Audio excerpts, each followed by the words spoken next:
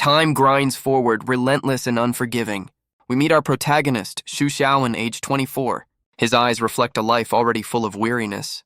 He prepares for the daily grind, just trying to get by. His current job is that of a simple delivery rider. He descends from his cramped apartment into the world below. And of course, the landlords are waiting to collect the rent. Kicked out by his parents, he has no other options. A new order pops up, a brief distraction from his troubles. As night falls, he accepts the job, unaware of what's coming. Xu Xiaowen rides through the desolate city streets. Suddenly, a fiery figure blazes past him in pursuit. A thug flees down the alley, mocking the hero's power. But the flame wielder just smiles, ready to prove him wrong. The criminal is engulfed in flames, a lesson learned too late. Onlookers debate if these heroes bring peace or just more chaos. Their debate is cut short by a massive explosion nearby. Another hero swings in, saving a damsel with a bit too much flair. He lands with a flourish, striking a pose for the stunned crowd. The grateful woman thanks her rescuer, a new celebrity born.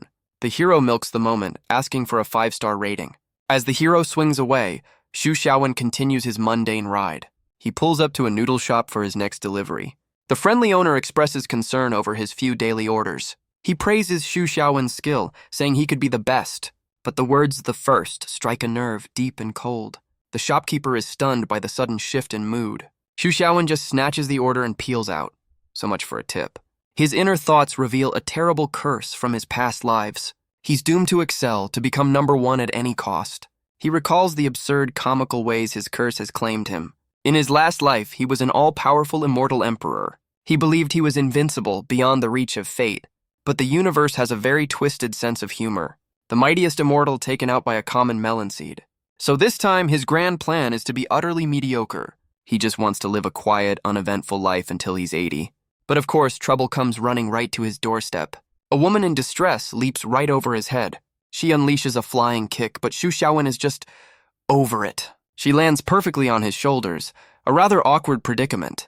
The impact sends them both tumbling to the unforgiving pavement. Xu Xiaowen tries to process what just happened, his head ringing. The woman explains her desperate situation, begging for his help. She clarifies these aren't just thugs, but superpowered criminals. For a brief moment, her expression shifts to one of annoyance, but she quickly resumes her act, pleading for him not to leave her. While she fears for her life, our boy is doing financial planning. He coldly tells her he's just trying to stay out of her mess. Stunned, she asks if he can read minds, but he just wants to finish his shift. And right on cue, her pursuer steps out from the shadows, promising pain. He's Lim Kui, a level 4 criminal with frost abilities, here to collect a debt. He scoffs at the sight of Xu Xiaowen, dismissing him as useless. She urges him to escape, but Xu Xiaowen just wants her to get off his bike. Desperate, she grabs his shirt, refusing to let him leave her behind. But our boy is a man of principle, agreeing that debts should be paid. The thug warns him to mind his own business, a suggestion Xu Xiaowen is happy to take. He agrees immediately, leaving the woman utterly speechless at his cowardice. But his simple compliance somehow enrages the thug, who feels disrespected. He declares himself the boss of this area, his frost powers beginning to manifest. Xu Xiaowen sighs, completely over this unnecessary drama. The thug, Lim Kui, is momentarily stunned by his nonchalance. In the blink of an eye, he's left holding an empty shirt. Xu Xiaowen reappears, his patience finally worn thin. He unleashes a devastating kick right to the thug's jaw. The impact is brutal, shattering teeth and drawing blood. Lim Kui is sent flying backward down the dark alley. So much for being the boss of this particular area. But the frost wielder isn't done, summoning an ice shield. He looks up to see a terrifying power ready to devour him. With blinding speed, Xu Xiaowen follows through with his kick. The blow shatters the ice shield in a fiery, devastating explosion. From the thug's perspective, his reign as boss is officially over. But a sudden, urgent thought strikes Xu Xiaowen. His delivery. The woman is stunned that a level 4 user was defeated in one move. As he rushes off, she watches with a newfound intense curiosity. She pulls out a device, running a scan on the departing rider. The combat effectiveness test returns a single frustrating question mark. She's left completely baffled, wondering who this person could be. But our boy is just thinking about his greedy landlord raising the rent. The sudden demand for 3 months' rent shatters his plans. He crunches the numbers, the weight of his debt settling in. The sheer number of deliveries required is utterly absurd. He's haunted by his landlord's suggestion to get a roommate. Desperate for cash, he posts an ad for a roommate online. But the fear of his curse holds him back from any real effort. He recoils in horror, his curse dictating his every move. And just like that, a reply pops up. Well, that was fast. He wonders if his curse is already at work again. The potential roommate provides an address and a meeting time. The single reply sits on his screen, a beacon of hope or doom. He immediately regrets his decision, considering deleting the post, but the thought of rent money forces him to reconsider. He heads out into a city that's just another Tuesday of superhero chaos. He reflects on his curse, knowing any path could lead to unwanted greatness. He recalls a past life as an artist, just trying to help a friend. But his art was so good it literally broke the internet. And then him. The memory is a stark reminder of why he must remain mediocre. His new goal, survive the day without accidentally becoming the best at anything. He waits for the potential roommate, the meeting now just half an hour away. Xu Xiaowen climbs the stairs, already calculating the profits. He sees this as a blessing, a solution to his money problems. But his happy thoughts are cut short by a shocking sight.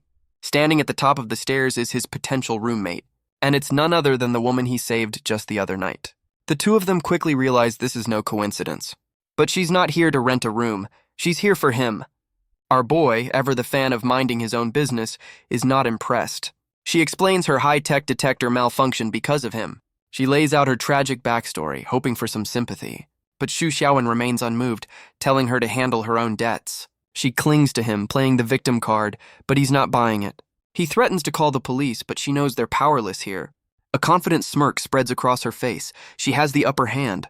She reveals her true purpose, suspecting he's a powerful, unregistered user. She deduces that his humble life must be hiding a massive secret. Xu Xiaowen's eyes turn cold, suggesting a permanent way to keep that secret. But his threat is completely ignored as she picks out her new room. She's already making plans to redecorate his rundown apartment. Our boy is left fuming, his warning falling on deaf ears. Xu Xiaowen is horrified as his new roommate starts undressing. She makes herself comfortable, claiming this is her home now, too. He warns her of the risks, but she reveals a surprising truth. He's stunned to learn she's a high-ranking section head. She confirms her title, enjoying his complete and utter shock. A section head in this rundown place? Seems perfectly legitimate? She switches tactics, begging him to take her money and rent her the room. Xu Xiaowen's resolve begins to crumble under the pressure. The sight of the cash is a powerful, undeniable argument. Defeated, he accepts the deal, and his chaotic new life begins. Xu Xiaowen is momentarily stunned by her forwardness. She lies back, making a rather tempting, if unprofessional, offer.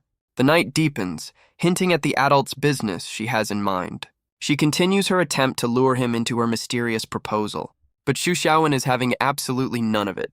Unfazed, she insists this could solve many of his problems. She dangles a cryptic warning about the fate of the first.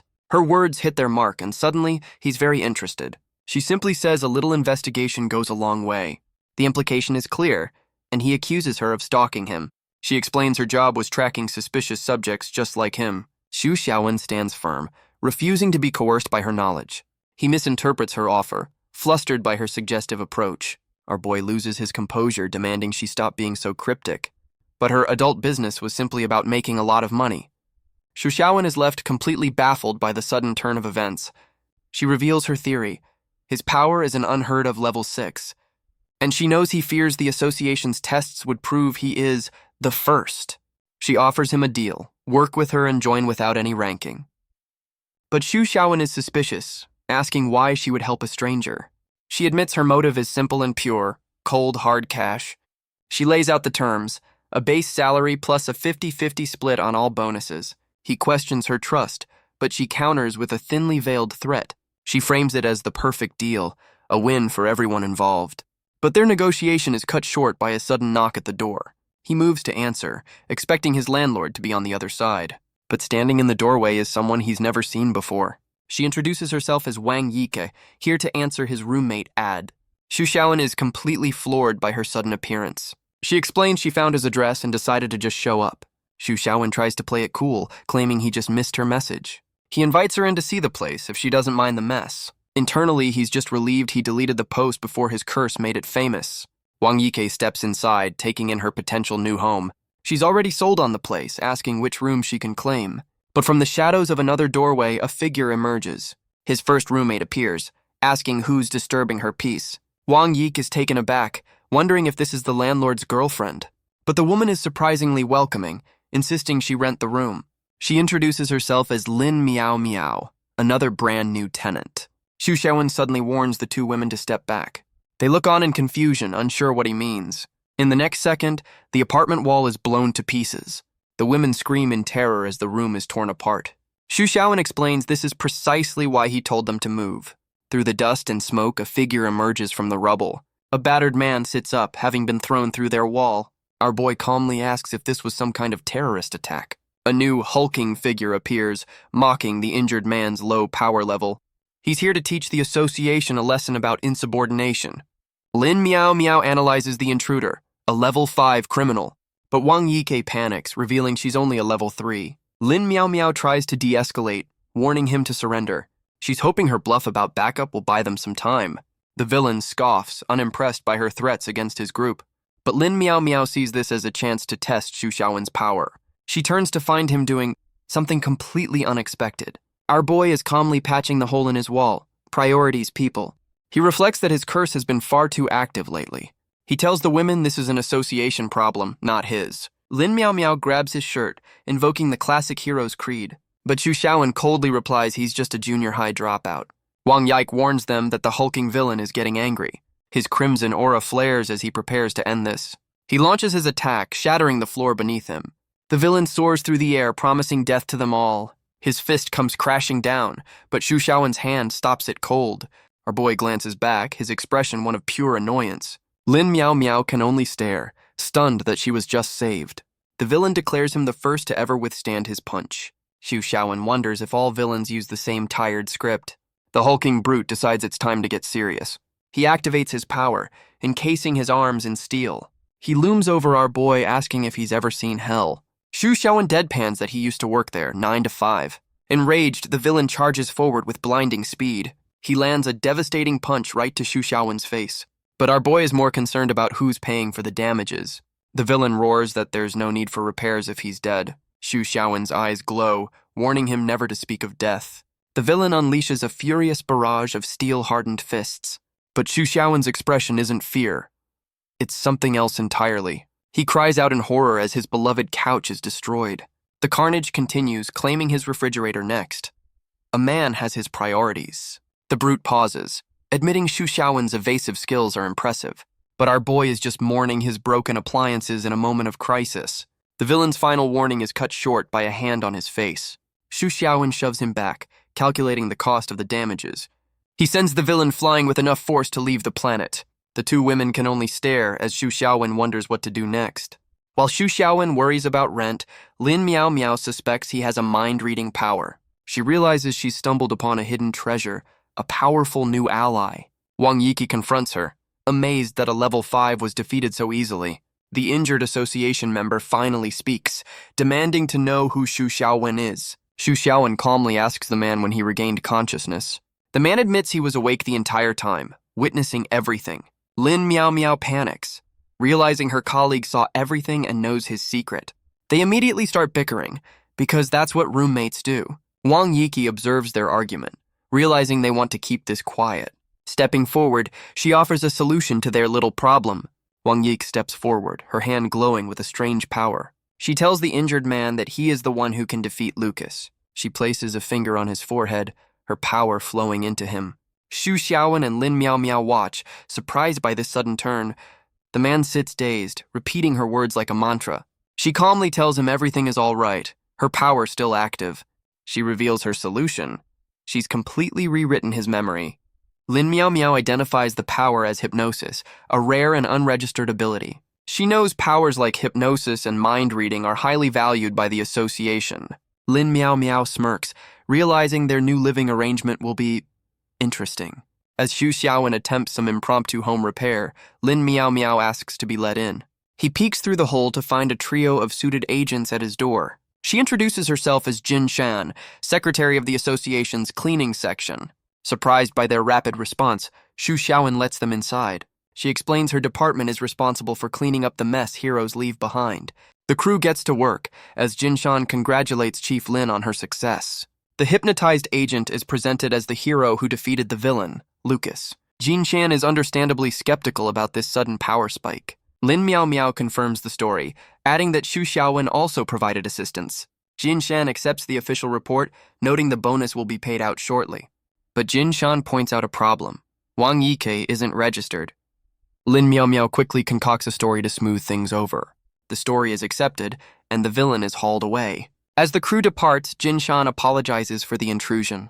She offers him a business card for any future incidents, but Lin Miao Miao steps in, taking control of the situation. Jin Shan agrees, respectfully addressing her as Chief Lin. With the coast clear, Lin Miao Miao invites him to her room. Business, I'm sure. He then asks Wang Yike if she's still interested in renting the place. She apologizes for the chaos, but he just tells her to settle in. He enters her room, unsure of what to expect from this meeting. Meanwhile, Wang Yike watches from afar, her expression unreadable. Xu Xiaowen cuts to the chase, asking what she wants to discuss. She gets right back to their deal, laying out the registration process. But our boy pushes back, reminding her he never actually agreed. Lin Miao Miao reveals she's already set the wheels in motion. She explains that the association is already suspicious of him. He collapses in frustration, but she calls it a golden opportunity. She then sweetens the deal with a very unprofessional offer. Xu Xiaowen is horrified, reminding her of her professional duties. She laughs it off, claiming it was all just a joke.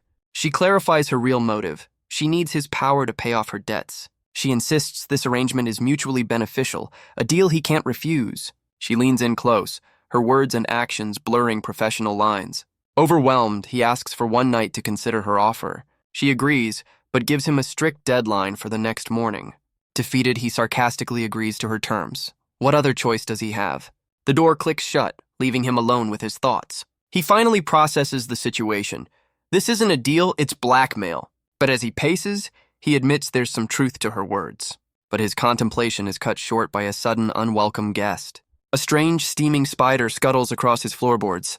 Elsewhere, that same arachnid's bite triggers a horrifying transformation. A human leg twists into a monstrous thorny appendage. The spider, marked with a heart, is clearly more than just a simple pest. But our boy's solution is decidedly low-tech and very effective. He cautiously lifts the book, disgusted by the green mess left behind. He just complains about the bugs, oblivious to the chaos he just averted. The story shifts, hinting at a new player entering the game. And in a lavish room somewhere else, a desperate man begs for his life. He offers all the money he has, surrounded by her spider minions. But a hand grips his chin, its owner uninterested in wealth. A terrifying spider woman reveals herself, with a much more personal price in mind. Her swarm of arachnids closes in, a tide of clicking legs. She makes him an offer he literally can't refuse. Her plan involves raising a very unique kind of family, but her enthusiasm wanes as she senses his submissive nature. The man, however, seems to have a sudden change of heart. A very, very weird change of heart. Her disgust is palpable. This was not the reaction she was hoping for. She declares him useless, and his pleas for mercy begin all over again. The man's screams are silenced as the spider swarm consumes him. His eyes go blank, reflecting the horrifying green glow of his demise. In moments, only a skeleton remains, a testament to her power. The spider woman stretches, deciding she'll make his home her new lair. She calls upon her babies to help her change into something more comfortable. A tide of arachnids and green energy begins to reshape her form. The swarm envelops her completely in a swirling, magical vortex. She emerges with a new, far more alluring appearance. She notes this form is necessary to avoid scaring off potential prey. With business done, she sends her children out to fetch some takeout. Her swarm of spiders floods out into the city streets. She settles in, ready to begin her twisted version of a vacation.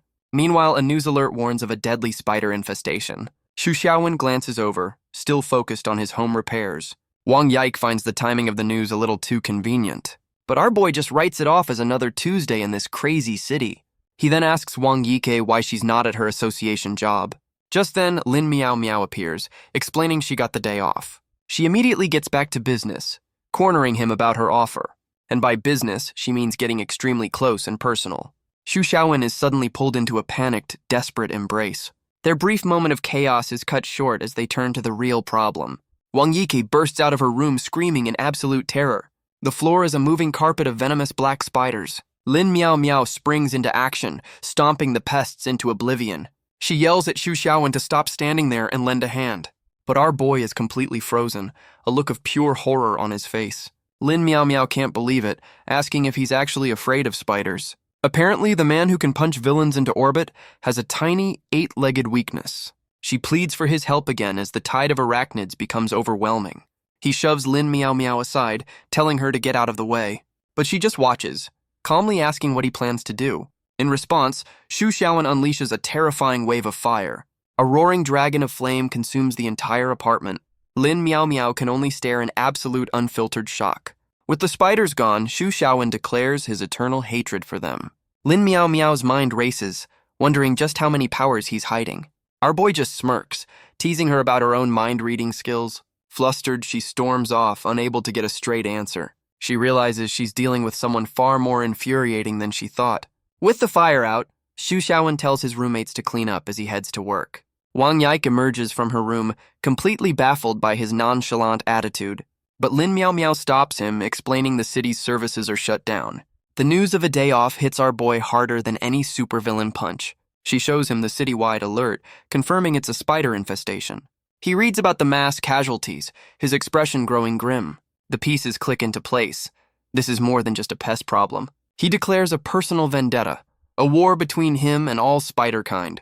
Elsewhere, in a lavish villa, someone lets out a sudden sneeze. The Spider Woman wonders who could possibly be cursing her name. An association agent crashes through a window, guns blazing. She's Faye, a level 4 secretary here to make an arrest.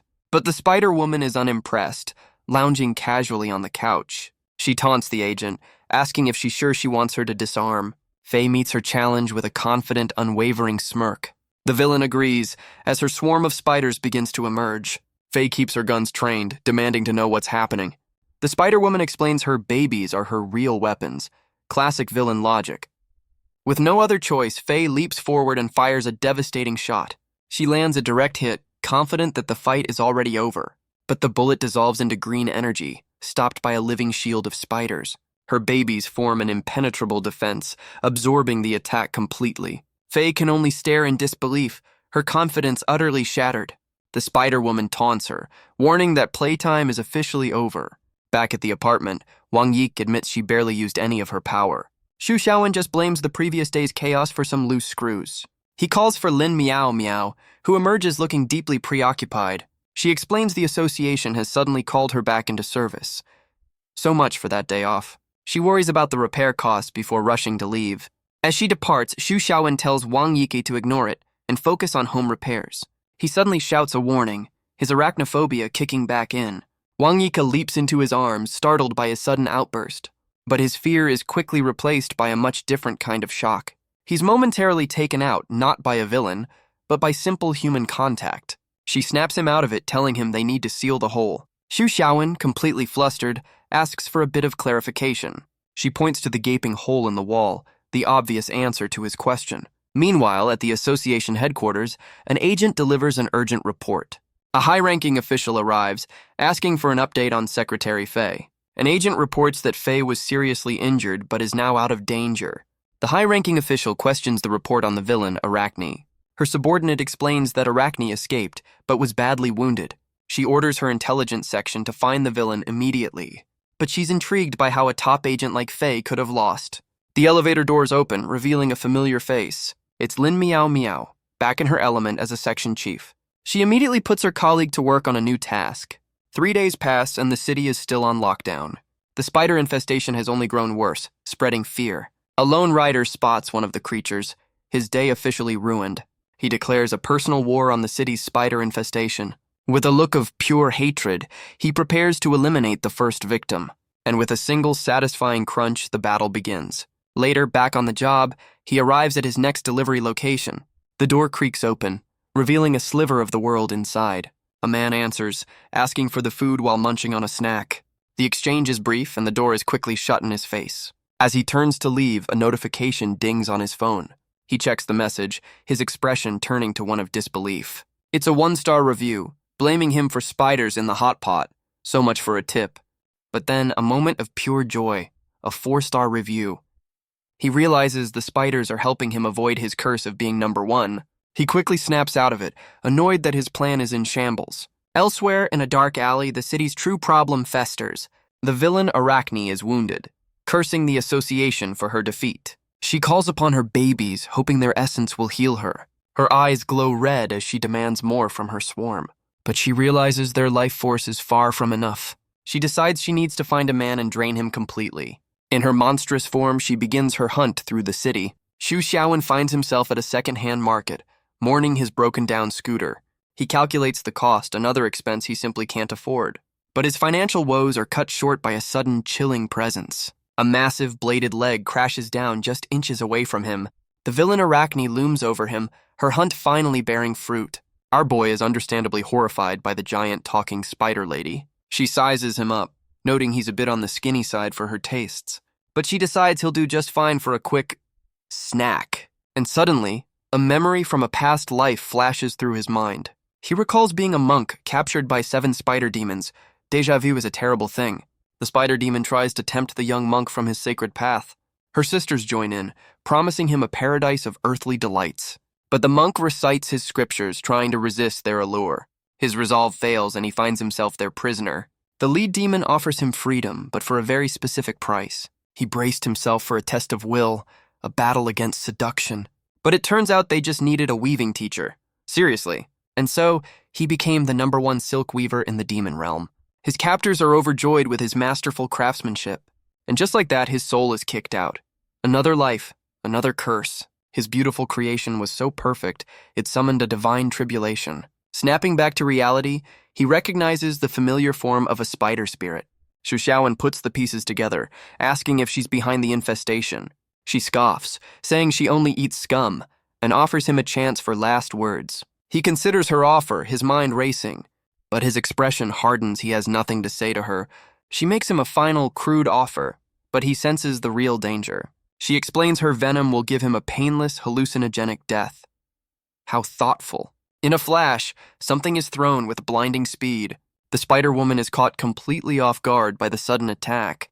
The projectile, his own scooter, slams into the ground with explosive force. Arachne looks around in confusion, wondering where her prey has gone. She stands in the crater, unable to find any trace of him. Suddenly, Xu Xiaowen appears right beside her, much to her shock. He asks a very specific question, wondering if she can produce silk. She completely misinterprets his intentions, thinking he's into something kinky. But our boy is not in the mood for games, grabbing her hand mid-gesture.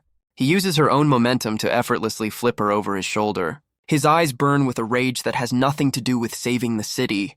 He repeatedly slams her into the ground, demanding an answer. He declares that her ability to spit silk is a crime worthy of death. With the threat neutralized, he calmly walks away from the scene.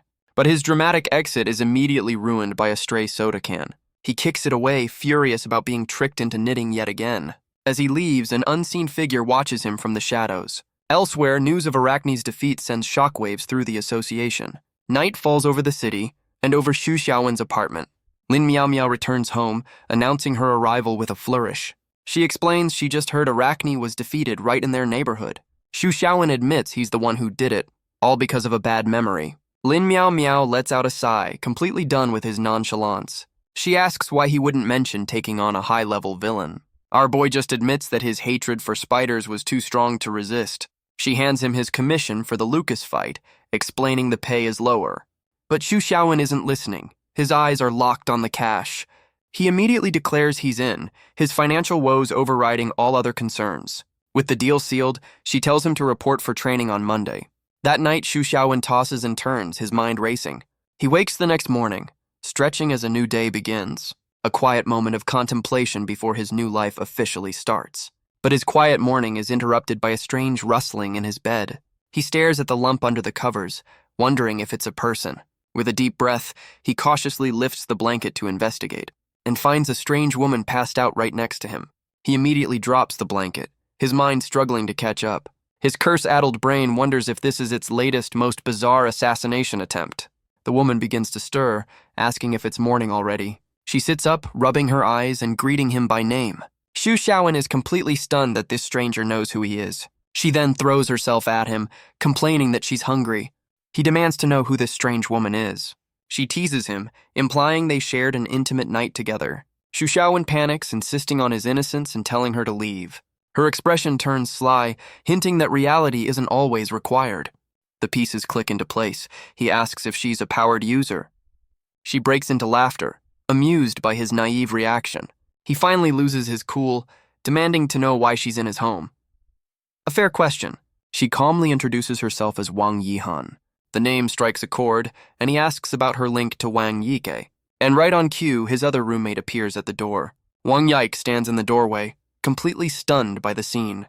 She points a trembling finger, assuming the worst about the two of them. Xu Xiaowen frantically denies everything, but Wang Yihan just greets her sister with a smirk. The revelation hits him.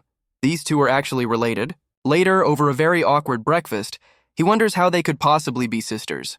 Wang Yihan then makes a rather pointed comment about her sister's development.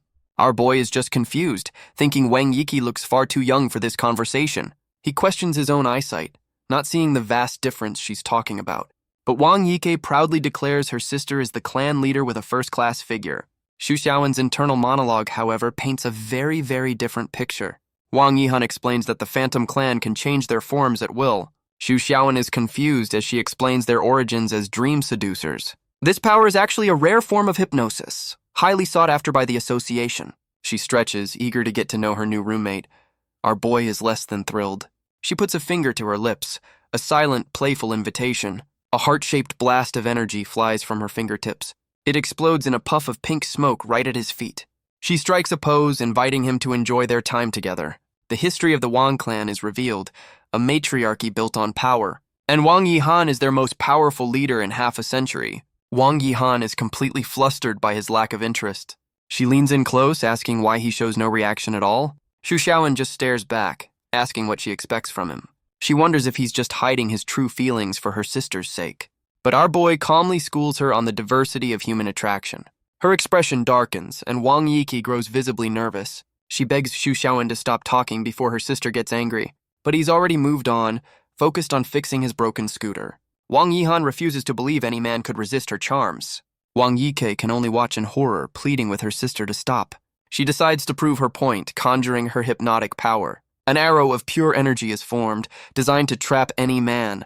It strikes Xu Xiaowen directly in the back, a perfect hit.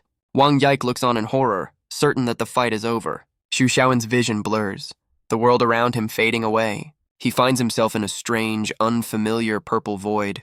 Suddenly, he's surrounded by a sea of tempting apparitions.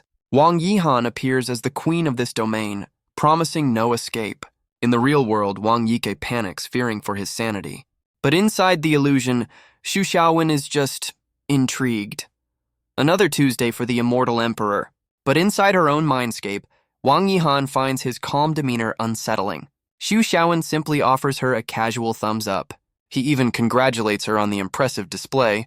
So much for seduction. Furious at being mocked, she promises to make him pay for his arrogance. She unleashes her power, commanding the illusion to consume him. Her technique is designed to slowly drain the willpower of anyone trapped inside. A swarm of her previous victims, now mindless puppets, rushes forward. She declares that his annoying attitude has earned him a permanent place in her collection. But Xu Xiaowen just smirks, questioning the very premise of her attack. He coolly states that a child's willpower is the last thing he's ever needed. A strange blue energy begins to form a shield around him. It expands, effortlessly repelling her army of illusions. Wang Yihan can only stare, her confidence completely shattered. He warns her that if this makes him late for a delivery, there will be consequences. She's furious, unable to believe he's worried about work right now. She lunges forward, ready to teach him a lesson in priorities. But she's stunned to find he can use his own powers inside her mind. In the next instant, his hand is wrapped around her throat. A terrifying demonic aura erupts from his body, filling the void. With glowing eyes and a twisted grin, he asks her to guess who he really is. She struggles in his grip, unable to believe he's using his own power here. No human has ever broken free from her mental prison. Xu Xiaowen coolly asks if she's finally figured out he's not human. He tosses her aside, explaining he knows a thing or two about hypnosis. He reveals the only way to trap him is if he allows it to happen. She calls him a monster, realizing the association has no idea what he is. Apparently, she didn't get the memo, gathering her power for another try. She forms a heart, preparing another blast of her hypnotic energy. She threatens him with capture and experimentation by the association. But our boy just asks if she really wants to cast an illusion inside an illusion. She sees this as a rare chance to test her limits against a true monster. But Xu Xiaowen just stands there, inviting her to take her best shot. Wang Yihan is completely baffled by his calm and his cryptic words. He explains he's letting her appear in his own illusion. A creative little test. Furious at being underestimated, she unleashes her most powerful attack. The arrow strikes, but not against him. It shatters the very fabric of her reality. Her entire mental world crumbles into a million pieces. So much for that plan. Back in the real world, Wang Yihan collapses, the psychic backlash too much to handle. The commotion brings Lin Miao Miao out, complaining about the noise and the lack of soundproofing. Wang Yiki explains her sister just passed out, leaving them all to wonder what just happened. Wang Yiki panics, having never seen her powerful sister faint. But Xu Xiaowen calmly checks her pulse, saying she'll be fine. Lin Miao Miao then questions why her sister was in his room to begin with. She turns on Xu Xiaowen, scolding him for just standing there. But our boy is completely unresponsive, lost in his own world.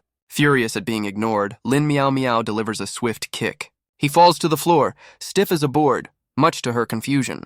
Wang Yike realizes he's still reeling from her sister's hypnosis. Lin Miao Miao puts the pieces together. Two sisters, the surname Wang. She finally identifies the unconscious woman as the Wang clan leader. Lin Miao Miao's expression shifts, a plan already forming in her mind. She informs Wang Yike that both sisters will be returning to the association. The very thought sends a wave of panic through the younger sister. Lin Miao Miao reveals the reason. Wang Yihan is a suspected member of a villain group. She insists it's just a friendly chat to clear up a misunderstanding. Sure it is. Wang Yike points out her sister is still unconscious, but Lin Miao Miao has a solution. She reveals a rare and powerful ability, a form of mind reading. She places a hand on Wang Yihan's head, delving into her subconscious. But what she finds in the clan leader's mind leaves her completely shocked. Wang Yike asks what's wrong, seeing the color drain from Lin Miao Miao's face. Inside Wang Yihan's mind, Lin Miao Miao finds only darkness. She's been pulled into a secondary illusion, a trap within a trap. She realizes this isn't Wang Yihan's mind, but a deeper, emptier space. She wonders where Xu Xiaowen is, as he should be here too. Suddenly, she collides with something solid in the void. Before her stands a massive, imposing wall of stone. She looks around, unnerved by the silent, empty darkness. Her gaze falls upon a colossal stone statue on a throne. Well, this is new. Suddenly, the statue's eyes ignite with a terrifying red glow. She can only stare in horror as the immense figure awakens. She wonders how he's become the master of her illusion. The pressure from the stone figure is absolutely breathtaking. Its massive stone hand begins to shift on the arm of the throne. Lin Miao Miao is but a speck before its immense, silent form. The statue slowly raises a finger, pointing directly at her. A voice echoes in the void, asking if she wants to know who it is. She can only swallow her fear, completely paralyzed. The voice reveals a name as the world shatters into fragments. Visions of his past lives flash before her, each ending in a ridiculous death. She sees him die again and again, an endless cycle of cursed greatness. The vision shifts, showing a woman slumped over her desk in exhaustion. Lin Miao Miao's eyes widen, the truth of his existence dawning on her. The revelation leaves her questioning the very nature of his identity. A single drop of sweat traces a path down her cheek, a sign of her fear. Inside the illusion, Xu Xiaowen confirms that all those lives were his. Every single one of them doomed to die a miserable, cursed death. He then asks how he managed to take control of her illusion. A question he cheekily admits he can't answer himself. In a moment of pure panic, she covers her eyes, promising she saw nothing. Classic, nothing to see here defense. She realizes this man is far beyond her comprehension. Xu Xiaowen just smirks, asking where all her confidence went. She admits defeat, knowing a fight against this monster is pointless. Even Xu Xiaowen is confused by his own power's manifestation. He declares the game over, bored with their little mindscape. Lin Miao Miao resorts to empty threats, her confidence all but gone.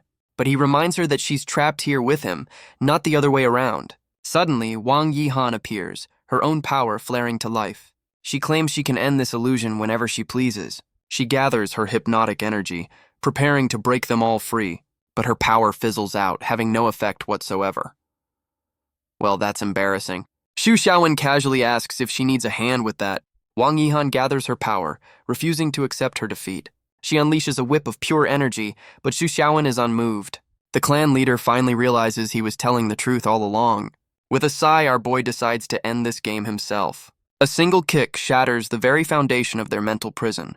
In the real world, Wang Yik desperately tries to wake her sister. The two of them reappear as the illusion finally crumbles away. Xu Xiaowen smirks, reminding her he said he'd have to handle it. But his victory is cut short by a sudden, horrifying realization. He turns to Lin Miao Miao, asking if she was in there with them. She demands to know why he was completely unresponsive for so long. He comically asks if she'll pay for damages, but she's not amused. Just then, the clan leader's golden eyes slowly flutter open. Wang Yike rushes to her sister's side, who complains of a dizzy head. She has no memory of the illusion's end, wondering why Xu Xiaowen is fine. Lin Miao Miao wastes no time, ordering the clan leader to the association, but Wang Yihan questions her authority, demanding to know who she is. She introduces herself as a section head, leveling a serious accusation. Wang Yihan calls her bluff, demanding to see an official investigation order. Lin Miao Miao's expression darkens, her authority now openly challenged. Lin Miao Miao promises to get the paperwork, but Wang Yihan isn't waiting. The clan leader reveals she knows about Lin Miao Miao's mental powers. Lin Miao Miao is stunned that her own ability was so easily detected. But their standoff is interrupted by a new, imposing figure. Wang Yihan's defiance crumbles, refusing to return with this woman. The newcomer's gaze is cold steel, questioning her insubordination. The powerful clan leader is reduced to a stammering, fearful subordinate. She's given a final order to follow, her will completely broken. Family drama is universal, it seems. But just as she's about to be taken, Xu Xiaowen steps in to object. He confronts the woman, declaring he's onto her little scheme. He calmly reminds them that the rent has not yet been paid. But the stern woman is unmoved, stating this is a family matter. She leads the two sisters away, their business here now concluded. Lin Miao Miao watches them go, noting the strange power dynamic. The moment they're gone, the two roommates are back to bickering. The clock on the wall ticks forward, the morning already half gone. Xu Xiaowen collapses in despair over his still broken scooter. A man has his priorities. Lin Miao Miao blames him for all the chaos, but he refuses to engage. The scene shifts, leaving the apartment's drama behind for now. Elsewhere, a team of suited agents prepares for their next assignment. The woman in charge orders the younger girl to hand over her bag.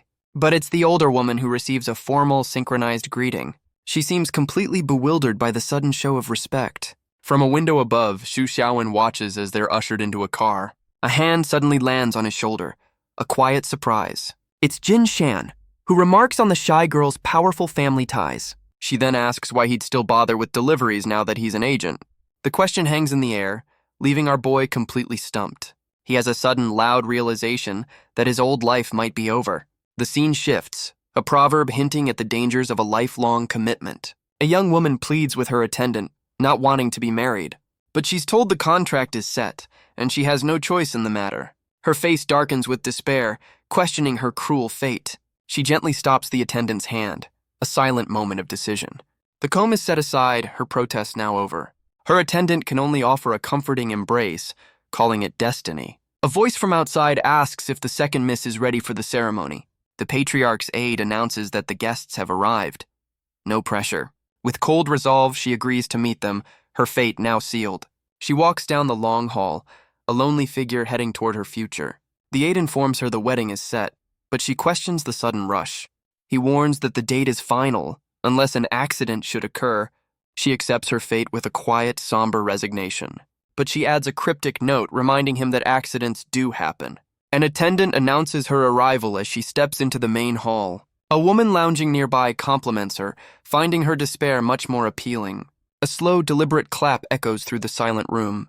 A man in a suit offers his cold, calculated approval of the arrangement. He approaches her, his gaze assessing her like a piece of property. He stands behind her, a possessive shadow looming over her future. The woman mocks their old-fashioned views on marriage and family. The young bride-to-be clenches her fists, her humiliation complete. But the woman's golden eyes show nothing but cold amusement. The aide explains this is about securing the family's future generations. She declares herself satisfied with the product and the upcoming wedding. She offers a hand, sealing the deal with a triumphant smirk. The aide accepts, their business transaction now officially complete. The second miss asks to be excused, unable to bear it any longer. The woman dismisses her with a casual wave, already bored. She explains away her sister's behavior as simple shyness.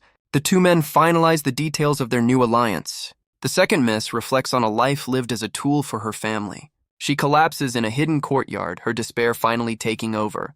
Tears stream down her face, a silent protest against her fate. But even in her sorrow, a spark of defiance remains. A voice cuts through her grief, pointing out her makeup is smudged. "Real smooth, buddy." She looks up in shock, her golden eyes meeting a familiar face. In a moment of pure confusion, she asks how Xu Xiaowen got in. He calmly explains he just walked right past security. Apparently the words delivery boy are the ultimate master key. Her composure shatters, her shock written all over her face. She frantically tells him he can't stay here, her eyes darting around. Grabbing his hand, she tries to pull him away, fearing her sister's wrath. She promises to lead him out, begging him never to return. But Xu Xiaowen stops her, asking why she was crying in the first place. Her eyes well with tears again, the question hitting its mark. A sudden rustle from the nearby bushes cuts their conversation short. She freezes, pulling him close as she asks who's there. A man in a formal uniform steps out, asking about the second Mrs. Guest. It's the aide, Uncle Shu, who claims he was just watering the plants. Sure you were, buddy. The aide's gaze falls upon their intertwined hands, a silent accusation. He asks if this is the real reason she's refusing her arranged marriage. He points directly at Xu Xiaowen, the supposed source of all this drama. Wang Yike frantically denies any connection, trying to shield him from trouble. The aide sizes up our boy, noting his simple clothes and delivery uniform. And suddenly, a light bulb goes off in his head, a very, very dim light bulb. He launches into a dramatic tale of forbidden love between a noble lady and a poor boy. Wang Yi can only listen in horror as he constructs an entire soap opera on the spot. But Xu Xiaowen just squeezes her hand, deciding to play along with the absurd story. He turns to her, asking if she's willing to fight for their eternal love. The aide puts on a show of tears, feigning reluctance. Xu Xiaowen is completely unimpressed by the over-the-top drama. The aide declares he must follow the script of this tragic romance. Wang Yike frantically tries to explain he's just her landlord. But the aide is committed, vowing to test Xu Xiaowen's sincerity. This guy watches way too much TV. Our boy tries to de-escalate, reminding him he's just a delivery guy. The aide points out that no ordinary writer could get in here. With his patience gone, he lunges forward in a blaze of fire. But in a flash, Xu Xiaowen vanishes from the spot. The aide is left stunned, unable to comprehend the boy's speed. But his fiery fist is caught mid-swing. Xu Xiaowen pins him to the ground, offering some life advice. The aide's flames rage, but they can't break the boy's grip. The attack backfires, sending the aide flying backward. Our boy just steps forward, completely unfazed by the heat. He calmly reminds the man that he warned him to take it easy. He notes that this family seems to have a listening problem. The aide asks which clan he belongs to, but Xu Xiaowen claims none. He sighs, frustrated that no one believes he's just a delivery boy. The aide introduces himself as a level 5 user, now completely humbled. The aide sees a worthy opponent ready for a real fight, but Xu Xiaowen calmly tells him he has no desire to fight. The aide is stunned, asking if the boy can read his mind. Xu Xiaowen confirms he can, but denies it's a psychic power. The aide's patience snaps, taking the boy's words as mockery. But in the next instant, his eyes go blank with shock. He turns, stammering the name of the second miss. Wang Yike stands over his unconscious body, offering an apology. Xu Xiaowen can only watch, surprised by this sudden turn. She hoists the man over her shoulder, telling Xu Xiaowen to escape. She tells him to follow the path and get out of here, fast. But Xu Xiaowen asks why she isn't leaving with him. She hesitates, unable to meet his gaze as she tends to the aide. She explains that she can't leave, her wedding is next month. Our boy's first thought, of course, is about the rent money. She tells him not to worry, admitting she was the one who broke their contract. Overwhelmed, she begs him to go, insisting he owes her nothing. But her words seem to have the opposite effect on him. He turns away, agreeing to leave her to her fate. But as he walks away, a new voice commands him to stop right there. The voice belongs to Lin Miao Miao, making a rather dramatic entrance. Wang Yike is stunned to see her other roommate has arrived. Lin Miao Miao grabs his shirt, asking if he was just going to leave. She complains about the trouble she went through to find this place. She threatens to report him, but he tells her to keep her voice down. Meanwhile, Wang Yike is touched, thinking he came all this way for her. The two roommates trade insults, their partnership off to a fantastic start. Xu Xiaowen realizes his curse may have found a new favorite weapon. He ignores her, turning to Wang Yike with a simple offer. His words leave her completely speechless, a single tear forming in her eye. He gives her one last chance, an ultimatum that will seal her fate. Wang Yike hesitates, the weight of her entire life hanging on this one decision. Her resolve finally shatters and she screams out her refusal to be a pawn any longer. With tears in her eyes, she begs him to take her away from it all. Xu Xiaowen quickly covers her mouth, his mind flashing to a bizarre anime parody. He internally apologizes for getting too emotional, a very strange time for a tangent. Lin Miao Miao steps in, offering a deal that involves free rent and a new life. Wang Yike looks at the outstretched hand, a lifeline from an unlikely source. With a quiet word of thanks, she accepts their help, her choice finally made. But when asked for a plan, our boy admits he has absolutely no idea what comes next. A true leader. Lin Miao Miao smirks, questioning his lack of a foolproof plan. He claims he was just checking on a tenant, sending her into a rage. He turns to Wang Yike, telling her to come home with him. But she hesitates, worried about the family she's leaving behind. Xu Xiaowen's words cut deep, telling her Atul has no home. His statement leaves her completely stunned, the truth hitting its mark. Lin Miao. Miao pulls her close, promising they'll figure it out together. With their escape successful, the trio heads off in search of noodles. Priorities. But from the bushes, a hand emerges, their escape not as clean as they thought. The aide cries out in despair, his dramatic performance far from over. The aide lets out a long, theatrical sigh. He dabs his eyes, remarking that the second miss finally has a friend. Later, he reports his failure to the family's matriarch. But Wang Yihan just mocks his definition of incompetence.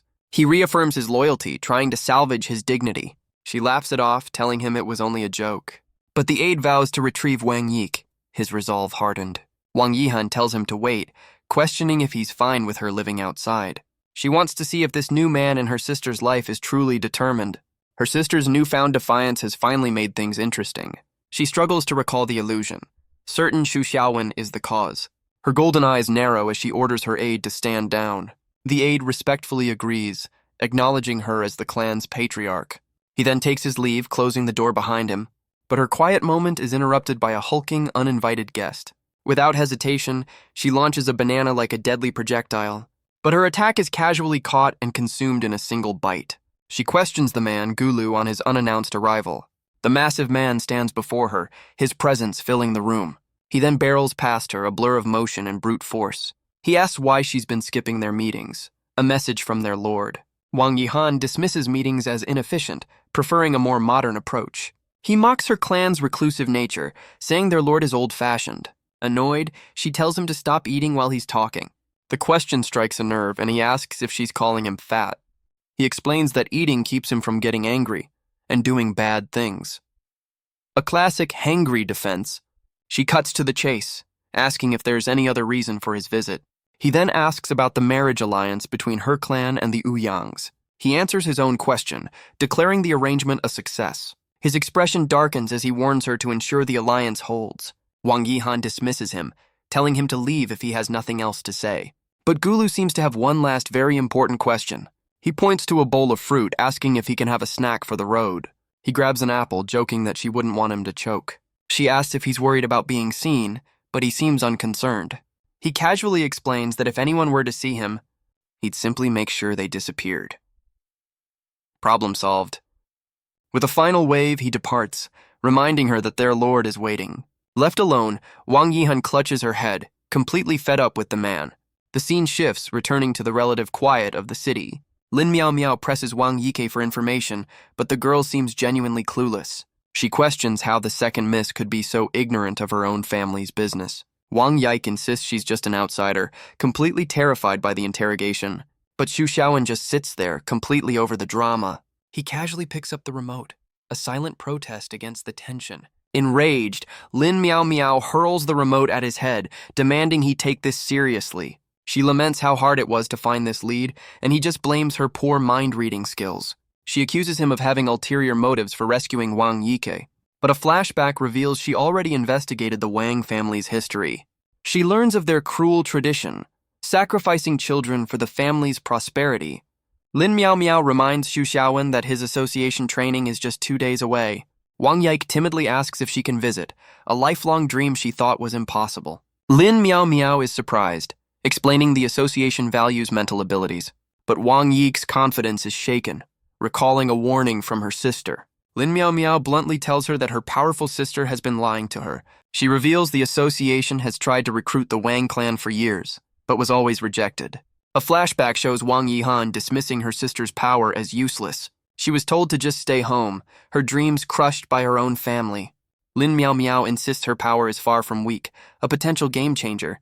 She reminds Wang Yike of how she just took down the aide, but the girl remains unconvinced. She wonders if she truly has what it takes to step out of the shadows. A flashback reveals a childhood spent in her sister's brilliant, blinding light. She was always the forgotten one, a footnote in her own family story. Xu Xiaowen knows all too well that excellence is just another kind of curse. But Lin Miao Miao sees an opportunity, a plan already taking shape. She asks Wang Yike if she's truly ready to commit to this new path.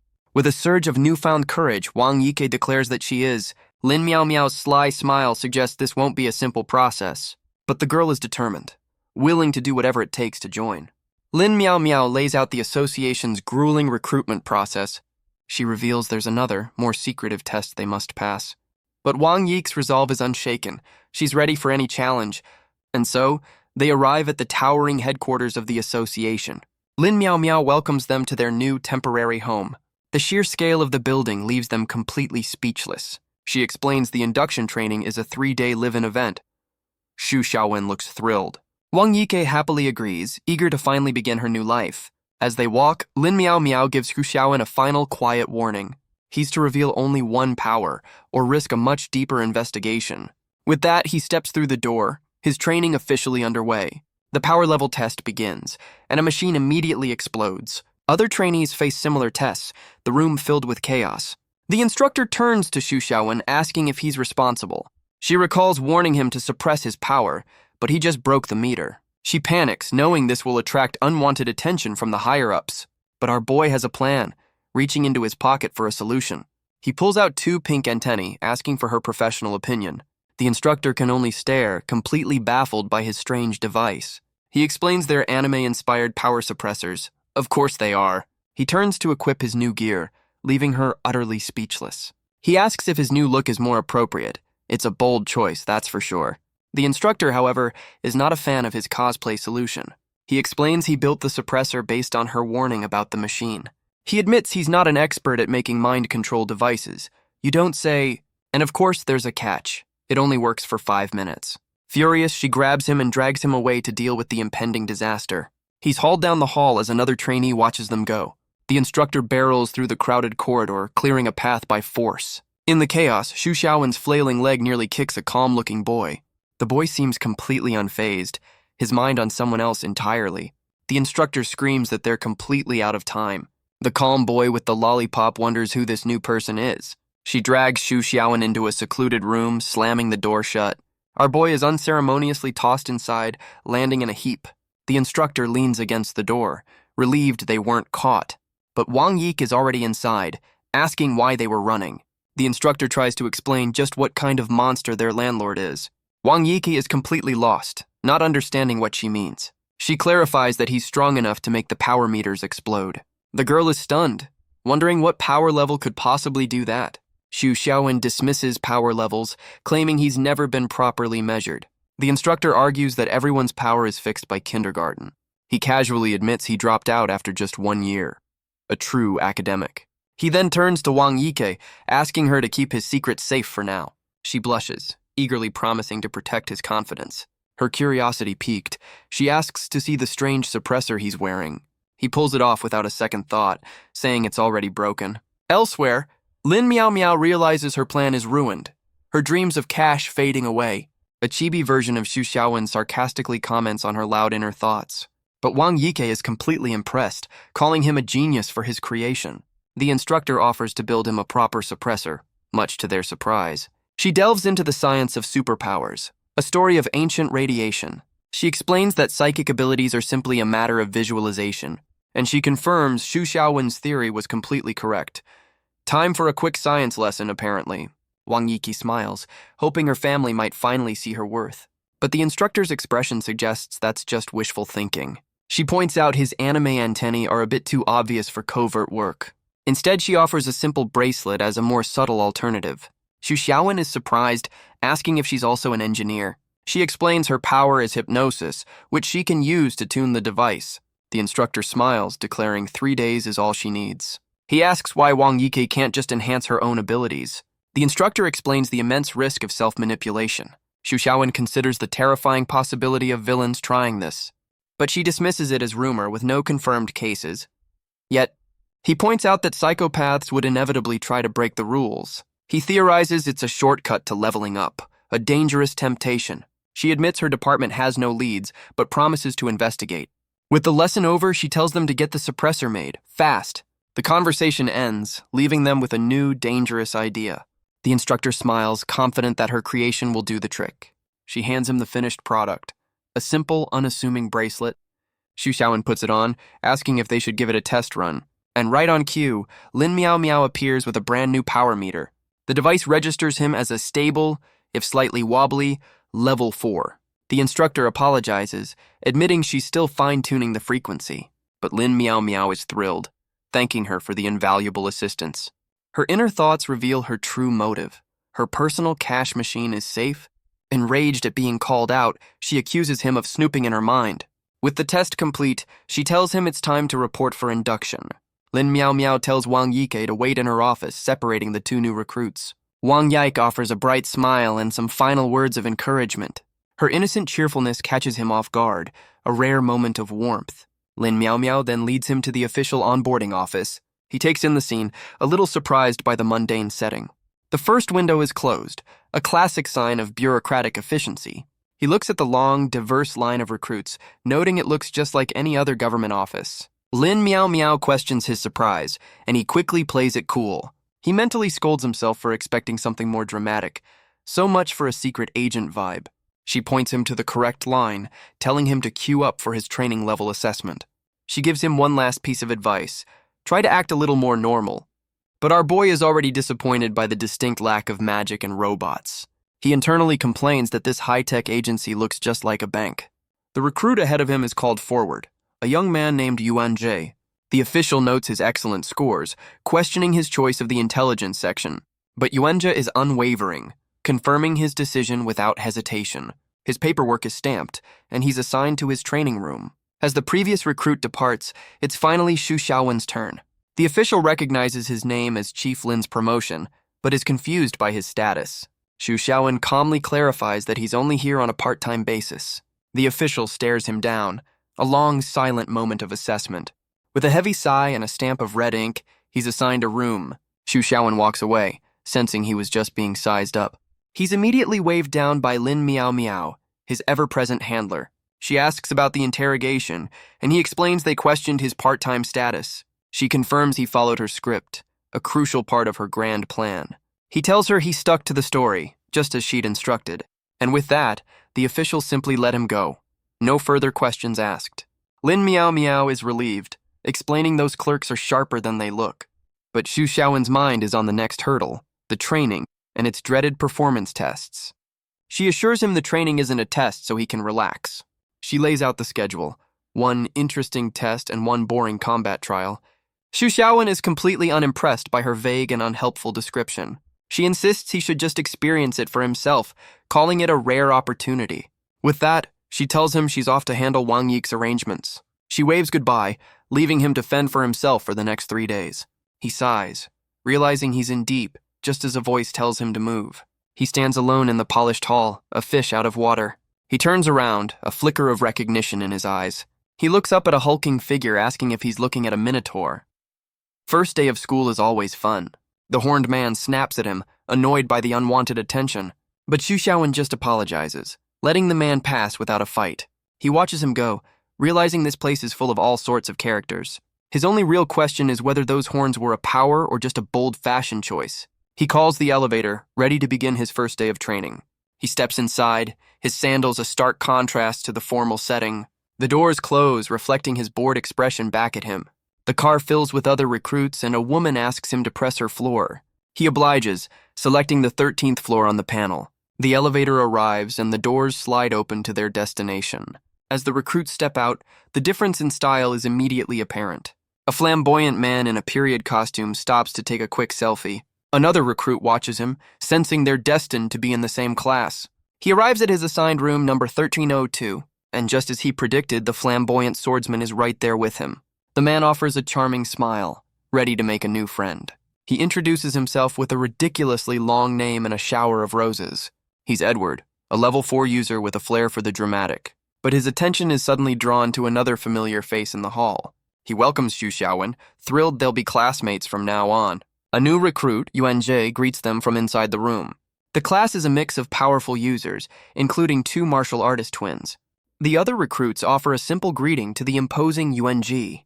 But Edward makes a much grander entrance, introducing himself as a prince. He offers a list of nicknames, none of which Xu Xiaowen will ever use. An off-screen instructor tells them to pick up their training schedules. Xu Xiaowen steps forward to grab the itinerary for the next 3 days. But as he reads the document, his expression begins to change. He's left completely speechless by the contents of the schedule. It's a list of mind-numbing lectures, not the hero training he expected. He finally understands Lin Miao Miao's definition of interesting. He finds an empty desk, his new reality setting in. He knows he has to find a way to survive this academic nightmare, but Yuanji approaches, pointing out he's the last to introduce himself. Xu Xiaowen offers a simple introduction. A former delivery man. Yuanji smiles, admitting he was a student who dropped out. Our boy is immediately suspicious of this attempt to build rapport. Just then, a new instructor enters, calling the class to order. Her eyes narrow, recognizing a familiar face in the crowd. And Xu Xiaowen recognizes her too. Jin Shan from the cleaning section. Jin Shan begins the class, announcing they have some required reading. She claps her hands, signaling for the materials to be brought in. A cart groans under the weight of a mountain of rulebooks. So much for action-packed training. The other recruits can only stare in stunned, horrified silence. But Yuanji just smirks, calling it a simple task. We've found the teacher's pet. The class settles in, the mood a mix of dread and quiet acceptance. Jin Shan explains that regardless of their background, they all serve the association. But as Xu Xiaowen scans the schedule, he notices one very important detail. Right at the end of the third day, there's a test with no clear deadline. He glares at the paper, silently cursing Lin Miao Miao for her little white lie. Jin Shan quotes a bizarrely specific rule from the manual. Apparently, bathroom breaks are a serious offense around here. Xu Xiaowen is convinced this is his curse at work again. A pop quiz designed to make him number one, and then kill him. The lecture shifts to geopolitics, explaining the 5 Global Association headquarters. She reveals a friendly competition is held every 5 years to showcase national strength. The winning Continents Association will lead the world for the next 5 years. She lets the weight of that statement sink in, the stakes now crystal clear. The other recruits look on, dreams of glory filling their minds. Everyone here has a chance to represent their country on the world stage. But for Xu Xiaowen, this isn't a dream. It's a nightmare he can't escape. He immediately tries to find a loophole, telling the instructor he can't participate. She asks if this surprise quiz is a new addition to the curriculum. Xu Xiaowen questions how a section chief could be so clueless about the training. She explains that chiefs are exempt, and she's been busy dodging her debts. She offers a flimsy apology, admitting she never attended training herself. As a rare level 5 psychic, she was apparently too special for the basics. Xu Xiaowen can only stare, wondering how she's managed to survive this long. He turns to leave, declaring that he absolutely will not be taking that quiz, but Lin Miao Miao leaps after him, calling him her precious money tree. She clings to his leg, warning him that leaving now counts as forfeiting. The news hits him like a ton of bricks, his one escape route now gone. She explains the association's rules are absolute. No one can withdraw from training. And the final nail in the coffin. Quitting the test means he'll be ranked last, which is still number 1. Back in the classroom, Xu Xiaowen's fury reaches a boiling point. He desperately searches for a loophole, even considering injuring himself to get out of it. But the memories of his past lives flood his mind, the curse's grip tightening around him. 3 days later, Jin Shan announces the moment they've all been dreading, the final test. The other recruits are completely drained, but Yuan Jie looks on with cold contempt. Our boy is just as fried, his brain completely overloaded from the academic gauntlet. The instructor stands before her class, a silent observer of their exhaustion. With a sly smile, she asks if they're truly ready for what's about to come. But Yuanji stands, questioning the test's ambiguous deadline. He correctly deduces that this quiz has nothing to do with their lectures. Jin Shan simply pushes up her glasses, offering no comment. He presses on, guessing the test must be different for every recruit. She praises his intelligence, but once again refuses to give anything away. With a final adjustment of her glasses, she begins the 30-second countdown. Xu Xiaowen sighs, realizing his only option is to reboot. Again, a voice echoes through the room, the final seconds ticking away. Suddenly, the room is plunged into absolute darkness. The recruits cry out in confusion, demanding to know what's happening. A timer ticks down as a strange gas fills the classroom. Jin Shan calmly dons a gas mask, announcing the test has begun. The other recruits panic, wondering if they're being gassed. The final seconds tick away, her expression hidden by the mask. One by one, the trainees begin to succumb to the fumes. So much for Prince Charming, but Yuanji remains calm, wondering if this is just an escape room. He quickly grows bored of the theatrics, his patience wearing thin. Deciding to just take a nap, he lays his head down on the desk. As the countdown hits 0, Jin Shan declares the test is officially underway, but Xu Xiaowen seems to have already checked out. lost in his own world. Xu Xiaowen slowly comes to, wondering how he lost consciousness. He looks around the unfamiliar room, his classmates scattered around him. Wenjia deduces they were all transported here after being gassed. He notes the labeled doors, realizing this is a secret off-the-books location. The sterile, identical rooms suggest a carefully constructed maze. One of the younger recruits is already complaining, asking for a computer. The martial artist twins scold him for his terrible timing and priorities. Suddenly, a screen flickers to life and a voice asks if they can be heard. The disembodied voice confirms the audio is clear, and the test can begin. Yuanzhi realizes they're trapped in a fishbowl, their every move being watched. The voice introduces itself as the jury for this little test. A motley crew of judges appears on screen, welcoming the new recruits. The rules are simple. Quitting the quiz means quitting the association for good. Before the test begins, they're told to each choose one item from a table. The selection is bizarre. A jacket, an ice pick, chocolate, squash, water, and sunscreen. Edward is completely baffled by the random assortment of survival gear, but the quiet boy in overalls explains there's a clear pattern to the items. He deduces there are two kits, one for a cold climate and one for a hot one. Edward is impressed, though he notes it feels like another boring lecture. He then asks the boy why someone so clever would join their section. Edward explains his choice with perfect logic. Only the most handsome section is worthy of his beauty. On screen, the judge notes their choices with a sly, knowing smile. A quick breakdown shows the recruits and their chosen survival items. The judge then reveals the first twist. Their props will determine their teams. The martial artist twins are completely stunned by the announcement. One of them protests, explaining that she and her sister have never been separated. They can only watch as the test's true, cruel nature is revealed. A glitchy screen displays the complex rules of this little game. The quiz is divided into 2 stages, with points awarded for pressing a button. In the second stage, the first group to act will gain points while the other will lose them. The judge adds that individual performance will also be a crucial factor. The final score is a combination of points, with a harsh penalty for last place. The teams are split, directed to Gate A for cold gear and Gate B for hot. But there's one more twist to keep things interesting. Each team is given a progress indicator to track the competition. Edward, of course, is the first to volunteer for the new accessory. The device will display the progress of both teams in real time. With a final warning to hurry, the stage is officially set. But the martial artist twins share a tearful goodbye, their bond now a liability. They have 10 seconds to enter, or their dream of joining the association is over. The younger twin asks her sister what she's supposed to do now. But Yuanjia steps in, promising to protect her sister for her. He pulls the distraught girl along, telling her to focus on the quiz. The other twin can only sigh, her fate now in the hands of strangers. Yuanjia offers a final word of comfort, saying they'll meet again soon. With the final seconds ticking away, the teams are forced apart. They're instantly transported to 2 brutal, unforgiving landscapes. The judge's voice rings out, announcing the first stage has begun. For Team A, their trial will be a battle against the freezing cold. Gate A slams shut, leaving them stranded in the frozen wasteland.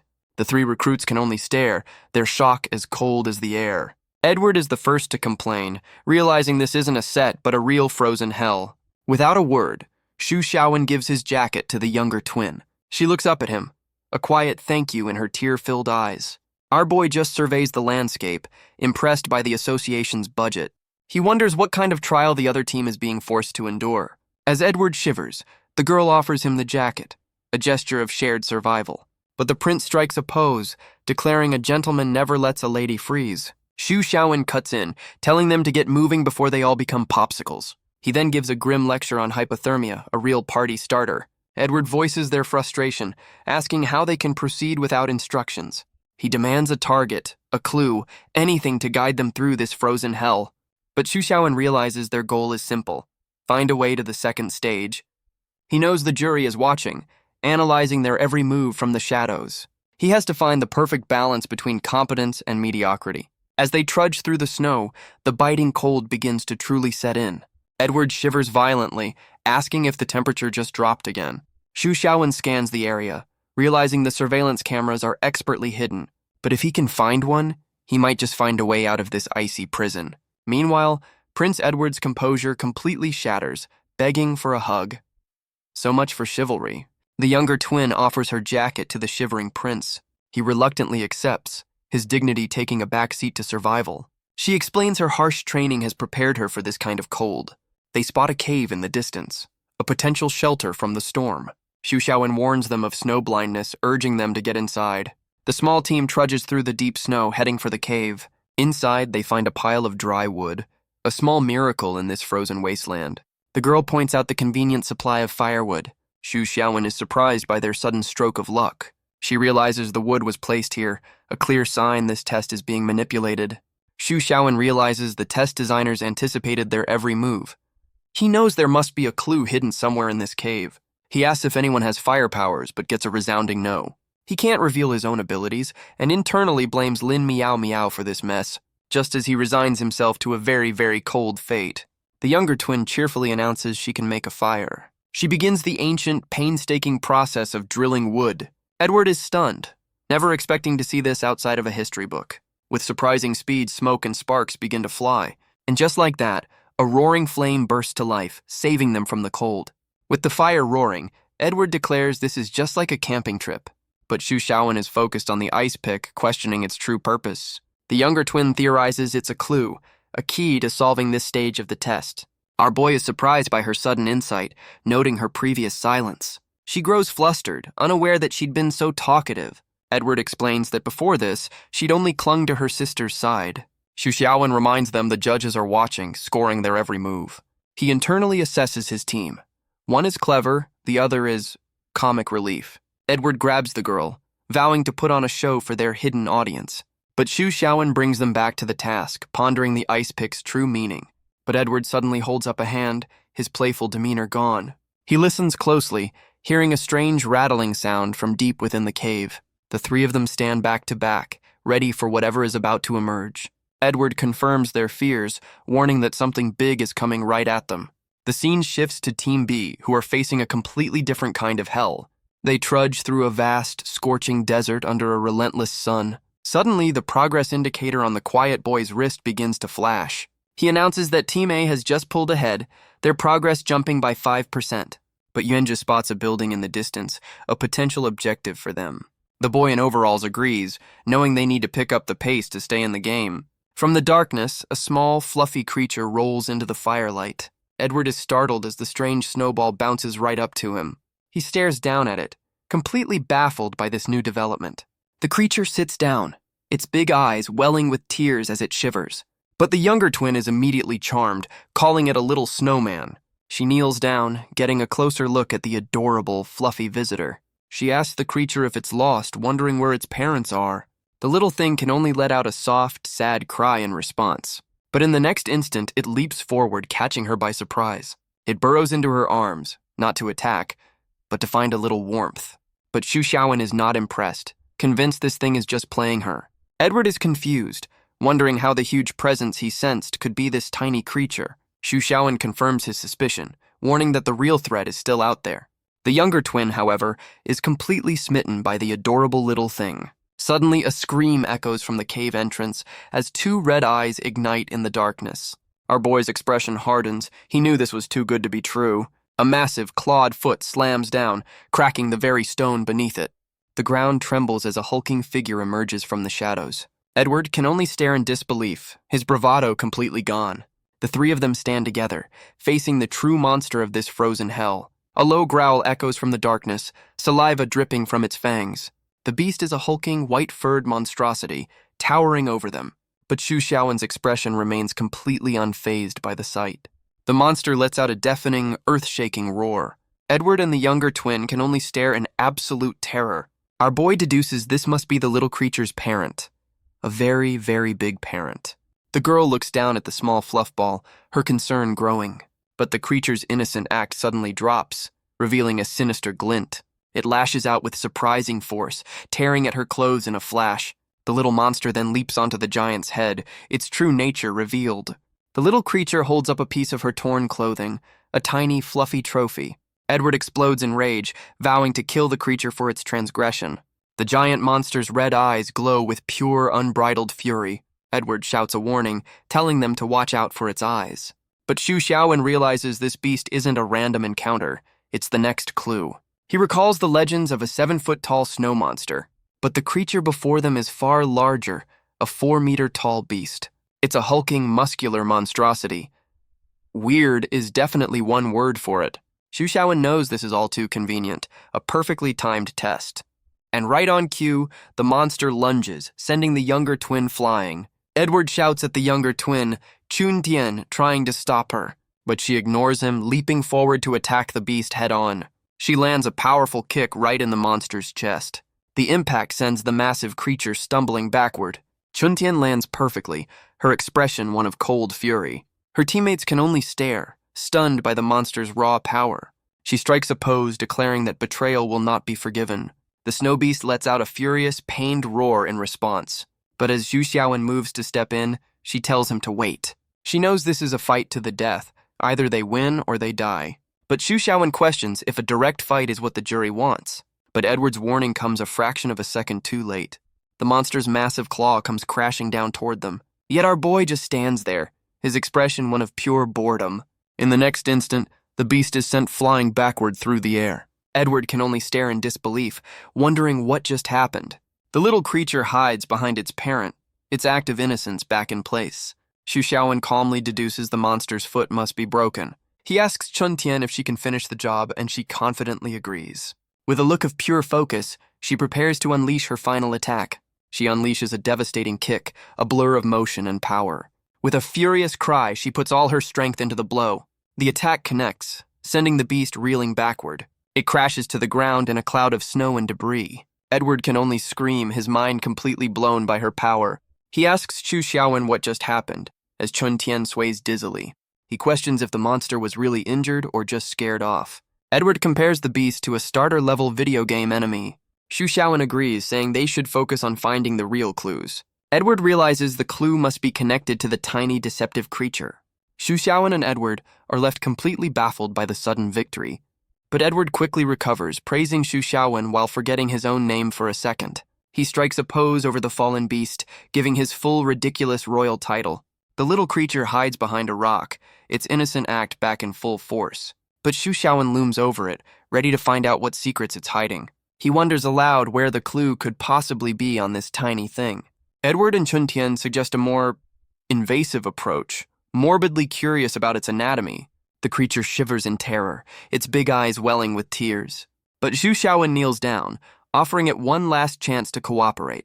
And just like that, the helpless creature pulls out a small, ornate key. Xu Xiaowen holds up the key, sarcastically complimenting the creature's eyesight. With the monster defeated, the team finally makes their way out of the cave. The progress indicator on Edward's wrist flashes with a sudden update. Edward praises Xu Xiaowen for the incredible punch that took the beast down. But from a hidden control room, the judges watch their every move. One of them remarks that this particular group is proving to be quite interesting. But the calm boy with the lollipop knows it's Xu Xiaowen who's the real wild card. The scene shifts to the scorching heat of an endless desert. Here, Team B continues their grueling trek through the unforgiving sand. The other twin worries their destination is just a mirage, a cruel trick of the light. The boy in overalls explains the science behind desert mirages. But the older twin is far less interested in a lecture than the crushing heat. The boy confirms that after an hour of walking, the town must be real. Yenja urges them forward, their only hope for shade now in sight. But the older twin can't take the oppressive heat any longer. She decides a change of clothes is in order, right here in the desert. She stands in a much cooler, if significantly less practical outfit. With that, she sits down, declaring it's time for a break. A bold move in a timed test. The boy warns her that exposing skin will only make her dehydrate faster. But she insists her martial arts training has prepared her for this. She's surprised by his stamina, telling him to get up. He checks the tracker. Team A is already pulling ahead. The older twin complains, but the boy insists the town is their only lead. But a new danger emerges from right beneath his feet. Yenja shouts a warning, telling him to freeze. The boy looks on, completely unaware of the threat. In a flash, a blast of energy neutralizes the scorpion. Wenja holds the last of his power, his reflexes saving the day. He identifies the creature as a highly venomous desert scorpion. He explains they're lucky. At night, these things are a nightmare. The boy in overalls recalls a terrifying fact about scorpions. His teammates share his look of dawning, absolute horror. The older twin realizes they're not dealing with just one. From beneath the sand, more of the creatures begin to emerge. A massive, chittering swarm boils up from the desert floor. The boy realizes time is accelerated here. Night is falling fast. Yenja shouts for them to make a run for the distant town. They sprint through the sea of venomous creatures. because one venomous bug is never enough. But Yuenja's patience has finally reached its limit. He stops, declaring he'll thin the herd before they go any further. Wenja's hand crackles with a brilliant blue energy. He unleashes his power, a storm of raw force erupting from him. With a furious cry, he prepares to wipe them all out. A massive shockwave of energy blasts outward from his body. The scorpions are torn apart, their carapaces shattering. But the boy in overalls shouts for him to stop his attack. He warns that this will only make the swarm more furious. But as Yuenja runs, he feels the ground begin to give way. He realizes something else is moving just beneath the sand. Because of course there is. The team makes a desperate final sprint for the safety of the town. But just as they reach the town's edge, the swarm suddenly stops. The older twin is confused, wondering why they're no longer being chased. Wenja realizes the creatures seem to fear entering the town. But the real threat was never the swarm. It was what lay beneath. A massive armored claw erupts from the cloud of sand. The team can only stare as a monstrous scorpion king appears. So much for a simple pest problem. Wenja realizes this is another test, another push toward the town. He knows the jury is forcing their hand, herding them like cattle. Entering the town means falling right into the testmaker's trap. But staying out here means facing an endless, venomous tide. The boy in overalls explains that fighting is a losing battle of attrition. He concludes their only real option is to retreat into the town. The older twin and Yuanji prepare for a fight, ready to take on the beast. But the boy wonders what choice the jury is actually testing here. His eyes narrow, a plan finally clicking into place. He suddenly bolts for the town, deciding it's better to regroup than die. From a hidden control room, the judges watch the team's desperate escape. The calm boy with the lollipop asks one of the judges about his interest. The mustachioed judge scoffs, knowing the obvious answer is never the right one. Another judge tells him to calm down, noting this group is finally getting interesting. The judge with the lollipop watches, musing that this test is more like a variety show. Before them stands a crude wooden sign, promising the next clue is inside the temple. The older twin questions the sign's sloppy writing, wondering if it's all a trick. But the boy in overalls knows this is part of the plan. Exhaust them, then lead them into a trap. He smirks, deciding to walk right into it since the judges clearly want a show. He recognizes the classic strategy, a clear invitation into the lion's den. The older twin dismisses the danger, confidently leading the way inside. The boy in overalls jokes that once inside, they'll be like turtles in a jar. Elsewhere, another recruit laughs, amused by their predicament. But his expression darkens as he promises this test will be their last. The boy in overalls taps his foot, his patience wearing thin. The massive doors of the temple slam shut, sealing Team B inside. The tracker on his wrist flashes, confirming their progress has been noted. The hall is lit only by flickering candles, casting long, ominous shadows. They realize they're trapped, their only path leading further into the darkness. The older twin shivers, complaining about the sudden, unnatural chill. Yanja offers her his jacket, a practical solution to an impractical outfit choice. The boy in overalls spots their objective, a single wooden box on a distant altar.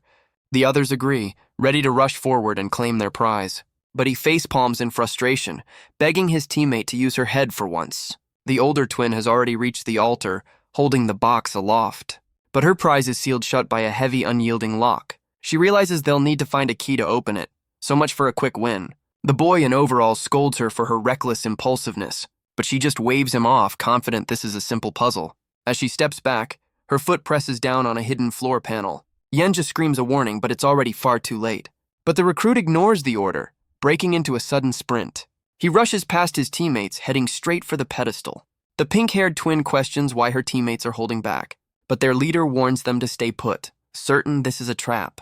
The analyst agrees, knowing the test wouldn't have a dead end. Suddenly, the entire temple begins to rumble and shake around them. The leader looks up, realizing the massive pillars are shifting. With a grinding groan, the columns slide back into the walls. The analyst wonders what kind of trap awaits them, hopefully not just poisoned darts. A massive object crashes down, shattering the stone floor with immense force. The leader senses a presence, realizing this is no mere machine. He knows from the vibrations that something enormous is coming. A massive stone axe slices through the air, aimed directly at them. But a blur of motion deflects the blow at the last possible second. The impact shatters a nearby pillar, sending stone fragments raining down. From the dust emerges a colossal stone guardian, the temple's final defense. The team leader questions their odds, while the analyst can only stare in disbelief. The pink-haired twin's eyes widen, her shock quickly turning to resolve. But the stone giant pauses, its attention suddenly drawn elsewhere. A second weapon, a massive sword, slams into the ground beside it. The analyst panics. Apparently, this test has a two-boss minimum. The team leader turns, bracing himself for this new cloaked opponent. The team leader stands his ground before the two stone giants, but he realizes they're just standing there, completely motionless. The analyst theorizes the floor is a pressure plate, holding them in place. The pink-haired twin offers a brave, if slightly reckless, reassurance. But the analyst panics, begging her not to do anything rash. She just smiles, confident she can handle whatever comes next. Famous last words. Suddenly, the floor beneath them begins to shift and groan. The team leader can only watch as the stone weapons descend. The analyst screams, demanding to know what she's just done. She innocently explains she just put the box back where she found it. The analyst freezes, urging his team to remain perfectly still. He realizes the stone guardians must be controlled by some kind of trigger. Meanwhile, the ice team stands before a massive frozen lake. Edward looks around, wondering where the key is supposed to be used. Wenger admits this is the first test he's seen with so few clues. He theorizes this is a test of observation and imagination, then urges them to move faster. Edward stares at the ice, wondering what could be hidden in its depths. Chuntian looks down, asking if there could be a building under the lake. A very normal question. Yuenja praises her creative thinking, admitting it's not impossible. His eyes glow with a strange power as he prepares to see for himself.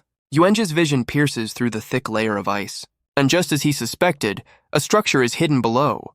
But he can't reveal his power without the judges noticing. Edward, meanwhile, is ready to start chipping away at the ice. Xu Shaowen decides to guide them with some carefully chosen words. He lays out the logic, pointing to the obvious answer below. He hopes his little hint will be enough to get them moving. And Edward immediately catches on, realizing the pick's true purpose. He eagerly volunteers to handle the manual labor himself. A true gentleman. Yuenja is surprised his teammates figured it out so quickly. With a confident smirk, Edward prepares to carve through the ice. His teammates, however, seem less than impressed by his enthusiasm. Chuntian questions his slow method, suggesting they just smash it. But Edward explains they can't risk damaging what's hidden below. Just then, Chuntian shivers, noticing the temperature is plummeting. Yuenja realizes the jury is turning up the cold to rush them. Edward offers his coat back to Chuntian, a true gentleman to the end. With the cold worsening, Yuenja asks for their next move. He knows the building is below, but can't risk revealing his power.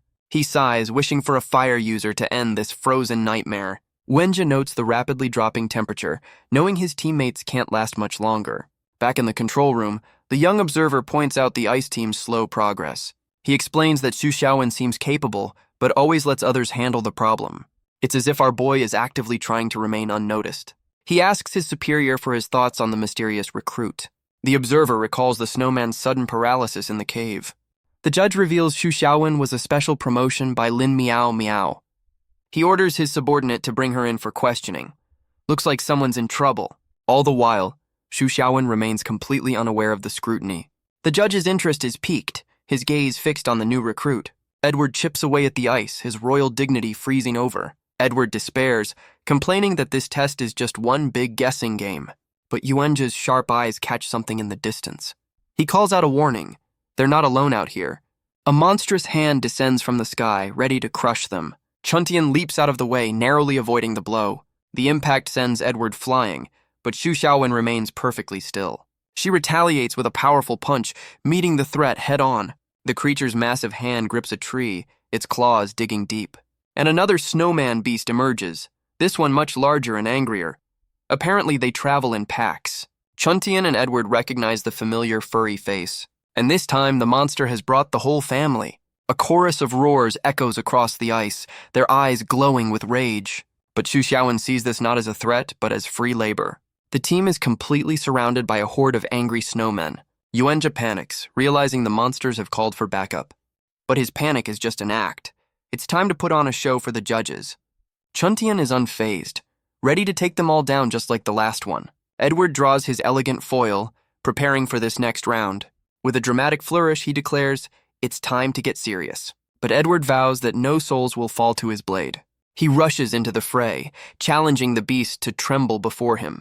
But Xu Shaowen shouts for him to keep them alive for ice-cutting duty.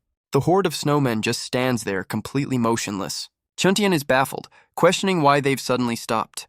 Xu Shaowen looks on, a plan already forming in his mind. He notes his power suppressor has worn off, deciding to just watch. Edward stands his ground, facing down two of the hulking beasts. But he's completely confused, wondering what they're even doing. A monster roars, but its tongue glows with a strange, heart-shaped energy. Edward is suddenly engulfed in a strange, hypnotic energy. His expression shifts from confusion to a dawning, blissful realization. He collapses in a state of pure ecstasy. Apparently, this is his kind of fight. Wenja can only stare, his brain completely short-circuiting. Chuntian rushes forward to save him, but Yuan-jae tries to hold her back. He despairs, wondering if they can just conserve energy and let this play out. But Edward is on the ground, begging the snowmen for more of their special attack. Chuntian runs to his side, asking if he's okay, but he's clearly having a great time. She shakes him frantically, demanding to know what the monsters have done. Yuan-jae just facepalms, utterly disgusted by the entire scene. The snowmen unleash another wave of their strange, hypnotic power. Chuntian is caught in the blast, shielding herself from the bizarre energy. She's completely disoriented, questioning the strange feeling washing over her. The energy takes hold, a warmth spreading through her despite the cold. Overcome by a phantom heat, she begins to shed her winter clothes. But a firm hand on her shoulder tries to snap her back to reality. It's too late. She's lost in the illusion, her inhibitions melting away. She turns to Xu Xiaowen, trying to pull him into her heat-induced haze. But our boy is completely immune, calmly denying her feverish claims. The monster roars again, clearly frustrated by his lack of participation. The monster unleashes another blast of its hypnotic roar. His teammates are completely lost in the bizarre illusion, but Xu Xiaowen is just annoyed by this entire situation. He decides he can't let this continue any longer. He closes his eyes, preparing to end this nonsense. His eyes snap open, his plan to lay low now completely ruined. A powerful, oppressive aura erupts from his body. The snowmen recoil, their hypnotic attack instantly broken. One of them collapses, completely overwhelmed by his presence. Its hand hits the ground, the fight over in an instant. With the monsters neutralized, Xu Xiaowen stands alone, his cover completely blown. The wind howls across the desolate frozen peaks. The snowmen are left with their minds completely scrambled by his power. Even the little creature can only cry, its parent now completely incapacitated. But the psychic backlash has also knocked Chuntian out cold. She collapses into the snow, the illusion finally broken. Xu Xiaowen can only sigh, so much for having a competent team. Just then the tracker chimes, showing the other team is pulling ahead. He looks out at the endless mountains, his task now a solo mission. Alone in the blizzard, he has to find a way out, and fast. He's made a makeshift shelter from the defeated snowman's hide, and with his teammates safe, he calmly tends to a roaring fire. He watches over them, the only one left standing after the chaos. Edward is the first to wake, completely disoriented and confused. He can't remember a thing, but Xu Xiaowen tells him to get up. But his legs are like jelly, completely devoid of strength. He demands to know what happened, his panic growing by the second. Xu Xiaowen offers a deadpan diagnosis of severe overexertion. Just then, Chuntian begins to stir from her own psychic slumber. But her first waking thought is a panicked cry about her missing clothes. Xu Xiaowen calmly tells the shivering Chuntian not to worry. He explains he stopped her in time, so nothing inappropriate happened. She can only sit in embarrassed silence, clutching her clothes. Edward, now recovered, asks what happened to the snowman horde. Xu Xiaowen casually gestures over his shoulder with a thumb. The once fearsome beasts are now huddled together in the snow. They're weeping as they chip away at the ice. Free labor is the best labor. Edward is completely stunned by this impossible turn of events. Back at the fire, Xu Xiaowen admits he can't fool them any longer. He reveals he's a psychic, claiming he hypnotized the beasts. He's relieved Lin Miao Miao didn't register his specific ability. Yuan-jae accepts the explanation, noting psychics are useful for their division. Back in the control room, the young observer watches the team's progress. He questions Lin Miao Miao's motives for bringing in an unregistered psychic. Xu Xiaowen casually checks on the progress of their new ice-cutting crew. The beast is clearly terrified of its new, very unimpressed supervisor. He considers the situation as the monster points out its hard work. And just like that, the beasts have carved a massive hole in the ice. Yuan-jae is impressed, wondering how strong a true high-level psychic must be. With the path cleared, Xu Xiaowen announces it's time to descend. Edward flashes a confident smile, ready for the next phase. Chuntian eagerly agrees, her spirits high despite the cold. Without hesitation, Edward and Chuntian leap into the icy chasm. Xu Xiaowen tells the giant beast its work is done here. He then casually dismisses his new, very depressed workforce. They land in a vast chamber, a hidden world beneath the ice. In the center of the room is a strange circular platform, and on it, a single unmistakable keyhole. So much for a complex puzzle. Yuanja steps forward, holding the key that will unlock their path. He inserts the key, ready to face whatever lies ahead.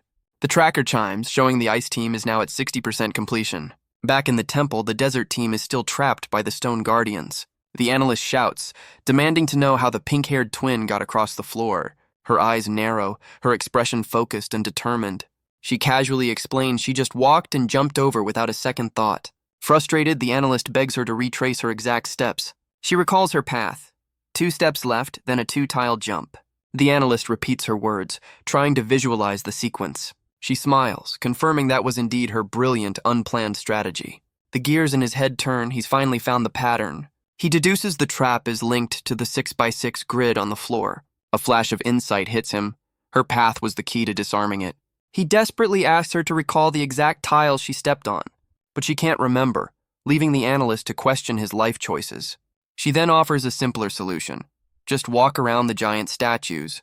The analyst sighs, explaining the test would never be that easy. She scoffs, suggesting they just destroy the guardians before the trap is even sprung. Without waiting for an answer, she rushes past her stunned teammate. With a confident smile, she declares that she'll handle this herself. He begs her to wait, but she's already gone, certain her martial arts are enough. She declares that soon this will all be over. With a battle cry, she charges headfirst at the 2 stone giants. Her teammates can only watch, wondering if the statues have moved. The analyst screams a desperate warning for her to watch out. But one of the guardians is already powering up a devastating attack. The team leader realizes the statue is about to unleash a massive blast. It fires a beam of pure energy aimed directly at the reckless twin. She freezes, realizing she has no way to avoid the incoming attack. But at the last second, her team leader leaps in front of her. He takes the full force of the blast, shielding her from the blow. Chunhua can only watch as the energy beam descends upon her. The analyst screams a warning as she's sent flying by the blast. Her leader unleashes his own power, yelling for her to get clear. But she just gives a casual thumbs up as she's thrown through the air. He grits his teeth, pushing his power to its absolute limit. The shockwave sends Chunhua tumbling away from the impact zone. The temple is rocked by the explosion, debris raining from the ceiling. With the threat neutralized, he stands as the sole protector of his team. The analyst breathes a sigh of relief, admitting he was terrified. He then scolds Chunhua, reminding her this is an intelligence test, because clearly she forgot. Chunhua can only offer a quiet, embarrassed apology for her mistake. Her leader asks the analyst if her attack was what triggered the guardians. The analyst's eyes narrow, the pieces finally clicking into place. He realizes this isn't a puzzle but a test of their judgment. He explains they need to gather data by testing the guardians' reactions. The team leader volunteers, telling the analyst to focus on the solution. The analyst is confused by his sudden heroic offer. The leader simply says he'll take his place on the front line. With a single step, he moves forward to face the danger. He promises to get them all through this safely. What a guy. The leader tells him not to worry, he'll find a way to handle it. The analyst then scolds Chunhua, ordering her to follow their lead from now on. He replays her path in his mind, trying to find the hidden logic. Her movements suggest the left side of the grid is a safe zone, which means the right side is a carefully constructed death trap. He realizes any action on the wrong tile will trigger the guardians. The box and the floor are linked, a key part of the puzzle. He struggles to find the rule that governs this deadly game. He knows the judges wouldn't make it random. There has to be a pattern. He turns to Chunhua, asking her to remember exactly where she jumped. Chunhua clutches her head, desperately trying to remember her path. She explains her memory is hazy, but she landed near the middle. The analyst questions her vague answer, needing absolute certainty. She clarifies that after landing, she walked a few steps to her spot. She's sure she didn't just jump directly to her final position. A sudden realization strikes the analyst with incredible force. He excitedly theorizes the grid is based on the ancient Luoshu square. The team leader considers the pattern, seeing how 4 tiles form a palace. He deduces the odd-numbered palaces are dangerous, wondering if the even ones are safe. The analyst issues a challenge, asking if he dares to find out. The team leader smiles, ready to test the dangerous theory himself. The analyst orders Chunhua to carefully observe the guardian's movements. With a steady foot, the leader steps onto the glowing red tile. He dodges with incredible speed as the trap is sprung. He lands on another tile, warning his team to stay perfectly still. The stone giants remain motionless, waiting for their next trigger. Confident in his theory, the analyst tells Chunhua to test the safe zone. She tentatively steps onto the tile, bracing for an attack. But nothing happens, and she celebrates their correct guess. The analyst smirks, impressed by his own brilliant deduction. Chunhua is completely blown away by his brilliant deduction. She asks how he could possibly have figured out the ancient puzzle. He plays it cool, claiming it was just a lucky guess. But their leader praises him, calling him a human supercomputer. Chunhua is finally convinced, promising to respect his intellect. With the path clear, they wonder if the final door holds another trap. The analyst is confident the guardians won't move from a safe tile. He points to a keypad, certain it follows the same ancient pattern. With a few confident taps, he inputs the correct sequence. The team leader watches, his expression unreadable as they near the end. The heavy door clicks open, revealing their next challenge. The team cautiously peers inside, bracing for another trap. But all they find is a single tempting red button. So this is how it ends. The analyst deduces that with no other clues, this must be the way forward. With no other choice, Chunhua reaches out and presses the button. Instantly, the entire chamber begins to collapse around them. But the analyst remains calm, his resolve unshaken. His tracker chimes, confirming both teams have now completed the first stage. The ground gives way, revealing a long staircase leading down. He realizes this is the final descent, the end of the first trial. Chunhua worries about another trap, but the analyst knows they have no choice. With grim determination, the desert team descends into the unknown. The analyst is confident, certain the judges wouldn't bother with another trap here. He confirms the first stage is over. This is the final race to the finish. But as they walk, Chunhua can only hope her sister is safe. They reach the bottom, a single door separating them from the end of the test. It opens to a vast room with one objective, a single, tempting red button. The analyst is surprised to find they're the first ones here. But his victory is cut short as the ice team literally crashes the party. They land in a heap, and Chuntian immediately calls out for her sister. Edward offers a condescending greeting to the rival team's leader. The desert team stands united, sizing up their opponents. The two teams finally meet, a tense standoff before the final race. The analyst worries, feeling outmatched by the ice team's raw power. Chunhua notices her sister's disheveled state, wondering what battle she just survived. But Edward is more concerned with his appearance because priorities. The analyst realizes this isn't a test of wits, but of pure will. With the goal in sight, the ice team makes a mad dash for the button. Chunhua questions her sister's betrayal, but Chuntian is focused only on winning. The words hit her hard, the reality of the competition finally sinking in. Chunhua is stunned by her sister's sudden confidence, as Chuntian declares she's no longer the weaker twin. With a determined cry, Chuntian sprints ahead, ready to claim victory for herself. But her sister's hand clamps down on her wrist, stopping her cold. Chunhua holds her back, refusing to let her abandon their team. Chuntian struggles, insisting the exam isn't over yet.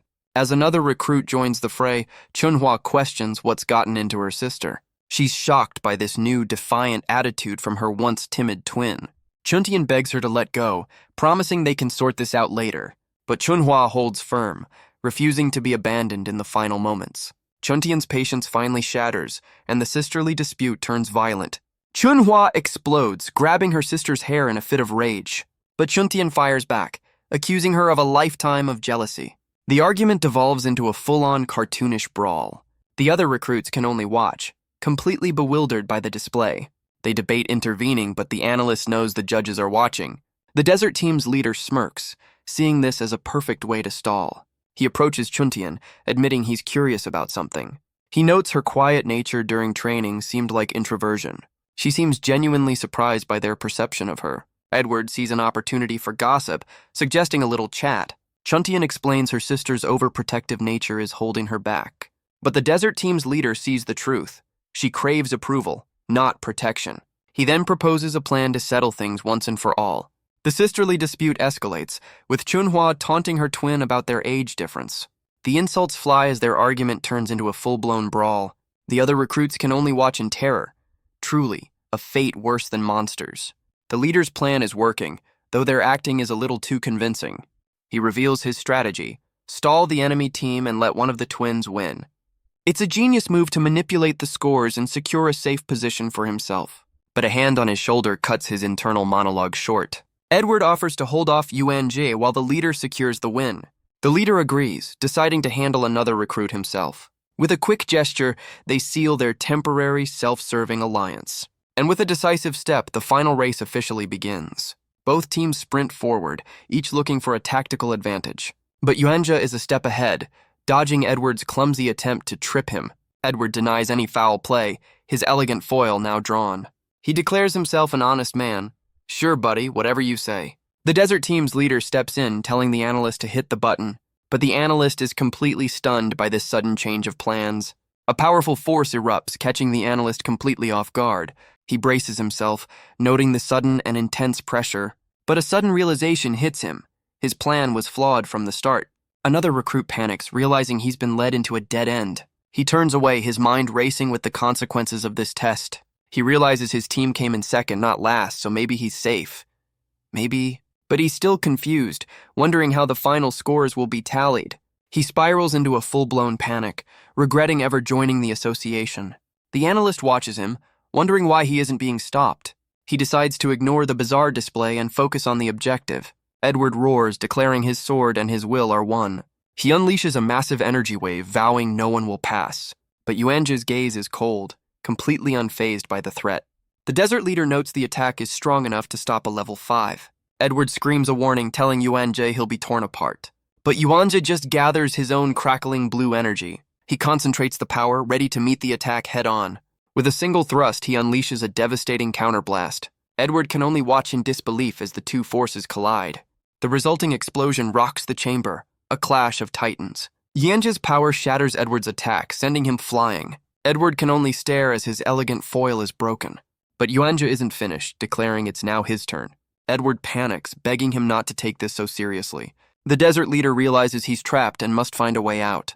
The analyst notes Yuanja's overkill, but questions Xu Xiaowen's inaction. He sees that with their leader injured, Yuanja's team is also stalled. But the true wild card is Xu Xiaowen, a complete and utter mystery. The desert leader and Edward share a look, a new alliance forming. The leader declares they must first eliminate the biggest threat. But the alliance was a lie. The desert leader attacks everyone at once. Edward can only curse, completely blindsided by the betrayal.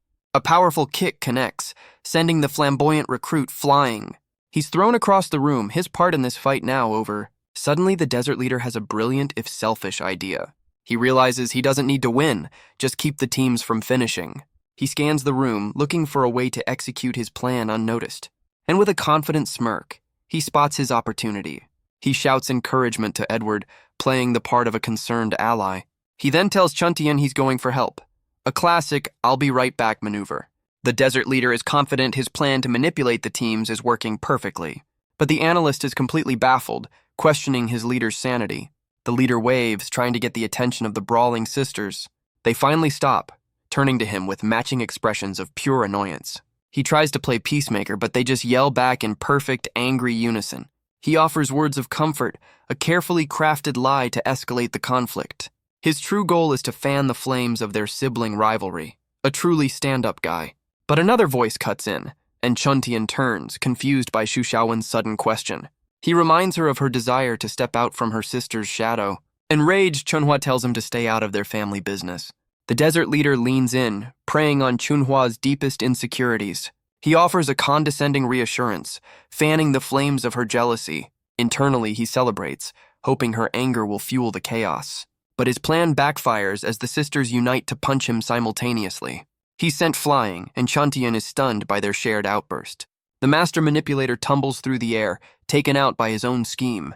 Meanwhile, Edward prepares to settle things with Yuanjie. But their fight quickly devolves into a cartoonish, one-sided beatdown. Yuanjie grabs the flamboyant recruit, ready to throw him at the objective. And with everyone distracted, the analyst makes a mad dash for the win. But his mad dash is cut short by a massive, fiery explosion. Another recruit lunges forward, shouting a desperate warning. He grabs the analyst's leg, pulling him back from the blast zone. The button, and the floor around it, have been completely obliterated. The twin sisters look on, wondering if they hit the desert leader a little too hard. Sometime later, Jin Shan stands before the class, ready to deliver the verdict. The screen behind her confirms it's time for the ranking announcement. The recruits can only glare at each other, the tension from the test still palpable. She calls them out for turning an intelligence test into a complete combat free-for-all, and since no one pressed the button, the ranking is canceled and their bonuses are docked. Welcome to the association. Xu Xiaowen is just relieved he survived another near-death experience. The twin sisters sit in stunned silence, realizing Xu Xiaowen is a bigger problem than they thought. Edward weeps over his lost bonus, while Xu Xiaowen is just glad to be alive. But Jinshan steps forward, ready to deliver the final results of the test. The desert team's leader is confident he's safe from the top spot. He tries to reassure himself, certain he's avoided any unwanted attention. But a flicker of doubt remains as he glances back at the class. He recalls Xu Xiaowen's strange, restrained behavior throughout the training. He knows our boy could have won easily but chose not to. As the projector whirs to life, the final judgment is about to be revealed. Jinshan explains the judge's scoring criteria for the now cancelled final objective. The desert team's leader grits his teeth, sweating with anticipation. Xu Xiaowen silently prays, promising to fast for 3 days if he's spared. Wenjie watches him, surprised by his sudden and intense nervousness. With a slight smile, Jinshan prepares to announce the top-ranked recruit. Xu Xiaowen's face contorts in pure terror, bracing for the worst. And the first-place winner is announced, the stoic and powerful Yuanjie. Xu Xiaowen shoots up from his seat, his expression a mix of shock and relief. Jinshan turns to him, asking if he's somehow dissatisfied with the results. But he just slumps back down, quietly admitting he has no complaints. A chibi Xu Xiaowen erupts in a silent, victorious cheer. He congratulates himself, having passed the ultimate test, staying unnoticed. But Jinshan isn't finished, preparing to announce the last-place recruit. Her gaze falls on Chunhua, asking if she accepts her ranking. The pink-haired twin can only bow her head in silent defeat. Jinshan reveals their punishment comes directly from Chief Lin. Chunhua turns to her sister, the weight of her actions sinking in. But Edward glances over, a smirk on his face as he observes our boy. He asks Xu Xiaowen what's wrong, noticing his strange reaction. With tears of pure relief, Xu Xiaowen insists he's perfectly fine. Edward tries to console him, thinking he's upset about the rankings. Jinshan explains the test was a lesson in avoiding real-world mistakes. She dismisses them, ordering them to return tomorrow to meet Chief Lin. With a final wave, the instructor takes her leave. Edward congratulates Yuanjie, noting his impressive thunder abilities. But Yuanjie turns to Xu Xiaowen, asking if he's part of the Yuan family. The question leaves Edward completely stunned and confused. But our boy is already skipping down the hall, eager to escape. He happily calls the elevator, his 3-day ordeal finally over. Elsewhere, a young woman worries about a colleague being sent back to work while still injured. A woman with glasses confirms they'll meet the new members tomorrow. She and a young boy watch as Xu Xiaowen leaves his apartment. Our boy stretches, practically glowing with the joy of mediocrity. The young boy recognizes him, questioning his cheerful demeanor. Xu Xiaowen waves goodbye, completely oblivious to his observers. Elsewhere, Lin Miao Miao takes a very serious phone call. She's given 1 week to pay her debt or face a grim alternative. But she hangs up with a smile, completely unconcerned by the threat. Classic. Back at the apartment, Xu Xiaowen notes her surprising calm. He calls her out for buying lipstick while loan sharks are at the door. Lin Miao Miao ties up her hair, offering a strange bit of philosophy. She believes a solution will always present itself in the end. And it seems her solution is sitting right in front of him. She reminds him that he's her personal walking ATM. But Xu Xiaowen is still furious about the near-death training test. She offers to compensate him, but he's not interested in her games. She explains her debtor's grim terms for late payments, so she offers herself to Xu Xiaowen instead. A truly generous offer. But our boy just tells her to get off his lap, completely unimpressed. He clarifies their relationship is purely professional, nothing more. Her eyes narrow, a new plan already taking shape. But their moment is interrupted by Wang Yike, who bursts in with new information, and she walks in on a very compromising situation. Lin Miao Miao scrambles for an explanation as Xu Xiaowen questions the intrusion. Wang Yik explains the door was open, her innocence making things even more awkward. Her mind immediately jumps to the most obvious and incorrect conclusion. Lin Miao. Miao laughs it off, casually reminding him to lock the door next time. Xu Xiaowen can only sigh, accepting his fate in this house of chaos. She then offers Wang Yiki an internship, complete with a very official-looking warning. Lin Miao Miao tells him to act natural, but it's a little late for that. Xu Xiaowen questions why he, as an assistant, had to endure the same brutal training. Lin Miao Miao explains the association's long-standing interest in the Wang clan. Wang Yike offers a quiet apology, feeling responsible for his ordeal. He tries to reassure her, calling them colleagues, which only seems to upset her more. But Lin Miao Miao cuts in, ready to get down to business. Xu Xiaowen takes full responsibility for Chunhua's last-place ranking. But Lin Miao Miao quickly shuts him down, having already reviewed the footage. He insists he was the one who instigated the fight between the sisters. A truly noble sacrifice. She dismisses his guilt, certain Chunhua was destined for last place regardless. She explains that anyone who can't control their emotions in a test is a liability in the field. But Xu Xiaowen's expression is one of pure skepticism. He accepts her decision, but his silence speaks volumes. He changes the subject, asking what's for dinner. Lin Miao Miao offers a very inappropriate alternative. Wang Yike is horrified, suggesting barbecue instead. But Xu Xiaowen explains his bonus is gone, a casualty of the test. The news sends Lin Miao Miao into a sudden furious rage. Wang Yike can only watch, confused by her sudden outburst. Lin Miao Miao reveals she just bought time from her creditors. So much for that plan. Her frustration finally boils over, aimed directly at her money tree. With the money crisis temporarily averted, Xu Xiaowen asks about their dinner preferences. Lin Miao Miao is fine with spice, while Wang Yike is happy to go with the flow. He rushes in with a steaming bowl, yelling for something to protect the table. Lin Miao Miao improvises, using a book as a makeshift trivet. Wang Yike is relieved, noting the coffee table is a recent addition. A flashback shows the three of them have been busy redecorating the apartment. Xu Xiaowen explains he's cooking, promising a real meal out when their bonus arrives. Lin Miao Miao teases Wang Yike, surprised a clan heiress worries about prices. Wang Yike admits her failed escape attempts taught her the value of money. Lin Miao Miao points out that joining the association earlier would have solved everything. Wang Yike wonders if her sister had other darker plans for her. But Lin Miao quickly changes the subject, proposing a toast. The three of them raise their cups, a small moment of peace. Xu Xiaowen reflects on his past lives, a cycle of endless struggle. He watches the two women laugh, a warmth he's never known before. Lin Miao Miao's arrival has completely upended his plans for this life. He takes a drink, the moment sinking in. But for the first time, he thinks this chaotic life isn't so bad. His thoughts are interrupted as Lin Miao Miao calls out his name. She asks him a question he never expected. Has he ever been in love? Xu Xiaowen is completely thrown by her sudden personal question. Lin Miao Miao explains she's just curious about his type. He mulls over the question, the concept of love completely foreign, but she quickly drops the subject, turning back to the meal. She then mutters that only a complete fool would ever fall for him. He tries to steer the conversation back to her massive debts, but a sudden silence makes him look up from his bowl. He realizes both women have completely passed out on the couch. Lightweight division, apparently. He's stunned by their incredibly low alcohol tolerance. With a sigh, he scolds the two unconscious women for their recklessness. He tries to wake Lin Miao Miao, telling her to go to her own bed, but his efforts are met with silence, leaving him completely exasperated. He sighs, realizing he can't just leave them on the couch all night. It's clear they're not going to be waking up anytime soon. But even in her sleep, Lin Miao Miao is still negotiating their bonus. With a sigh, he lifts her up as she complains about a stomachache. He carries her to her room, scolding her for drinking so much. He gently tucks her into bed, his landlord duties apparently never ending. But just as he turns to leave, she grabs his shirt, demanding to know what he's doing. The sudden move leaves our boy completely frozen in shock. He realizes she's still completely out of it, muttering about being thirsty. He tells the unconscious woman he'll get her water later, trying to escape the situation. With Lin Miao Miao finally settled, he makes a quiet exit from her room. He returns to the living room, where Wang Yike is still passed out on the couch. He notes that, unlike her chaotic roommate, Wang Yike sleeps peacefully. With a sigh, he picks her up, his landlord duties apparently extending to bedtime service. He carries the second unconscious woman to her room for the night.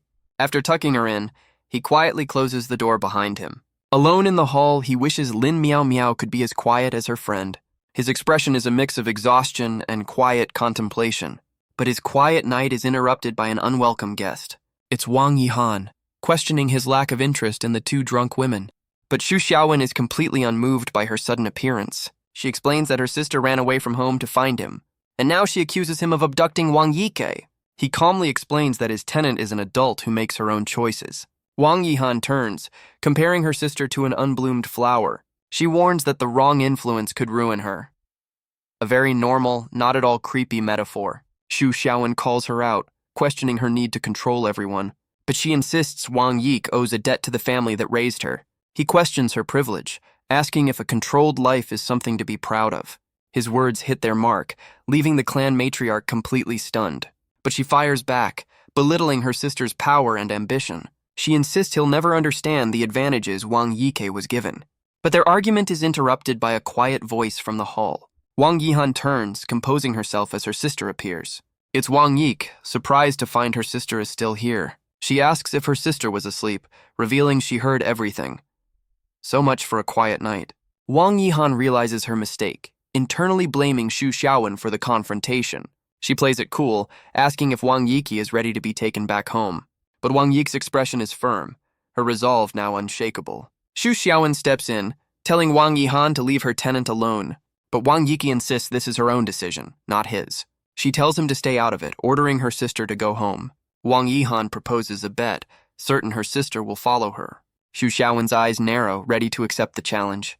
Wang Yihan dismisses this as pre-wedding nerves, a simple tantrum. She turns to leave, expecting her sister to obediently follow. But Wang Yike just watches her go, her decision already made. And with a decisive slam, Xu Xiaowen shuts the door on the clan matriarch. With the drama over, he tells Wang Yik not to worry about her sister. She quietly thanks him before heading to bed, leaving him to wonder why he's so angry. The door clicks shut, leaving him alone with his thoughts. He regrets his words, worried he only made things more awkward for her. The next day, it's back to business at the association headquarters. But first, Xu Xiaowen laments the repair costs for his trusty scooter. He offers a silent prayer to his vehicle. A man has his priorities, but a voice calls out, breaking his moment of spiritual connection. It's Yuan Zhe, the top recruit, asking if they can head in together. He makes small talk, asking about Xu Xiaowen's delivery job. But Xu Xiaowen is wary, noting Yuanzhe's strange and persistent interest. Yuanzhe brings up the fight with the twins, brushing off his injuries with a smile. Our boy isn't fooled, deciding it's best to avoid this guy in the future.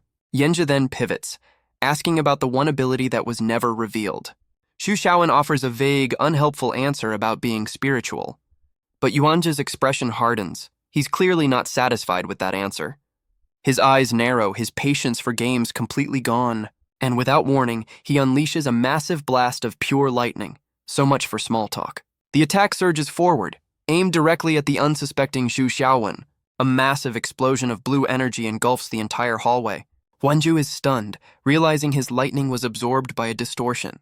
A swirling vortex of energy appears, neutralizing the blast completely, but a new voice cuts in, calling out a name from the past. A silver-haired man appears, his own power crackling around him. The Yuan family's young master asks if the man is ready to die for his sins. Talk about a warm welcome. The scene shifts and the green-jacketed man questions his supposed crimes. He insists he's not the one who started this fight. He questions if the death of one sister is worth sacrificing everyone else. But the young master just smirks, telling him to blame the real mastermind. The man is left confused, demanding to know who's pulling the strings. The silver-haired man grins maniacally, claiming no one knows the truth. The green-jacketed man unleashes a furious blast, demanding answers, but his opponent just smirks, calling him arrogant for even trying. He casually erects a fluid wall, not even bothering to face him. The massive energy attack crashes against the barrier, completely absorbed. The lightning dissipates, neutralized without any visible effort. The attacker can only stare in shock, his power rendered useless. Nearby, another man tries to walk away, insisting this isn't his problem. But he pauses, a flicker of concern crossing his face. He turns, recognizing the power as a legendary fantasy killer.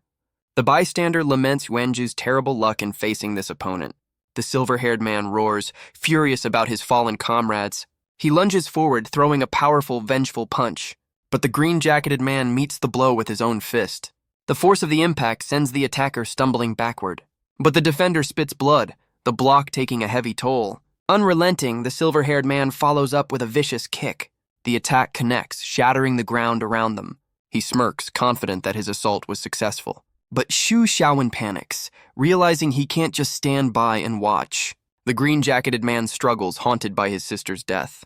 But there's no time for grief as another attack comes flying in. The silver-haired man lunges forward, his face a mask of rage. In a desperate move, the defender catches his opponent's arm. The attacker smirks, surprised by this show of physical strength. But the green-jacketed man knows he's outmatched, his power useless. He's sent flying by a brutal kick, crashing to the ground. Talk about a bad day at the office. With nothing left to lose, he summons a storm of crackling energy. He unleashes a massive wave of lightning, a final, desperate gambit. But his opponent dodges with ease, the attack completely missing its mark. The silver-haired man grins, mocking his opponent's foolishness. But the lightning attack continues to surge forward with incredible force. He scoffs, declaring the desperate move completely useless. He claims he was only toying with him until now, a simple restraint. The green-jacketed man closes his eyes, gathering his remaining power. He knows he has one last chance to turn this fight around, but instead of attacking, he turns the lightning inward. He roars in agony, channeling the raw energy into his own body. His opponent realizes he's using the electricity to amplify his strength. A truly shocking development. Now powered up, the green-jacketed man demands answers about the true mastermind. But the silver-haired man just smirks, asking what a dead man can do with a secret. He dismisses the power-up as a desperate, meaningless gesture. With a confident smile, he prepares to end this little rebellion. But the green-jacketed man is already in motion, his fist crackling with power. He lands a devastating punch, the lightning-infused blow connecting squarely. The silver-haired man stumbles back, his arrogant smirk finally wiped from his face. He's furious, questioning how he dared to punch his very expensive face. Without a word, the green-jacketed man twists him into a brutal throw. He slams his opponent into the ground, the impact creating a massive shockwave. The silver-haired man coughs in the dust, the fight suddenly not going his way. The silver-haired man coughs up blood, the taste of defeat bitter in his mouth. He looks around, dazed, wondering how this fight ended up at a family fun center. His eyes narrow with a mix of pain and pure, unadulterated rage. The green-jacketed man stands over him, crackling with borrowed power. He demands to know who's pulling the strings behind this entire conspiracy. But his opponent just glares back, shouting for him to reveal the truth. The green-jacketed man gathers a vortex of energy, his patience completely gone. He unleashes the power, demanding his captive finally start talking. The silver-haired man can only scream as the energy tears through him. With glowing eyes, the interrogator loses himself completely to his rage. But the borrowed power comes at a terrible price. He coughs up blood, his own body breaking down under the strain. But his opponent just grins, savoring every moment of the brutal fight. He mocks the man's weakness as he crashes to the ground. With a cruel hand, he grabs his defeated foe by the hair. He forces him to his knees, promising a slow and painful end. A nostalgic smile spreads across his face. He's clearly a people person. The battle rages on, shaking the very foundations of the city. The silver-haired man prepares to deliver the final fatal strike. And with his opponent broken, the fight finally comes to an end. The silver-haired man struggles to his feet, annoyed by his opponent's resilience. He stands over the fallen man, questioning his right to use such power. He taunts him, recalling how his sister stared at them as she died. With a cruel smile, he mimics her desperate pleas for them to stop. He leans in close, his words a final venomous twist of the knife. And back in reality, Xu Xiaowen is completely and utterly unimpressed. He just stands by his scooter, wondering what he just witnessed. Suddenly, a hand reaches into his basket, grabbing a floral cloth. The mysterious person tucks the handkerchief into their back pocket. Elsewhere, the silver-haired man is on the phone, warning someone to stay away. He confirms his orders, blood dripping from his lip. The silver-haired man stands, his expression cold and resolved. He looms over his fallen foe, blaming the Yuan family's influence. With a final furious glare, he prepares to end this. He launches a devastating kick, aimed to kill, but a hand intercepts the blow. A mysterious figure in a floral scarf. The impact shatters the ground, a testament to the blocked power. A massive cloud of dust and debris erupts from the clash. The silver-haired man can only stare, his mind reeling in disbelief. And the mysterious hero asks if anyone has seen their keys. Priorities, you know. The silver-haired man is stunned, unable to believe his kick was caught. He demands to know who this stranger is, but our boy just wants his car keys. The attacker screams, demanding answers from the mysterious newcomer. Xu Xiaowen calmly repeats his story, crouching to search the ground. The silver-haired man finally recognizes him as Yuanjie's companion. Our boy quickly shushes him, worried about attracting the association's attention. A strange fear creeps in, though the man sees no obvious threat. He sizes up Xu Xiaowen, seeing only a scrawny kid with no muscle. Clearly not a threat. Xu Xiaowen spots his keys conveniently pinned under the unconscious Yuanjie. Deciding he's invincible, the silver-haired man lunges forward to attack. And with a swift backhand, Xu Xiaowen slaps the man across the face. The silver-haired man is left completely stunned, unable to process the disrespect. He holds his cheek, questioning if he was actually just hit. Our boy scolds him, reminding him that he was told to be quiet. The man's confusion finally turns to rage, vowing to make him pay. But Xu Xiaowen just hits him again, this time with a little more force.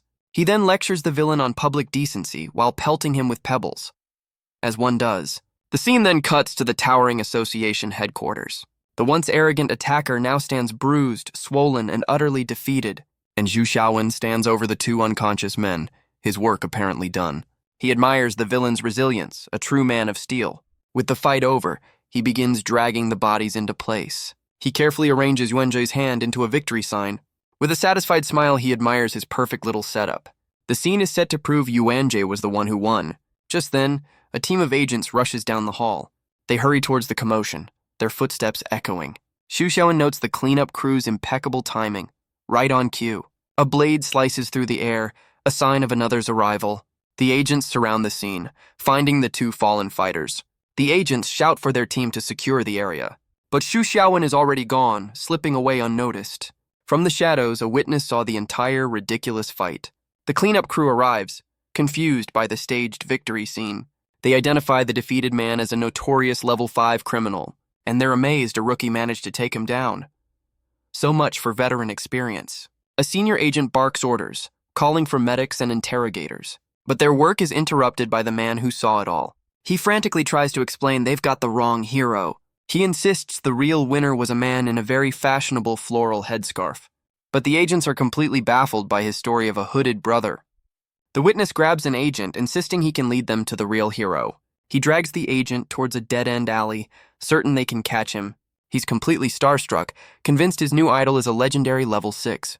But his excitement fades as he realizes the alley is completely empty. He looks around, wondering how the man could have simply vanished into thin air.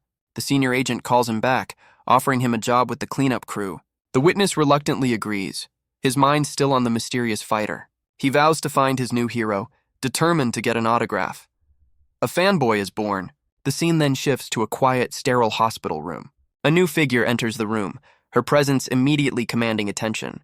A woman with pink hair and glasses looks down, asking if he's managed to die yet. It's Yuanzhe, wrapped head to toe in bandages, surprised to see his section chief. She crosses her arms, questioning why her star recruit is dressed like a mummy. He admits he got carried away, completely forgetting the rules in the heat of battle. She leans in close, reminding him that induction training wasn't a comedy show. Yuanzhe can only stammer, his body too broken to even sit up properly. Her lecture feels less like a scolding and more like a threat of further injury. She sighs, explaining that since the criminal was caught, his punishment is waived. But she leaves him with a final warning. One more screw-up, and he's out for good. But Yuanzhe is haunted by the fight, unable to understand how his opponent returned stronger than ever. He recalls their last battle, certain he'd left the man crippled just a month ago. His section chief tells him to rest, promising to interrogate the captured criminal herself. He then asks about Xu Xiaowen, his memory of the final moments completely blank. She confirms Xu Xiaowen was unharmed and was the one who reported the incident. With no other witnesses, she orders him to focus on his recovery. But Yuanzhe can only stare at the ceiling, his mind fixated on his mysterious foe. The section chief warns him not to act rashly, as his family is also under investigation. She promises to share information, but reminds him the association calls the shots. With her final warning delivered, she turns to leave the hospital room. A door creaks open, revealing the scene inside. Lin Miao Miao finds Xu Xiaowen waiting for her in the hall. He wonders if she's paralyzed given her strange, silent stare, but she cuts right to the chase, accusing him of being involved. He just strikes a pose, asking if she likes his new look. Real subtle, buddy. Later, outside the hospital, the mood is far more serious. He asks what's on her mind as they share some ice cream. She asks if Yuanzhe revealed anything about the fight. She explains the villain had recovered and grown stronger in under a month. Xu Xiaowen adds that even at full strength, Yuanzhe was no match. She admits she understands Yuanzhe's burning anger. She begins to explain what happened 2 months prior. His sister was brutally murdered right in their own home. He could only kneel in the rain, surrounded by her blood. His sister, Yuan Suzhen, was the powerful head of their clan. A single umbrella was held over the tragic scene. Lin Miao Miao was there, trying to offer some small comfort. But the circumstances of her death were a complete mystery. And worse, it seems he was also a victim of the attack. With his sister gone, Yuanzhe was left alone to seek revenge. Lin Miao Miao finishes her story, her expression filled with sorrow, but her tragic tale is met with the sound of snoring. She explodes, furious that he slept through the entire thing. Xu Xiaowen wakes up, blaming his sudden and mysterious fatigue. She demands to know if he heard a single word she said. He panics, trying to cover his tracks with a melted ice cream crisis. But then he asks a surprisingly sharp question about Yuan Suzhen's power. Lin Miao Miao's eyes narrow. She reveals the sister was a level 6. Xu Xiaowen points out the obvious flaw in the story. How could a level 6 fall so easily? She's stunned he caught that detail, but he just offers a cheeky smile. He connects the dots, wondering if this is all about human experimentation. Lin Miao Miao agrees the possibility is terrifyingly high. He recalls Yuanji's desperate power-up, asking about the Yuan family's secrets. She confirms only the Yuan clan can use that specific thunder ability. Lin Miao Miao lays out her theory. Villains wanted their power, but the family refused. He admits it's just a guess, but he'll get answers from the captured criminal. But Lin Miao Miao suddenly changes the subject, a curious look on her face. She calls him out, questioning his sudden interest in Yuanji's problems. He brushes it off, claiming it's just gossip, not genuine concern. She lets it go, pulling out her phone to show him a link she just received. She hands him her phone, telling him to see for himself. It's a gossip forum for ability users, and he's the main headline. A post details the legend of the hooded brother, complete with a very flattering sketch. The comments are a mix of disbelief and, of course, fashion inquiries. Lin Miao Miao smirks, asking if he's the mysterious hero of the hour. He's more offended by the kindergarten-level art than the accusation. Xu Xiaowen explains he never would have intervened if he knew there was a witness. She reveals she took the witness's statement, helping to cover his tracks. With the crisis averted, he stands to leave, ready to get back to his delivery job. He walks away, reminding her that a man's still gotta eat. Xu Xiaowen laments his canceled bonus and lack of new assignments. His quiet moment is interrupted by an urgent call to Lin Miao Miao. The news is dire. Their captured villain, Xing Tianxing, has vanished. She notes the timing is just a little too convenient for their interrogation, but Xu Xiaowen isn't surprised, calling it a classic villain trope. He deduces this means the conspiracy runs far deeper than they thought. Lin Miao Miao orders him back to headquarters to investigate immediately. But our boy has more important things to do, like his 5 takeout deliveries. She can only stare, completely baffled by his dedication to the gig economy. He confirms with dead seriousness that his delivery job is his top priority. She screams for Xu Xiaowen to stop, but he just keeps on walking. Her frustration boils over, a chibi version of her kicking a bench in pure rage. But her angry outburst ends with a painful fall. So much for dramatic exits. The scene shifts to the towering headquarters of the association. Inside, a much more composed Lin Miao Miao gets down to business. She and her team are baffled, questioning how a prisoner could just vanish. With grim determination, she orders a full lockdown of the building. A secretary reports that no surveillance footage has captured the escapee. Lin Miao Miao can only stare out the window, confirming he disappeared into thin air. She wonders if the cameras were tampered with, her gaze falling on an empty hospital bed. The handcuffs lie on the empty bed, checked and cleared by logistics. Her subordinate confirms the restraints should have been foolproof. But Lin Miao Miao knows there's only one explanation: a spatial ability user. She immediately demands a list of every teleporter in the association. The subordinate questions if she's suggesting there's a spy in their ranks. But Lin Miao Miao shuts her down, ordering her to just follow the command. The agent can only bow in compliance to her section chief. Lin Miao Miao is left to wonder how he vanished the moment she stepped away. She turns her frustration on the guards who were supposed to be watching him. She demands to know if they actually saw him disappear. Apparently, watching was a loose term. The guards offer a flimsy excuse. He vanished the moment they blinked. Lin Miao Miao's patience has officially run out. She orders a full review of every single surveillance tape. A door creaks open, signaling a change of scene. She returns to her office, finding a silver-haired woman waiting. The woman greets her warmly, a familiar face in the chaos. Lin Miao Miao immediately asks for an update on Wenji's condition. She clutches her head, overwhelmed by the data and the stress. Her subordinate notices her foul mood, asking what's wrong. With a grim expression, Lin Miao Miao delivers the news. Their prisoner is gone. Her subordinate is stunned, questioning if this was an inside job. Lin Miao Miao is certain it was, furious it happened under her watch. And she's clearly handling the stress with her usual grace. Her subordinate then presents a strange black card she found in the door. She admits she's already examined it, finding nothing unusual. But Lin Miao Miao holds the card, seeing the single triangle as a clear warning. Her subordinate realizes the timing is too perfect to be a coincidence. The name Xing Tianxing reignites Lin Miao Miao's fury. She'd hoped to get answers about the Yuan family from him. Her subordinate's expression turns to one of pity for Yuanjie. She knows he'll be crushed when he learns his only lead has escaped. Lin Miao Miao knows they have to find Yuanzhou before he's discharged. As for the card, she'll send it to logistics for a full analysis. Her subordinate sits quietly, the weight of the situation sinking in. But her mood suddenly shifts, asking about the hooded brother post. She explains the legend is growing, with a manhunt for the mysterious hero. Lin Miao Miao leans in close, startling her subordinate with her intensity. She whispers that the true identity of the hooded brother is, and her subordinate screams Xu Xiaowen's name in utter shock. The revelation sends her into a full-blown chibi panic. So much for keeping a secret. But Lin Miao Miao quickly silences her, demanding she keep this a secret. Her mind reels, unable to connect the dots between her boss's assistant and the legend. Meanwhile, Xu Xiaowen is back at his old delivery haunt.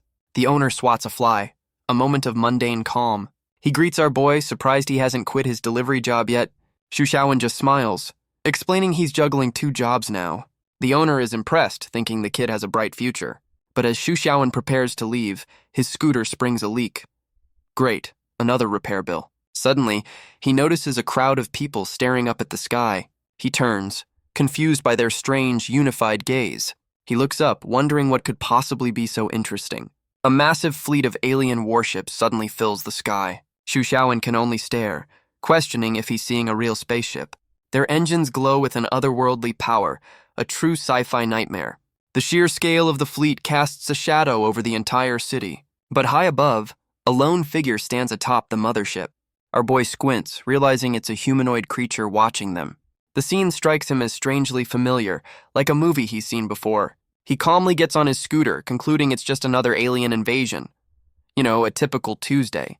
Inside the association, the leadership debates if this is even their problem. A logistics secretary orders them to stand down and wait for the military. The alien fleet descends, a silent, menacing presence in the sky. Without warning, their weapons power up, unleashing a beam of pure destruction.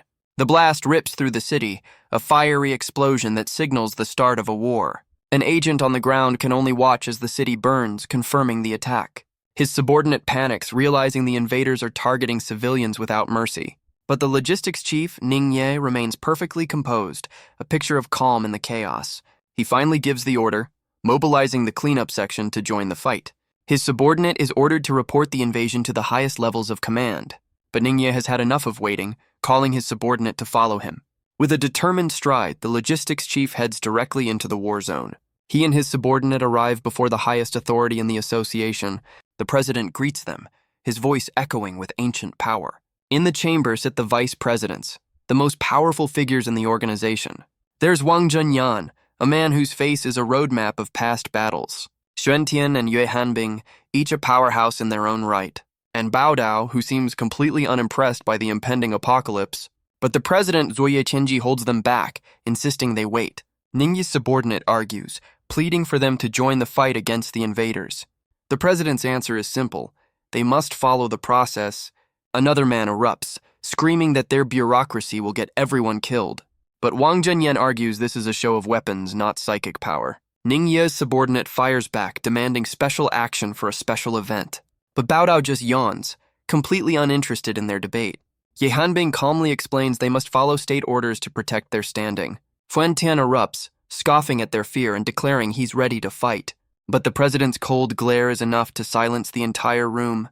Shentin immediately backs down, his bravado gone in an instant. The subordinate is shocked by the outburst, calling it completely unrestrained. The 2 men bow, confirming they will wait for the official notification. And outside, the city continues to burn under the alien assault. Xu Xiaowen races through the streets, his scooter kicking up dust. He arrives to find his own neighborhood is now a pile of rubble. His expression is one of pure, unadulterated frustration. Elsewhere, Lin Miao Miao stomps her foot, furious about the lack of communication. But our boy can only stare up at the mothership hovering over his ruined home. Meanwhile, on the bridge of the alien vessel, the mood is far more sterile. A blue-haired woman in a white dress makes her way through the ship. She approaches a throne, ready to report to the alien commander. The great and powerful leader is busy slurping some instant noodles. He casually asks for a status update. Apparently, world domination can wait for lunch. His subordinate reports that their test data is incomplete. The commander is surprised. This is a first for their conquests. He looks out at the bridge, his interest suddenly piqued. A manic grin spreads across his face. This planet might be fun after all. Down below, amidst the dust and chaos, a hero prepares. Xu Xiaowen ties on his now infamous floral headscarf. He sighs, his perfectly planned work schedule now in ruins. His hard-earned peaceful life has been completely shattered. And worst of all, his 80-year retirement plan is in jeopardy. With a furious glare, he decides to handle this personally. A massive impact shakes the ground, kicking up a cloud of dust. But his moment is interrupted by a familiar, frantic voice. The witness from the alleyway makes a less than graceful entrance. He clings to Xu Xiaowen's leg, calling him the headgear god. Our boy can only facepalm, insisting he's got the wrong guy. But the fanboy is certain, his eyes filled with tears of devotion. He declares that the hooded brother is the savior they've been waiting for. His delusion has apparently spawned a full-blown money-making cult. Priorities, right? The man looks up, his adoration for his new idol completely unwavering. Xu Xiaowen realizes he's just found his number one, very creepy fan. Xu Xiaowen tries to kick his new fan away, telling him to back off. But the man offers a business proposal. He'll make him a famous idol. Our boy is completely uninterested in the idea of fame. The fanboy insists he'll make him number one in the world. With a brutal grip, Xu Xiaowen explains that number one is not in his vocabulary, but his lecture is cut short as he spots a familiar face in the rubble. It's Wang Yik, looking completely bewildered by the chaotic scene. He calls out to her, asking for help hypnotizing his new stalker. But Xu Xiaowen panics, realizing his identity has somehow been compromised. And Wang Yik is completely starstruck, realizing she's met the legendary hooded god. He tries to explain his identity, but his ridiculous disguise only adds to her confusion. But up on the mothership, the alien commander is suddenly sent flying across the bridge. His subordinate reports a massive energy spike that vanished as quickly as it appeared. Enraged, the commander calls for his ultimate weapon to be brought online. A massive projectile is loaded, a final solution wrapped in warning tape. With a sadistic grin, he gives the order to fire, ready to obliterate the planet. The massive shell hurtles through the sky, a harbinger of total destruction. But down below, Xu Xiaowen grabs his two companions, pulling them to safety. He leaps through the air, narrowly avoiding the devastating projectile. The weapon screams past, its target just inches away from our reluctant hero. The weapon slams into the earth, unleashing a cataclysmic explosion. Back at headquarters, an agent screams that the enemy has attacked, begging for the order to engage. Another pleads with the president, insisting this is beyond what normal forces can handle. But on the monitor, a hand points to a lone figure emerging from the dust. The room falls into an awkward silence as they realize who it is. A silhouette stands amidst the devastation, carrying two others to safety. The dust settles, revealing Xu Xiaowen in his ridiculous disguise, looking more like a disgruntled babysitter than a hero. His expression is one of pure, unadulterated annoyance. So much for a quiet life. He looks around at the endless destruction, his shorts now torn from the blast. Wang Yik can only point in horror, her face bright red at his wardrobe malfunction. Xu Xiaowen tries to play it cool, telling himself it's no big deal. But Wang Yike is clearly flustered by the unexpected view. The embarrassment is quickly replaced by pure, unadulterated rage. First they destroyed his house, and now they've ruined his favorite shorts. This is the final straw. His peaceful life is officially over. He roars at the sky, declaring that someone is going to die today. But his dramatic declaration is met with complete silence. He looks up, wondering where the massive alien fleet has gone. Talk about a quick exit. The sky is suddenly clear, the sun shining as if nothing happened. Xu Xiaowen stands in the rubble, questioning how an entire invasion could just vanish. His expression darkens, his dignity now as tattered as his shorts. He tries to play it cool, but the accusation hangs heavy in the air. With a snap of his fingers, he decides to take matters into his own hands. A blinding light suddenly emanates from the problem area, a holy sensor bar, if you will. He proudly presents his solution to a blushing, overwhelmed Wang Yike. Nearby, his number one fan slowly begins to stir from his daze. His eyes snap open, the fog of confusion finally starting to clear. But instead of reality, he sees a divine vision of the god of headgear. The sheer holy presence is too much, and he promptly passes out. Xu Xiaowen realizes this guy's obsession is going to be a long-term problem. Wang Yike is completely overwhelmed by his holy sensor bar. Meanwhile, the association's cleanup crew rushes to the blast site. Xu Xiaowen realizes the authorities have arrived way too quickly. He panics, knowing that if he's caught, his quiet life is over. With no time to waste, he grabs Wang Yik to make their escape. They disappear into the dust, leaving the chaos behind them. The agents finally arrive, finding only one person at the scene. It's his number one fan, passed out with a look of pure ecstasy. Truly a man of culture. The scene then shifts to a quiet, modern office. Wenji's section chief sits at her desk, her attention on her laptop. Back at a temporary office, Lin Meow Meow taps her phone, her patience wearing thin. Her expression hardens, her focus absolute as she waits for news. But a sudden noise makes her leap to her feet, demanding to know who's there. She turns toward the living room, bracing for an unexpected intruder. A hand reaches out from a flash of brilliant, disorienting light. And Xu Xiaowen appears with Wang Yike, his holy sensor bar still very much active. Lin Meow Meow can only stare, sarcastically complimenting his dramatic entrance. Wang Yike explains their home was destroyed, asking where they'll stay now. Xu Xiaowen cheekily thanks Lin Meow Meow for having a fresh pair of pants ready for him. She explodes, yelling that his divine light fried every camera in the building. Xu Xiaowen offers a simple solution. They can all crash at his parents' place. But his true motive is financial. He's broke after having to return the rent. They arrive at a massive traditional estate in the heart of the city. Just then, another pair of unexpected guests arrives at the gate.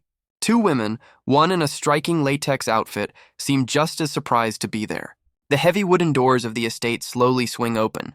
A housekeeper greets them, his eyes filled with tears as he calls Xu Xiaowen young master.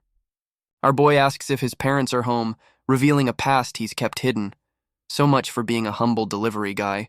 He explains their situation, asking for temporary shelter for his friends. The housekeeper begs him not to run away again, hinting at a troubled family history. The flustered housekeeper asks him to repeat his request. He then rushes inside, shouting that the young master has finally returned. Xu Xiaowen is met by his parents, his father immediately questioning his sudden return.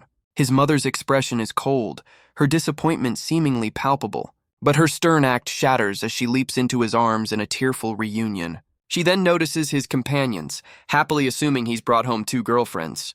But one of the other unexpected guests is less than thrilled with that assumption. His parents are already naming the grandkids, moving at a truly terrifying speed. His mother then calmly tells him to get his friends settled for dinner. Xu Xiaowen can only sigh, realizing his parents are just as chaotic as he remembers. The scene shifts to the opulent interior of the family estate. Every detail speaks of old money and traditional power. One of the guests connects the dots, realizing who Xu Xiaowen's father is. The other confirms he's the chairman of a massive corporation.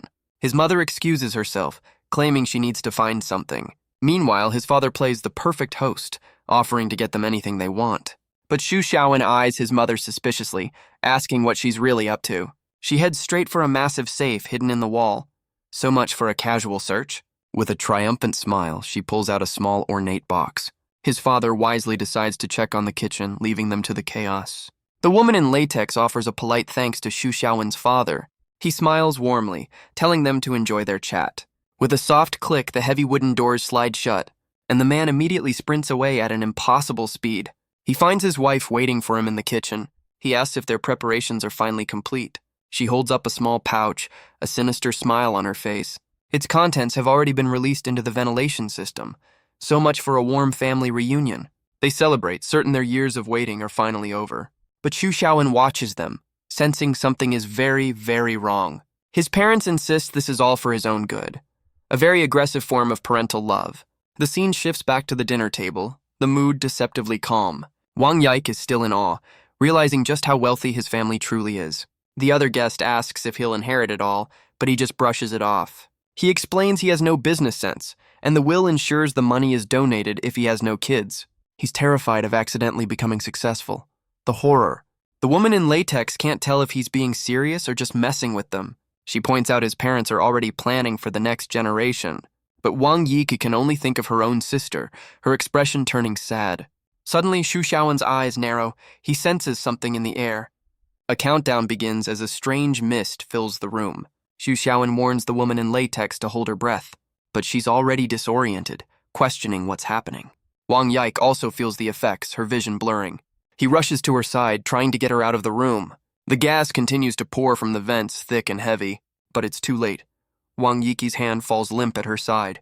The world dissolves into a hazy, disorienting blur. He holds her close, realizing she's completely passed out. Suddenly, a strange purple energy erupts from the other guest. Looks like Mom and Dad's plan has a few variables. Wang Yike shoves him away, her power erupting in a violent purple wave. She begs him to stay back, her voice filled with panic. Overwhelmed by the strange energy, she struggles to maintain control. Xu Xiaowen realizes the gas is absorbed through the skin. His parents really spared no expense. She screams as her power surges, her hair flying wildly. The others can only watch as her ability goes completely berserk. The woman in latex warns that once this power explodes, it's irresistible. And just like that, she collapses, another victim of the psychic wave. Xu Xiaowen yells for Wang Yik to fight it, to not let the power control her. But she's lost, admitting she has no idea what's happening to her own body. The purple energy consumes Wang Yike, her body racked with power. Xu Xiaowen reaches out, his hand steady amidst the chaos. He offers to help, his expression calm and reassuring. He explains his plan is to knock her out to stop the rampage. But she panics, begging him to stay away from her. He just smiles, asking her to trust him in this moment. He pulls her into a tight embrace, promising he can control it. A massive wave of purple energy explodes from their contact, but a hidden camera captures every moment of the chaos. So much for privacy. With the energy finally contained, Wang Yike collapses to the floor. His parents and their housekeepers stare at the monitor, completely baffled. His mother questions what she just heard through the speakers. His father confirms it. The power belongs to a phantom. But his mother is confident her special charm will still work on their son. The housekeeper notes that their young master is in for a wild night. The phantom is a demon that seduces humans through illusions. They are masters of the dream world, feeding on their victims. And legend says any human who falls for their tricks will die. So, this was Mom's grand plan. Back in the garden, Xu Xiaowen and the woman in latex stand in the moonlight. She senses something is wrong, a new danger in the air. Xu Xiaowen confirms they're now trapped inside Wang Yike's illusion. But the woman in latex seems intrigued by this strange new world. She asks how he managed to escape Wang Yihan's illusion before. They walk through the dreamscape, a world born from a phantom's power. She questions the true extent of his strength, clearly impressed. But her curiosity quickly turns to frustration. He stops dead in his tracks, causing a rather undignified collision. She clutches her nose, demanding to know why he stopped. So much for a graceful dream walk. He asks if she's grown tired of this little charade yet. She questions his sudden change in demeanor, finding it out of character. He smirks, suggesting that since they're stuck, they might as well have a little chat. Meow Meow deflects, insisting they need to find Yike before this illusion gets any worse. He drops a cryptic warning about staring into the abyss, clearly enjoying her discomfort. She scolds him for eavesdropping on her thoughts, confirming he can read her mind. Our hero calls her out, claiming her inner monologue is so loud he can't ignore it. A Chibi Meow Meow furiously demands he stop, completely exposed and embarrassed. She grabs his shirt, threatening him not to repeat a single word of what he's heard. He leans in closer, completely unimpressed by her empty threats and flustered face. With a single push, he pins her down, calling her bluff with a confident smirk. She glares back, warning him that he has no idea what she's truly capable of. She explains her ambition, willing to do anything to climb the ladder. Xu Xiaowen finds her do-whatever-it-takes attitude rather interesting. He walks on, claiming to know the secrets of many powerful people, but he dismisses them as meaningless whispers, not true secrets. She points to a light, thinking Wang Yike is there, but he holds her back. They stand before a glowing staircase, the heart of the illusion. He explains that no matter what they do, they're trapped here. She questions the illusion's complexity, thinking it's only level 3. A classic underestimation. But Xu Xiaowen reveals this is far beyond a simple level 3 trap. He concludes that Wang Yike is much more powerful than they ever imagined. The illusion shifts, painting a scene of a moonlit estate. Grand pillars and balconies rise from the hazy, ethereal dream. Suddenly, they're in a vast hall, where Wang Yike kneels alone. Xu Xiaowen seems disappointed by the simple design of her dream castle, but he admits the understated style fits her personality perfectly. His companion notes that only a madman could be this calm right now. To escape, they'll have to delve deeper into her subconscious. But the master of this dream is already one step ahead of them. The woman in latex realizes with a start that Wang Yike is awake, and she rises, no longer a victim, but the queen of her own world. The woman in latex questions how they can fight an enemy who won't attack, but Wang Yike stands before them, the silent, powerful master of this world. Xu Xiaowen corrects her. The game has already begun. His companion is completely lost, unable to see the hidden threat. With a subtle gesture, Wang Yike beckons them forward into her trap. Her eyes open, golden and filled with a newfound, dangerous confidence. The woman in latex is still baffled by this silent invitation. Xu Xiaowen explains the grim reality. The phantom has chosen its prey, and it's him. But his companion dismisses the idea, calling Wang Yike too simple for such a scheme. That word again, simple. and Xu Xiaowen knows she's dangerously wrong. His companion realizes the true nature of the creature before them. Xu Xiaowen decides to walk right into the lion's den. She tries to stop him, her voice filled with alarm. She grabs his arm, begging him to be careful in this dangerous world. But he just flashes a confident grin, telling her not to worry. She tries to reason with him, listing the dangers of this dream. She questions if he truly understands the consequences of his actions. He calmly replies that the worst that can happen is death. You know, no big deal. His nonchalance leaves her stunned, questioning his sanity. He looks up at the phantom, completely unfazed by her seductive display. The phantom opens her arms, a silent invitation to embrace her. But Xu Xiaowen just stands there, completely unimpressed by the display. He steps forward, closing the distance between them, and without hesitation, he pulls her into a close embrace. He whispers to her, telling her not to force herself to do this. Her golden eyes widen, his words cutting through the illusion. Her hand tightens on his jacket, a sign of her inner turmoil. She rises on her toes, closing the final gap between them. And in the heart of the dream, the phantom claims her prize. His companion can only watch in shock, her mind completely blown. The woman in latex realizes this situation is spiraling out of control. She watches as Xu Xiaowen holds the phantom, now wrapped in white feathers. But he's trying to break the illusion, urging Wang Yike to stay focused. His companion, however, completely misreads the situation, exploding with rage. But Wang Yike's golden eyes are fixed on him, the phantom's power still in control. Convinced he's a predator, she lunges forward to attack him. She fumes, convinced all men are the same when a pretty face is involved. She gathers her own strange energy, preparing to intervene with force. Her trust in him is completely shattered, her disappointment turning to fury. Back in the control room, his father cheers them on. A truly dedicated wingman, she unleashes her own strange power, ready to save the day. But Xu Xiaowen screams for her to get out of the way. A massive beam of energy rips through the dreamscape. But she's furious, accusing him of trying to escape her. She scoffs, dismissing the phantom as a mere level 3 threat. Famous last words, but the dream world itself issues a silent final warning. A massive explosion erupts from the ground beneath her. She's stunned as Xu Xiaowen pulls her from the blast zone. He carries her through the dust, his expression grim. He asks if she finally understands why he told her to move. He explains that attack would have been fatal in the real world. His companion can only look down, the reality of the danger sinking in. But the phantom declares that anyone who gets in her way will die. The woman in latex questions his assessment of Wang Yike's power. She insists she almost broke the illusion all by herself. Sure she did. She then accuses him of trying to break it with a kiss. Xu Xiaowen explains that now the phantom is wary of them. She brings up his easy victory over Wang Yihan's illusion. But he explains this dream is like quicksand. The more you struggle, the deeper you sink. He knows she and her sister are complete opposites in every way. He explains that while one sister uses rain to create illusions, the other uses thorns to build a cage. And the phantom rises, her power manifesting as a thorny prison.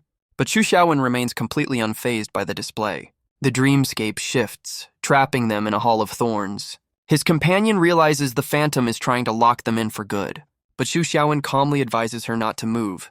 Classic overconfident hero pose. She suggests reading the phantom's mind to find a way out. But our boy explains he's already tried. This isn't Wang Yike, just a shell. The phantom's cold gaze confirms it. Mind reading is useless here. His companion is completely lost, questioning his talk of a hidden door. He explains the thorns are a test of trust. Resistance marks them as an enemy. But as the vines bind her, she panics, asking what happens if he's wrong. Xu Xiaowen is unfazed, claiming he's accepted his fate. A very reassuring partner. But she's not ready to die, lamenting her unpurchased leather boots. The phantom's gaze is cold, her will shaping this thorny prison.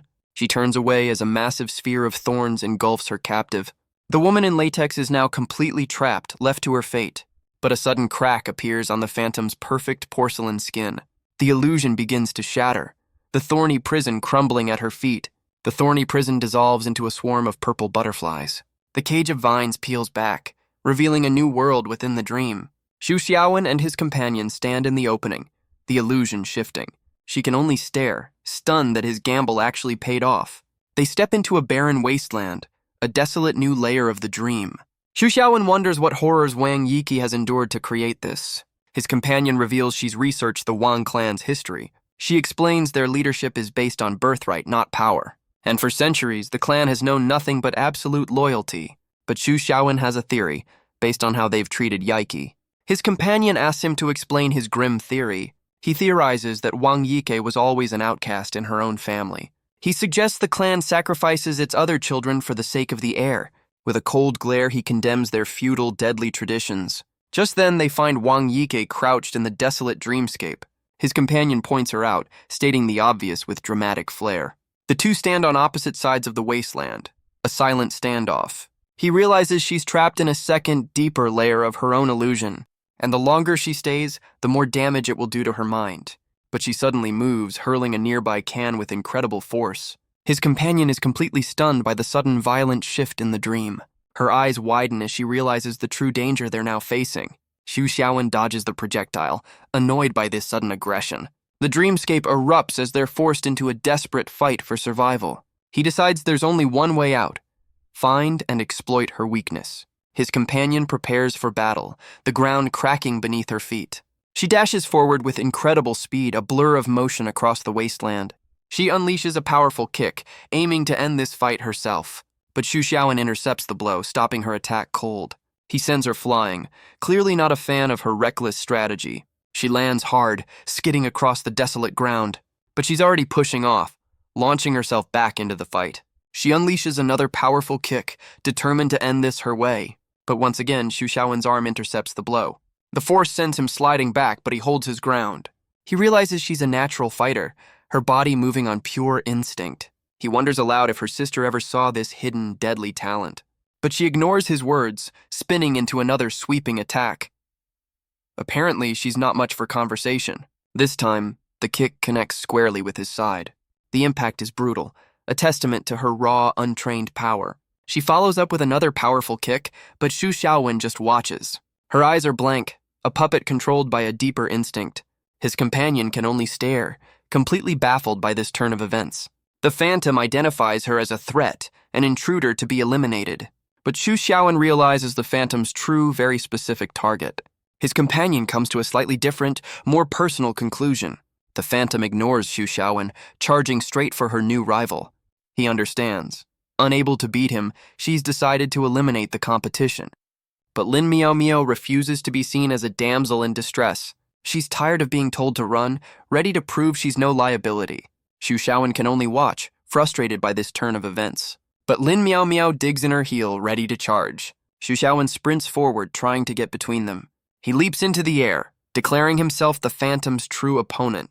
He screams Wang Yike's name, hoping to break through the illusion. But the Phantom ignores him, gathering a wave of destructive energy. She unleashes the blast, and Xu Xiaowen throws himself in its path. He screams for her to stop, his voice lost in the roaring power. He's completely engulfed in the swirling vortex of phantom energy. The blast consumes him, a hero's sacrifice in a dream world. But the blast transports him to a serene, sunlit clearing. He looks around, questioning this third layer of the illusion. He crouches in the grass, looking out at the endless mountains.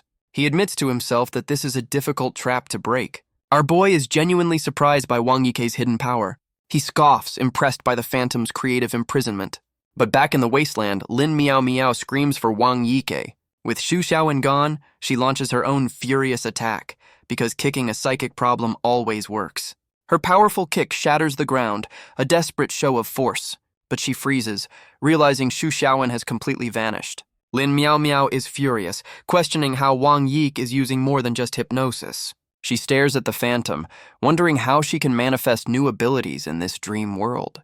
But a sudden realization hits her, a confident smirk spreading across her face. She remembers a key detail about psychic illusions. The creator can manifest any power they can imagine. And more importantly, anyone else trapped inside gains the same reality-bending ability. Lin Miao Miao realizes the playing field has just been leveled, a critical detail she'd almost forgotten. With a confident smile, she prepares to fight fire with, well, whatever she wants. But a moment of hesitation stops her cold. She's suddenly paralyzed by choice, unsure which superpower to manifest first. Truly, a terrible time for indecisiveness. But the Phantom isn't waiting, lunging forward to eliminate her rival. The Phantom unleashes a powerful slash, tearing the ground asunder. Lin Miao Miao panics, realizing she's still not ready for this fight. With a furious cry, the Phantom lunges forward, her attack glowing. In a desperate move, Lin Miao Miao tries to manifest a defensive wall. The Phantom's attack crashes against a newly formed hexagonal shield. Lin Miao Miao is relieved, thanking her high school chemistry teacher for the inspiration. But the Phantom just switches tactics, unleashing a massive wave of fire. The fiery blast slams into the shield, which begins to crack and melt. Her hastily constructed defense dissolves into a gooey, useless mess. Lin Miao Miao leaps away, furious at the relentless, scorching assault. Lin Miao Miao screams, desperately trying to break through to the real Wang Yike. But the Phantom just smirks, cutting her off with a single dismissive word. The dream world devolves into a chibi argument over bonus deductions.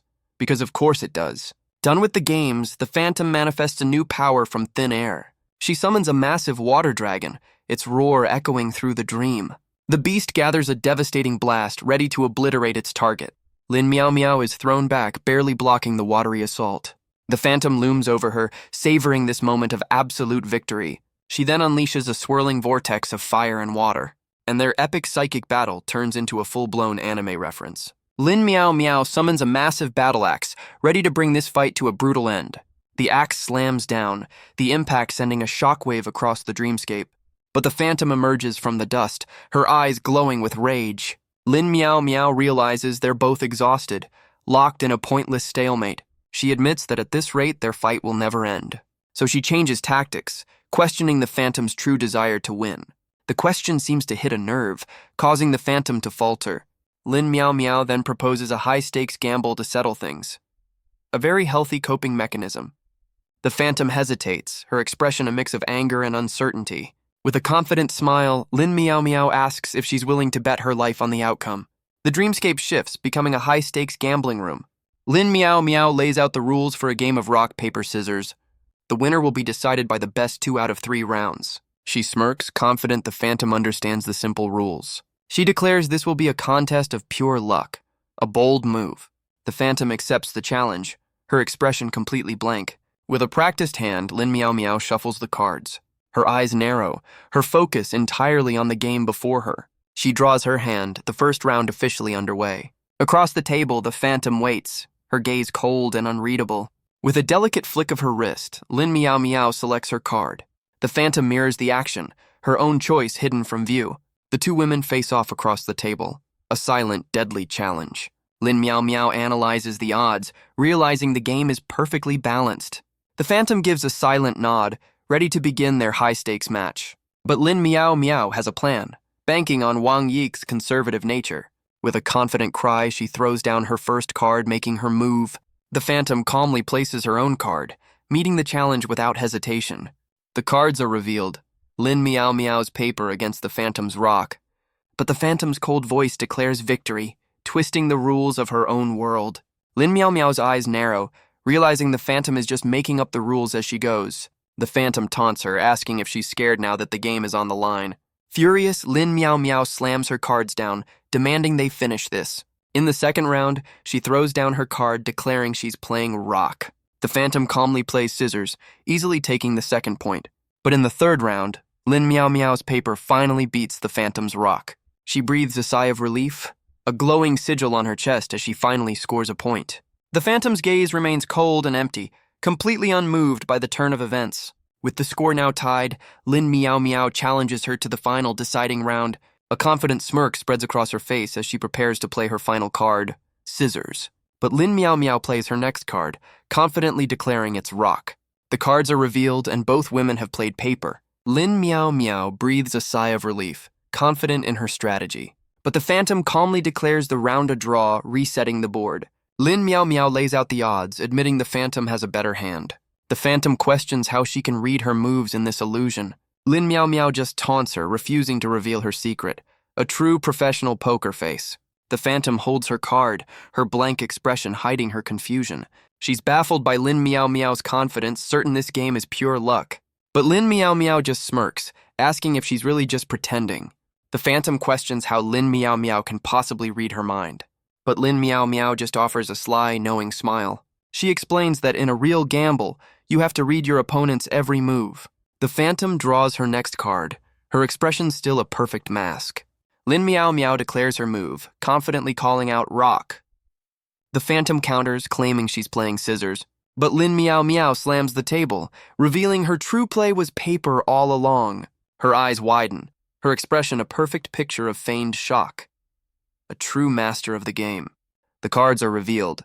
Her paper easily beats the Phantom's rock. The Phantom is completely stunned, wondering how she could have been so easily read. The Phantom realizes the entire tense act was a complete bluff. Lin Miao Miao stands victorious, her high-stakes gamble having paid off. The Phantom lets out a hollow laugh, the game now officially over. Lin Miao Miao finally relaxes, admitting the Phantom had her scared. She looks down at her opponent, ready to collect on their bet. But the Phantom needs to know how she was so easily outplayed. Lin Miao Miao just smirks, claiming it was nothing but a lucky guess. A likely story. The Phantom erupts, refusing to believe in such impossible luck. Lin Miao Miao invites her to think back on how the game truly played out. She explains it was all psychology, exploiting a novice's predictable moves and using verbal cues to manipulate her choices. She explains how she used verbal cues to plant suggestions in the Phantom's mind. But she plays it cool, claiming it all came down to being luckier. She celebrates her win, conveniently forgetting her life was on the line. The Phantom slumps over the table, completely and utterly defeated. With a triumphant shout, Lin Miao Miao declares her victory. She orders the Phantom to bring Xu Xiaowen back and release them. But with blank eyes, the Phantom admits she's unable to do so. That's because our boy is currently taking a nap in a peaceful meadow. He's completely oblivious, lost in a deep and snot-bubbled slumber. But his peaceful rest is disturbed, and one eye cracks open with annoyance. He wakes up, annoyed that Lin Miao Miao hasn't freed them yet. He'd hoped to just sleep through this whole ordeal. But it seems he'll have to break this illusion on his own. The gentle sound of a wind chime catches his attention. He looks up, his expression shifting with curiosity. A young girl, a memory of Wang Yike, reaches for the chime. Her golden eyes are filled with an innocent, desperate longing. He watches the memory play out, offering to get it for her. The young girl turns to him, her expression hesitant, but then a warm, trusting smile spreads across her face. With a gentle touch, he plucks the wind chime from the branch. He kneels before the young girl, offering her the simple gift. He then asks the child if she's out here all by herself, but she just smiles, pointing to where her family is waiting. Xu Xiaowen's expression shifts as he follows her gaze. He sees a memory of a seemingly perfect family in the distance. A younger Wang Yihan runs up, asking her sister if it's time to go home. She chatters excitedly about the new clothes their mother bought them. It's a sweet, innocent moment between two loving sisters. A moment that clearly didn't last. And Wang Yike offers her new treasure to her sister, so she can have a gift too. The young girl thanks him for his help before saying goodbye. Xu Xiaowen watches her, his expression thoughtful and serene. The two sisters then run off together down the sunlit path. He watches as they vanish into a brilliant, ethereal light. He stands alone in the clearing, the memory now faded. He realizes this perfect family is what Wang Yike truly desires. He questions how her power is so much greater than her sister's, yet she's only ranked level 3. He wonders if this idyllic memory is the cage that truly holds her. A prison made of happiness. The scene shifts, and a hand opens a wooden drawer. It reaches deep inside, searching for something hidden within. A hand pulls a photograph from its simple wooden frame. Back in the real world, Wang Yihan holds the empty frame, her expression unreadable. The photo reveals the truth. A happy Yihan and a timid, neglected Yike. A sudden snap of fingers breaks the heavy silence. An attendant appears, announcing visitors who wish to see her younger sister. Wang Yihan carefully places the photograph back in its hiding spot. She walks toward the door, her decision already made. With a cold glare, she agrees to handle the visitors herself. Meanwhile, back in the dream, the Phantom admits she can't honor their bet. Lin Miao Miao leans in, questioning why the master of this world can't fulfill her promise. Lin Miao Miao demands the Phantom end the illusion, reminding her she's the master here. But the Phantom just looks down, quietly admitting she can't. The answer sends Lin Miao Miao into a full-blown rage. She grabs the Phantom by the collar, her patience completely gone. The force of her anger cracks the table beneath them. She accuses Wang Yike of faking her simple nature, questioning if this was all a lie. But the Phantom just cries, insisting she's powerless to stop this. Lin Miao Miao is completely exasperated, wondering what she's supposed to do now. But as the Phantom repeats her plea, a strange red energy begins to form. The ominous power swirls around them, a sign that this dream is far from over. Lin Miao Miao is stunned as the red energy erupts behind the Phantom. The vortex consumes the Phantom whole, dragging her into the unknown. Lying on the floor, the Phantom repeats her desperate, powerless plea. She insists she can't end this, trapped by a force beyond her control. The scene shifts back to the real world, inside the Wang clan estate. An impatient hand taps against a wooden chair, the silence deafening. A man with glasses waits, his expression growing colder by the minute. He notes with annoyance that the matriarch has kept him waiting far too long. An attendant explains she wasn't expecting visitors, asking for his patience. He internally complains about their lack of manners, truly the nerve of some people. Wang Yihan finally enters, addressing the butler with casual authority. She turns to the visitor, her expression a mix of curiosity and suspicion. The man states his purpose. He's here to see her younger sister. But Wang Yihan claims her sister is asleep, an excuse he doesn't seem to buy. She settles in, feigning ignorance and asking him to clarify his doubts. He explains the rumors of Wang Yike's involvement with the association. This creates a political problem, as both families serve a higher power. He insists on a face-to-face meeting to clear the air. So much for a friendly visit. Wang Yihan finds his choice of words a bit too aggressive for her taste. He claims he's just trying to ease the concerns of his own clan's leader. With a sharp snap, Wang Yihan's hand hits the chair, her patience gone. She explains a convenient family tradition about pre-wedding meetings. If they insist on breaking the rules, she'll simply terminate the marriage contract. The visitor is completely stunned by her sudden, aggressive ultimatum. With a cold glare, she orders her unwelcome guest to be shown the door. The man turns to the butler, questioning this sudden hostility. He tries to play the peacekeeper, suggesting their families should be allies. But Wang Yihan accuses his clan of slander and breaking their traditions. She questions if his family was ever truly sincere about the marriage. She then implies his family might have other, more sinister motives. The visitor is stunned as he's accused of betraying his own lord. He quickly proclaims his family's unwavering loyalty, trying to save face. But internally, he seethes, accusing Wang Yihan of slander. She turns his words back on him, questioning her own family's loyalty. He immediately backtracks, deciding it's best to leave before he digs a deeper hole. Wang Yihan watches him flee, her victory in this political game absolute. Meanwhile, Lin Miao Miao is pulled into a swirling vortex of energy, but a powerful hand grabs her, surrounded by crackling lightning. She cries out as she's yanked from the chaotic dreamscape. A new figure holds her, offering a smug and very familiar greeting. Lin Miao Miao lands hard, calling out Xu Xiaowen's name in confusion. She asks if he's finally managed to break them out of the illusion, but he corrects her. He's the one who pulled her in deeper. He gestures to their new surroundings, asking if she recognizes the place. Her eyes widen as she identifies the Wang family mansion. The impossible scene leaves her completely and utterly bewildered. She asks which layer of the dream they've been pulled into now. Xu Xiaowen reveals it's a third level, one even Wang Yike doesn't know exists. The revelation sends a jolt of pure shock through Lin Miao. Miao. She's stunned, admitting she's never heard of such a powerful illusionist. He explains this hidden layer wasn't made by Wang Yike, but for her. He admits he doesn't know who created it, but finding Lin Miao Miao was a challenge. He describes this secret level as a perfect, happy fairyland. In this world, Wang Yike was confident and cheerful, a complete opposite of herself. But Lin Miao Miao feels dizzy, overwhelmed by the dream's strange atmosphere. Xu Xiaowen, however, is completely unaffected by the illusion's power. He decides they must find a way out, worried about their vulnerable bodies. Back in the real world, the room is quiet, the scene deceptively calm. The housekeeper stands over their 3 unconscious forms on the floor. With a nervous blush, he apologizes for what he's about to do. Looks like the family plan is still a go. The housekeeper grabs his young master's wrist, lamenting his refusal to grow up. He declares he must help secure the family's 100-year foundation. He carefully arranges Xu Xiaowen's hand next to the unconscious women. With the scene set, he declares his part and this is now done. He drapes Xu Xiaowen's arm over Lin Miao Miao, completing the setup. The housekeeper weeps, certain his master will be grateful later. A truly dedicated wingman. But back in the dream, Xu Xiaowen gets a very bad feeling. He explains how he was pulled into this second level, a hidden prison. He theorizes that Wang Yike's weak will has left this space vulnerable, and now this cage within a cage is being invaded by a stronger presence. He explains this invading force gave him a glimpse into the dream's secrets. He believes Wang Yike's true self was fighting back, but was overwhelmed.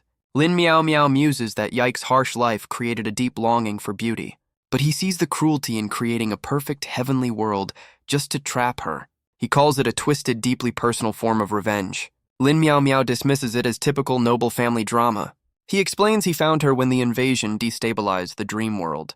A momentary crack in the illusion was all the opening he needed. But she's confused, questioning why this is a third level at all.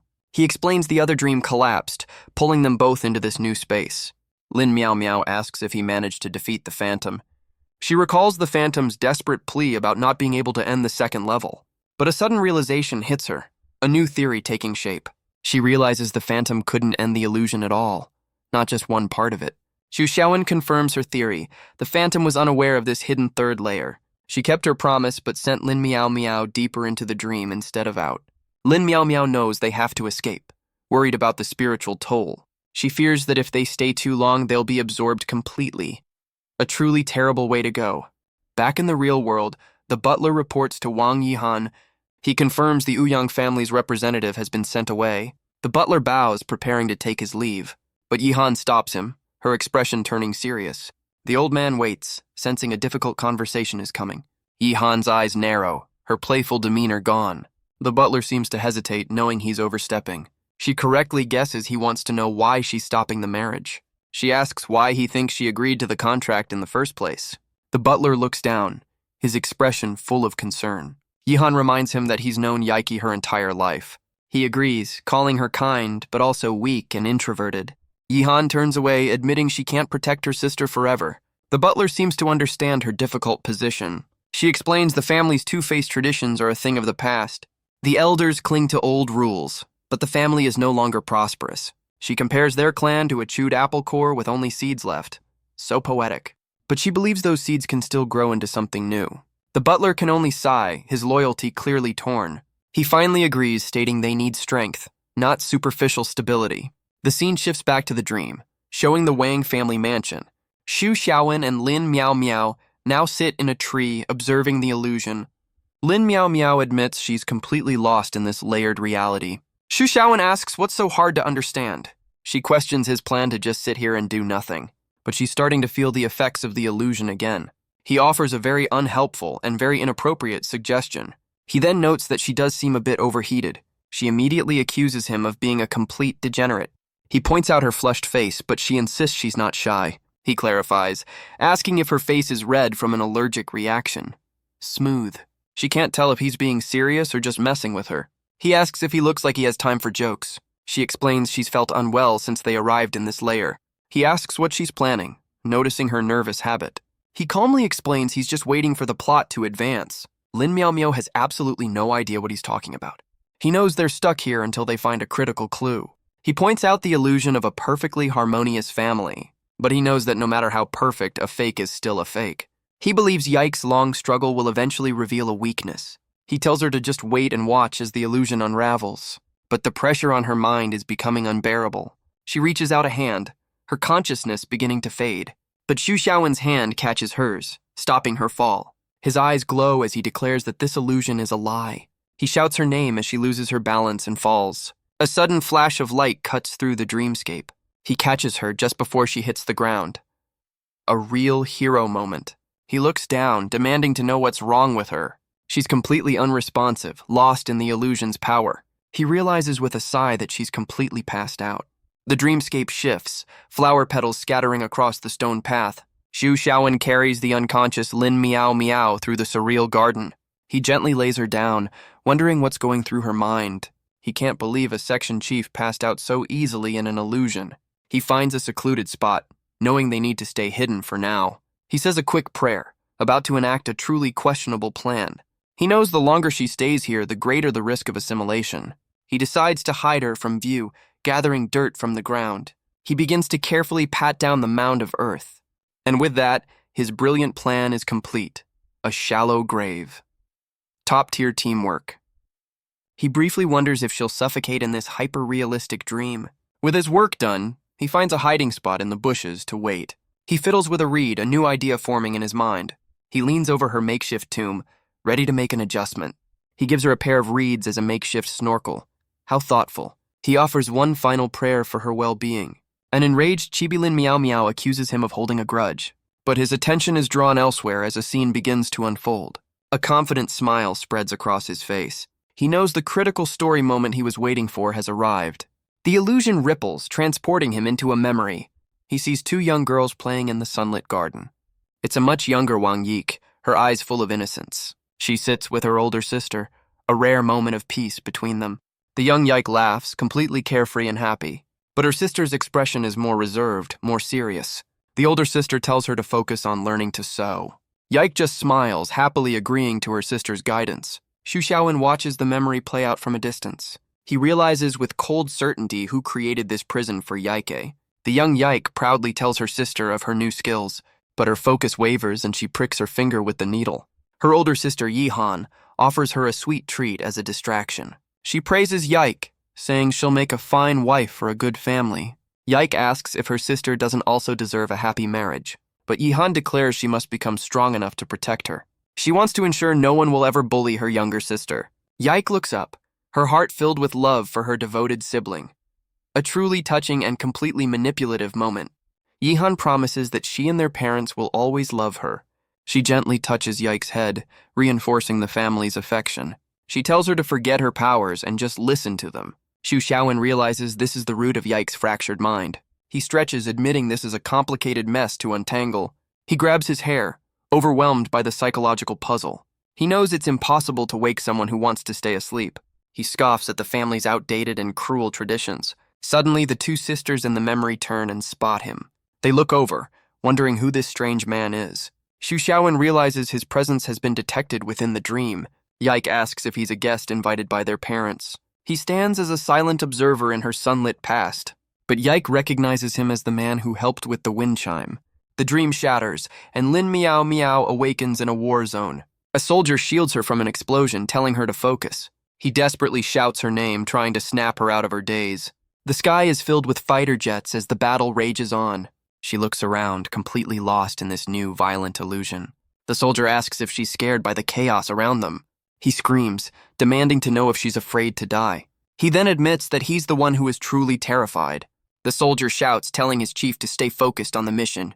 But she's lost in the moment, clinging to him in a daze. A great time for a hug. She looks up, tearfully asking if he's still alive. He tries to snap her out of it, reminding her they're in a war. She seems confused, asking what war he's talking about.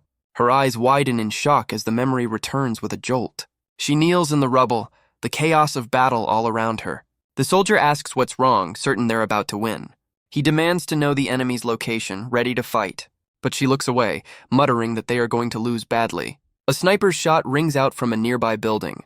The soldier is confident, believing their victory is assured. He tells her to get up and stop playing dead. So much for team morale. But a monstrous creature appears behind the sandbags. A blast of energy erupts, sending him flying. She looks over, asking if her subordinate is okay. A new enemy appears, a large man with a monstrous pet. The soldier gathers his power, a ball of lightning in his hand. He crouches, ready to unleash a powerful counterattack. The blast of energy shoots forward with incredible force. The enemy can only scream as the attack connects. Lin Miao Miao looks on, a new realization dawning. She remembers she has a team that trusts her completely. The soldier stands victorious over the battlefield. He scoffs at the insolent enemies who challenge the association. Lin Miao Miao is stunned by her subordinate's hidden power. He asks if they should go assist the other teams. She realizes this was all just a daydream, an enemy's ability. A genuine smile spreads across her face, her confidence restored. The two of them stand victorious as the association wins the war. Her subordinate praises her leadership, crediting her with their success. He teases her for zoning out under the pressure of battle. She flirts back, saying she was just charmed by his bravery. He panics, reminding her that she introduced him to his girlfriend. He playfully shoves her, telling her not to get a big head. He promises to treat the entire team to a meal to celebrate. Lin Miao Miao reflects on her team, realizing how much she trusts them. She remembers the countless battles they have won together, and she knows they will continue to fight as one. The dream fades, returning to the peaceful Wang family estate. Xu Xiaowen asks the young Yike what she's playing at. She proudly shows him a bag she's sewing for her sister. He asks if she's made anything for herself. The young girl seems confused by the very idea. She believes making something for her sister is enough. He asks if her sister feels the same way about her. He continues to watch the two sisters from a distance. The young Yihan looks over, her expression unreadable. He asks if she truly wants her sister to stay here forever. Her eyes seem to hold a hidden, steely resolve. She turns away, her back now facing him. Xu Xiaowen's eyes narrow, his theory now confirmed. The young Yihan dismisses him, saying she doesn't know him. The scene shifts to the Wang estate at night. The camera pans across the traditional moonlit architecture. The present-day Wang Yihan holds a cup, her thoughts dark. She sarcastically praises the Ouyang family and their master. A cruel, satisfied smile spreads across her face. Her grip tightens, shattering the cup in her hand. The butler asks if she's really letting Yike marry into that family. Her rage is palpable, the glass cracking in her hand. She slams her fist down, furious at the very idea of the marriage. She reveals she never intended to let Yike marry into that family. The butler can only stare, his relief evident. He admits her act was so convincing, he truly believed her. Yihan explains her plan was to stimulate her sister into action, but she's frustrated that Yike was far too tolerant to rebel. Now Xu Xiaowen has become an unexpected variable in her plans. The butler worries how they'll explain this to their master. Yihan lets out a comical scream of pure frustration. She blames the entire mess on her soft-headed father. She demands to know where her sister is right now. The butler explains Yike is now with Chief Lin and Xu Xiaowen. With a slam of her hands, she decides to pay them a visit. She orders the butler to take her to Xu Xiaowen's house. The loyal servant can only agree to her command. They arrive at the scene of the earlier alien attack. The entire neighborhood has been reduced to rubble. They can only stare at the complete and utter devastation. The butler notes the area looks like it was demolished. Yihan panics, ordering him to find her sister immediately. Back in the dream, the sun shines through the trees. Xu Xiaowen tells the young Yike she must find herself. The girl is confused, believing she's already right here. But the dream Yihan appears, confronting him directly. The young Yike just smiles, completely unaware of the tension. The dream Yihan sits, holding a book in her lap. She explains she is just a fragment left in Yike's heart, and that Xu Xiaowen is the only one who can help her. Our boy is taken aback by this sudden responsibility. He asks what she expects him to do about it. The illusion explains that Yike simply wants to be loved. She insists that this is the key to freeing her. The young Yike looks to him, questioning the very idea. The dream Yihan takes a step closer, her point made. Her form glitches, a remnant of a memory left by her parents. The real Yike watches, urging him to consider the offer. But Xu Xiaowen is completely against it, calling her a child. So much for a romantic solution. The illusion scolds him for being so dense after so many lives. He's stunned, realizing she knows his greatest secret. His eyes narrow, the pieces of the puzzle clicking into place. He realizes this Yihan was created by Yike's own subconscious. He wonders just how much the quiet girl has seen. The real Yike sits on the grass, her expression hopeful. She smiles, declaring her desire to finally grow up. The scene shifts to Lin Miao Miao's office, a memory resurfacing. One of her subordinates invites her out for a drink after work.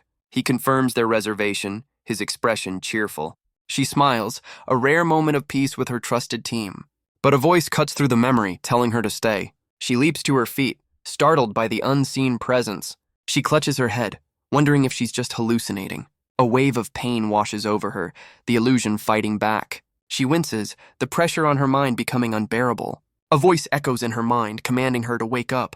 She screams, the dream world beginning to crumble around her. She cries out, demanding to know who is speaking to her. The voice screams back, telling her it's all a fake. She falls backwards, her consciousness returning to reality. She's still in pain, but the spell is finally broken. The voice screams in her mind, a desperate command to wake up. The dream shifts, and another Lin Miao Miao decides to take the night off. She watches her double, realizing this version of herself can't see her.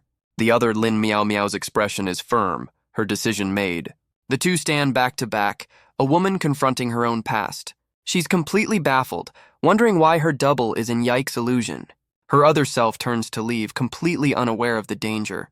A digital clock displays a date, September 8th, 2008. The memory floods back, and she's horrified by the significance of this day. With a surge of adrenaline, she knows she has to stop her.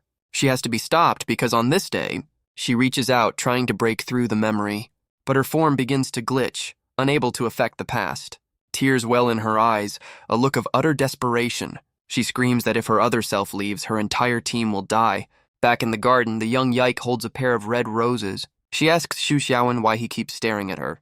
He sits with her on the grass, claiming he was just lost in thought. He internally questions the illusion's strange request for love. He admits Yike is cute, but this whole situation is getting weird. A chibi version of him complains about the absurdity of it all. The young girl gets closer, asking if he's lonely too. She leans in, sensing the long, tiring journey he's been on. Xu Xiaowen's eyes widen in complete and utter shock. She embraces him, speaking of thunder, flames, and pain. She describes his endless crawl through darkness, grasping for life. She asks if he truly desires to live that much. With a blush, she tells him that he is just like her. He's completely stunned, wondering how she could possibly know his secrets. She asks if his calculated life on thin ice is truly worth living. The illusion asks why he bothers, questioning what can't be released. Xu Xiaowen cuts through the fantasy, asking if Yike is truly asleep. She admits it makes no difference. She just wants to be loved. Her power manifests, a glowing hand reaching for him. The dreamscape shifts, responding to her powerful emotions. He calls out her name, trying to break through to her true self. The dream Yike asks if he will be the one to love her. He's trapped beneath her, caught in the hypnotic suggestion. Well, this escalated quickly. She repeats her desperate plea, her voice full of longing. The energy swirls around them as the illusion intensifies. Tears stream down her face as she begs for an answer. She demands to hear the words she's longed for her whole life. A flash of light obscures the scene as the pressure builds. But Xu Xiaowen shouts, telling her that's enough. She asks if being good enough will finally earn her affection. His arm is still caught in the swirling vortex of her power. He looks her in the eye and delivers a harsh truth. He won't love her. Her eyes widen in utter shock and devastation. He explains he could easily lie just to break the spell. The rejection shatters her and she breaks down completely. He leans in, asking if this fake world's love is what she wants. He challenges her to define what she truly desires. She's left speechless, her face a mask of pain and confusion. She finally begins to question her own motives. She turns away, looking deep within herself for an answer. A point of light appears on her forehead as she focuses her power. She realizes what she truly wants is... A memory flashes, showing a happy girl being praised by an adult. But in the background, a younger Yike is left alone in the shadows. The other girl looks back, a silent witness to her neglect. He asks if she truly wants the love of those who ignored her. With tears in her eyes, she finally admits that she doesn't. Her hands clench the fabric, her will fighting back at last. She screams her defiance as her true power erupts around her. The dream world shatters, the spell finally broken. Meanwhile, Lin Miao Miao's memory continues to play out. She pushes open a door, searching for her missing team. She stops, hearing a strange sound from within the building. Her expression hardens, sensing something is very wrong. She steps inside, wondering where everyone has gone. A subordinate named Aho greets her with a cheerful smile. He ushers her inside, but she seems hesitant to follow. The two of them walk down a quiet, empty hallway. She asks again about the others, her suspicion growing. He just grins, telling her the team is waiting for her to eat. She looks on, completely confused by his strange behavior. She realizes he's deliberately avoiding her questions. He offers her a meal, his smile never quite reaching his eyes. A classic "it's a trap" moment. Back in the real world, Xu Xiaowen's eyes snap open. He sits up with a jolt, the illusion finally gone. He finds himself back in his parents' dining room. He rubs his head, finally free from the dream. He looks over to find both women still unconscious on the floor. He stumbles to his feet, the ordeal having taken its toll. His parents peek in, asking if their son is okay. So innocent. He turns on them, furious at their little matchmaking scheme. They sheepishly admit their plan backfired, promising to do better next time. He screams there will be no next time, but they just smile and agree. He suggests his father should be the one working to secure the family line. His mother seems to like the idea, much to his father's horror. He asks how long they were unconscious. In a chibi flashback, he tries to wake Lin Miao Miao, but she just sleeps peacefully, a blush on her face. He figures since he's awake, the illusion is broken. He turns his attention to Wang Yike, trying to wake her. Her eyes slowly flutter open, the spell finally lifting. She sits up, completely dazed and confused. He explains they all passed out, his parents looking on guiltily. Wang Yike clutches her head, saying she thinks she had a dream. He asks if it was good or bad, knowing she can't remember the truth. With a gentle smile, she says it was a good dream. She then quietly admits that he was in it. He looks over at Lin Miao Miao, who is still out cold. Wang Yike checks on her, noting her high temperature. She feels her chest, confirming her heart is racing. Xu Xiaowen tries a more direct approach, which Yike quickly stops. He wonders if she's still trapped, but it doesn't make sense. A strange green energy surrounds her as she mutters in her sleep. His mother suggests he carry her to a bedroom. With a sigh, he lifts the unconscious section chief. His father happily tells him his old room is waiting. He tells Wang Yike to grab their things and follow him. Wang Yike politely excuses them to his parents. The two of them watch, their matchmaking plan seemingly a success. Wang Yike follows them down the long, ornate hallway. The scene shifts to a dark room, a device reading LV6. The screen glows, confirming a high-level power signature. Elsewhere, a pair of high heels clicks across a concrete floor. It's Lin Miao Miao, entering a dimly lit room where two men wait. Her expression is cold and determined, lost in a memory. The man shoves a strange white substance into his mouth. Lin Miao Miao asks her team what's wrong, sensing the trap. Her subordinate suddenly hunches over the table. He looks up with a manic grin, claiming to be tasting the food. Her eyes widen in horror and complete disgust. She leaps forward, declaring he is not her subordinate, Aho. The imposter just licks his lips, a taunting smile on his face. He reveals himself as overeating, one of the 7 deadly sins. Lin Miao Miao is stunned, believing he was already dead. He tells her she knows this is all just a lie. His eyes narrow, questioning if this is a beautiful dream. She pulls a small device from her purse. She aims her weapon, placing him under arrest. He just laughs, mocking her attempt to kill him in his own dream. With a wide grin, he dares her to do it. A massive blast of energy erupts from her attack. He taunts her, saying her arrogance killed everyone. Her weapon slips from her trembling hands. She falls to her knees, the world around her burning. She kneels in the flames, surrounded by her fallen comrades. Tears stream down her face as the memory consumes her. She covers her face, overwhelmed by grief and failure. She's left alone in the darkness, completely broken. The smiling faces of her lost team flash before her eyes. A second version of herself appears, looking down at her. She realizes her entire team was killed by overeating. She wonders if this new figure is her own inner demon. The double scoffs at the idea of a psychic being devoured by demons. The grieving Lin Miao Miao screams, clutching her head. She's consumed by the illusion, her mind shattering. She kneels in the wreckage, surrounded by her fallen team.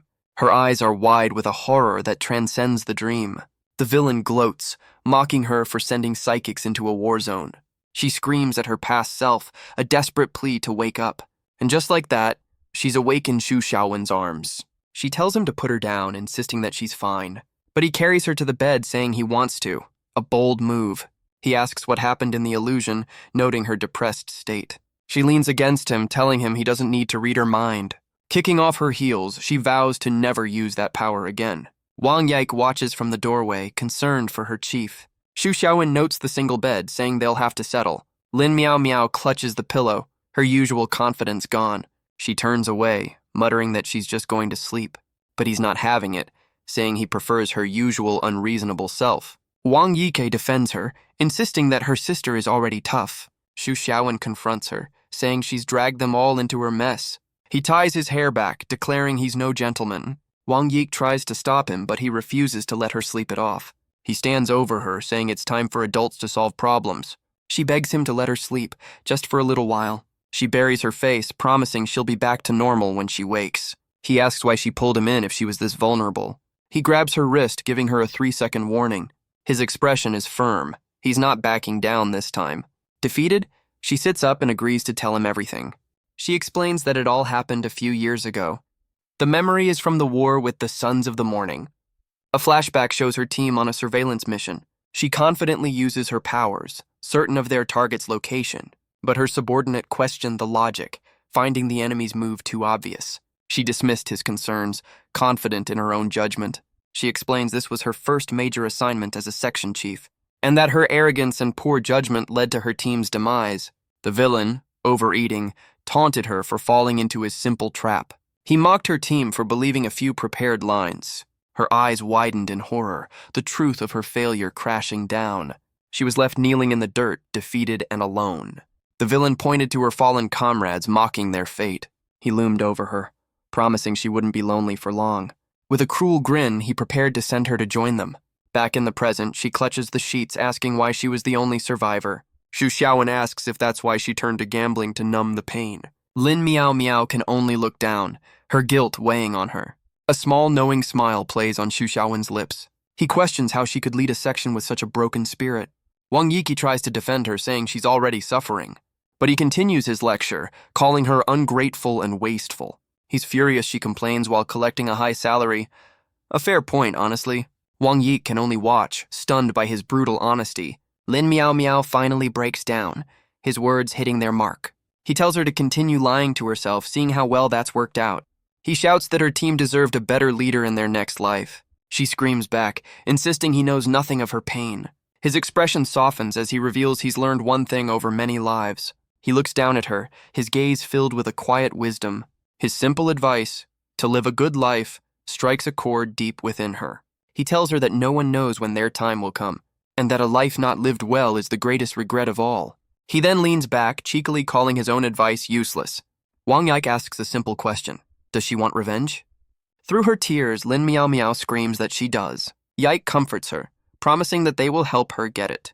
But Xu Xiaowen cuts in, declaring this is her own battle to fight. Wang Yiki scolds him for being so cold and ruthless. He clarifies that revenge through others is meaningless. Lin Miao Miao admits that she doesn't even know how to fight anymore. He just smirks, reminding her that they're right here to help. A truly motivational speaker. The scene shifts to the Wang family butler arriving at a new estate. He knocks on the heavy wooden doors of the Xu family home. Uncle Wang peeks out, asking how he can help. The butler asks if this is the residence of Xu Xiaowen. The housekeeper is impressed by the fancy car and the visitor's attire. He explains the young master ran away years ago, mistaking them for debt collectors. But the butler insists on seeing his parents, mentioning a fiancé. He warns that if they can't meet, the marriage will be annulled. Uncle Wang is completely stunned by this sudden revelation. He imagines the two women, thinking his master is in some serious trouble. A pair of elegant white heels steps out of the car. A woman with silver hair appears, asking about the delay. The butler explains that they are still in negotiations. Uncle Wang asks if she's truly the young master's fiancé. She explains his house was destroyed, so she came here to find him. The housekeeper begs her to stay, certain his master is awake. The woman and her butler wait, her expression unreadable. Inside, Xu Xiaowen wonders where he suddenly got a fiancé. He peeks out from a doorway, spotting his parents in the living room. His mother is already holding the woman's hand, his face a mask of horror. His father laughs, clearly delighted by this new development. The mysterious woman looks over, calling out Xu Xiaowen's name. Xu Xiaowen confronts the woman, demanding to know why she's here. His mother scolds him for his rudeness, while his father is just impressed by his son's social life. His father offers some very strange advice about nourishing his energy. He tearfully declares his son has surpassed him in ways he only dreamed of. The woman Wang Yihan calmly asks if Xu Xiaowen is all right. He asks why his house was demolished and if she's here for Yike. She asks about her sister's well-being, but his parents are stuck on the word sister. She explains she just wanted to see him and Yike, trying to calm him down. This family drama is getting complicated, but Xu Xiaowen isn't buying it, demanding to know her real plan. His parents have completely misinterpreted the situation, thinking he's a cheater. He grabs her hand, his patience completely gone. He pulls her along, telling her to follow him outside. His parents can only watch, lamenting their son's terrible behavior. Outside, he confronts her, asking why she's pretending to be his fiancé. He demands to know her true intentions. She just laughs, finding his seriousness amusing. She claims she just enjoys teasing him, calling it destiny. But he's not in the mood for games, telling her she's not welcome. Suddenly, her entire demeanor changes as she crouches down. He's completely baffled by her sudden shift in attitude. She kneels before him, explaining this is a sign of highest respect. With a desperate plea, she begs him to shelter them. He's left completely stunned by this dramatic turn of events. She grabs onto him, her desperation clear. She explains she wants to break away from the sons of the morning. She admits her subconscious knows he's strong enough to protect them. He calls her out for her self-righteous plan to manipulate Yike. She admits their psychic abilities leave them defenseless. The sons of the morning offer protection, but at a terrible price. She's been trying to force Yike to change, but their time is running out. But Xu Xiaowen's answer is simple and direct. He refuses. She desperately offers him anything he wants, any condition he can name. But he explains that money and power mean nothing to him. He just wants a quiet life. Wang Yihan can only puff her cheeks in frustration, her desperate plea denied. She's left kneeling in disbelief as he remains completely unmoved. She tries a new tactic, reminding him she's never knelt to anyone before. With tears in her eyes, she accuses him of going too far. A master of emotional manipulation. But he calls her out, saying moral blackmail won't work on him. He dismisses her grand gesture, saying they're barely even acquaintances. Just then, a quiet voice calls out her name from the shadows. It's Wang Yik, who has clearly overheard the entire conversation. Yihan quickly gets to her feet, trying to act casual, but her sister rushes forward, pulling her into a tight embrace. Yike cries, asking why she had to bear this burden all alone. Yihan holds her sister, admitting she was a fool to let her misunderstand for so long. Xu Xiaowen can only watch the tearful reunion, agreeing with her assessment. He claps his hands, eager to end the drama and go back to bed. But Yike turns to him, her eyes pleading for his help. He coldly states that being pampered is useless in the real world. His eyes narrow, his decision seemingly final. Suddenly, a massive fireball streaks across the night sky. The blast slams into a defensive barrier, shaking the entire estate. A beam of light cuts through the darkness, a clear sign of attack. Xu Xiaowen lands in a crouch, his power flaring to life. He notes another attack has inexplicably fallen from the sky. His life is never boring. Wang Yiki rushes over, asking if he was injured in the blast. He stands, confirming he's fine and that the attack came from above. The camera pans up to the full moon hanging in the night sky. A massive futuristic warship emerges from behind the clouds. It hangs over the estate, its cannons aimed and ready to fire. The massive alien warship looms over the Shu family estate. On the bridge, the horned leader casually enjoys a cup of instant noodles. With a manic grin, he declares he's finally found his target. He finishes his meal with a dramatic and frankly very messy slurp. He hands off the cup, promising to be back in a moment. His subordinate worries the noodles will get cold. A very valid concern. But the leader promises this little errand won't take more than 2 minutes. With a confident grin, he leaps from the ship, hurtling towards the earth. He lands with a thunderous crash, explaining he's been tracking a survivor. Xu Xiaowen stands before him, shielding the two sisters from view. The horned leader declares his long search is finally over. But his dramatic entrance is ruined by Xu Xiaowen's mother, who's crying about her garden. The invader's patience wears thin, his expression turning serious. He unleashes a powerful blast of fiery energy from his hand. His parents can only watch in horror as Xu Xiaowen moves to intercept. He meets the attack head-on, his own power flaring to life. The two forces collide in a massive, blinding explosion. His parents are left completely stunned by their son's hidden abilities. Xu Xiaowen tells them to find cover, promising to explain everything later. The horned leader stands in the molten crater, excited for a real fight. He asks if Xu Xiaowen is the strongest man in the world, but our boy just looks away, completely ignoring the question. The invader is furious at being so casually dismissed. Xu Xiaowen explains that claiming to be the strongest is a bad idea. He warns that such a title is a death sentence. He would know.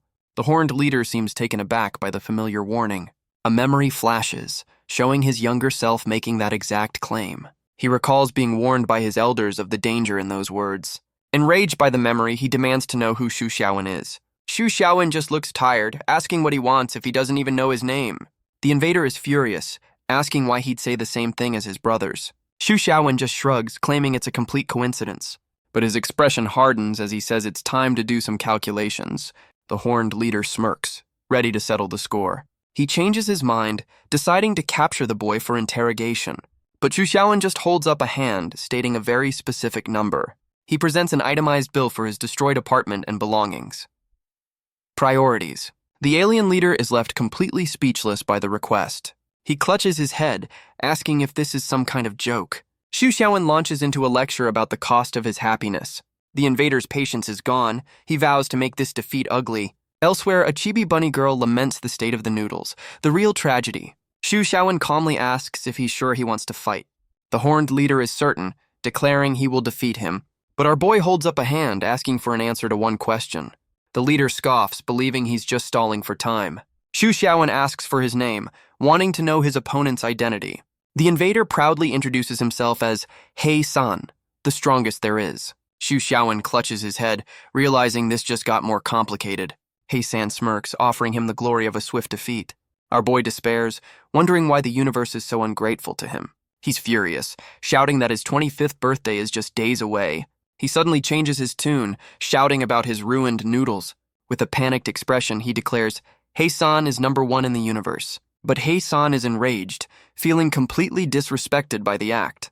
The scene shifts to a futuristic city, the M79 Nebula. A young boy with horns runs through a hall, calling for his father. He grabs the man's leg, tearfully explaining his brother is missing. He cries that his brother vanished into thin air right before his eyes. A flashback explains the two brothers were legendary talented warriors. A decade has passed since that fateful day. Hei San believes his brothers aren't dead, but lost in a system glitch. His father listens, clearly tired of this decade-long conversation. He questions if attacking every planet is truly necessary for the search. He tells his son he's already proven he's the strongest in the league. But Hei San knows his brothers were far stronger than he ever was. He vows to challenge the entire universe until he finds them. Back in the present, he taunts Xu Xiaowen for his apparent cowardice. The ground cracks as he prepares to unleash his full power. He launches forward with a devastating high-speed kick. But Xu Xiaowen dodges, denying he ever made such a claim. Hei San is stunned by his opponent's incredible speed. He gives chase, but our boy stays just out of his reach. The invader's frustration turns into a grim determination. The two of them clash in a blinding flurry of attacks, Xu Xiaowen catches his fist, flanked by two familiar shadows. Heisan stares in shock, demanding to know who he is. Xu Xiaowen calmly asks what answer he's even looking for. The invader asks if he knows the names Hei Yi and Hei Our boy feigns ignorance, completely lost by the question. Heisan proudly introduces his family. Creative naming wasn't their strong suit. Xu Xiaowen just shrugs, claiming he doesn't know them. But Heisan refuses to believe it's all just a coincidence. Xu Xiaowen sighs, offering to forget the money just to end this. He knows this guy is strong, but also incredibly difficult to handle. He's getting a headache, wondering if his opponent is all muscle. Enraged, Heisan accuses him of toying with him. He's never seen anyone dodge his attacks with such ease. A strange excitement begins to build within him. He grins, realizing this is the same feeling he got from his brothers. Heisan throws his head back, laughing with pure battle lust. He grins, declaring this is the feeling he's been searching for. Xu Xiaowen is completely unimpressed, noting his very standard villain monologue. The invader vows to defeat him and learn the truth about his brothers. Our boy asks him to drop the strongest title, insisting he knows nothing. Heisan launches another attack, which Xu Xiaowen easily dodges. Xu Xiaowen's expression hardens, his patience clearly wearing thin. He leaps through the air, weaving through the flying debris. He lands gracefully, ready for his opponent's next move. Heisan's grin widens, clearly enjoying the challenge. A powerful fist flies directly towards Xu Xiaowen's face, but he catches the blow with a single, steady hand. Heisan unleashes a crescent wave of fiery energy. The two opponents lock eyes, a silent challenge passing between them. They exchange a flurry of blows, their speed a blur of motion. Heisan gathers a massive ball of fire in his hand. He unleashes his ultimate attack, the Great Flaming Fury. The massive fireball hurtles towards the estate. Xu Xiaowen stands his ground, preparing to meet it head-on. With a single punch, he tears right through the center of the blast. Heisan can only grin, his confidence unshaken. But Xu Xiaowen looks completely stunned by his own power. The attack explodes behind him, devastating the landscape. The Wang sisters watch in awe, stunned by his incredible strength. Heisan casually dismisses the move, saying it was a simple feint. From the smoke, a voice complains about a ruined dress. This family has its priorities straight. The invader's eyes narrow, his focus now absolute. Xu Xiaowen emerges from the dust, his clothes torn but unharmed. He shouts at Heisan, demanding that he stop this pointless fight. Elsewhere, his mother complains that all the noise is getting on her nerves. Inside, Xu Xiaowen's mother is woken by the commotion. She storms out of the house, furious at the late-night disturbance. But she stops short, completely stunned by the scene before her. She demands to know what's happening, scolding them for fighting. Just then, Wang Yihan arrives, calling for her sister to wait. Elsewhere, Lin Miao Miao gets a frantic update from her subordinate. She's completely baffled, questioning Xu Xiaowen's involvement. The two women agree they need to find a safe place to observe. Lin Miao Miao tries to get a clear report from a flustered Wang Yike. She then turns her attention to the newly arrived Wang Yihan. She confronts her, demanding to know why she's here. Yihan just smiles, greeting the section chief with casual confidence. Lin Miao Miao immediately accuses her of being a traitor.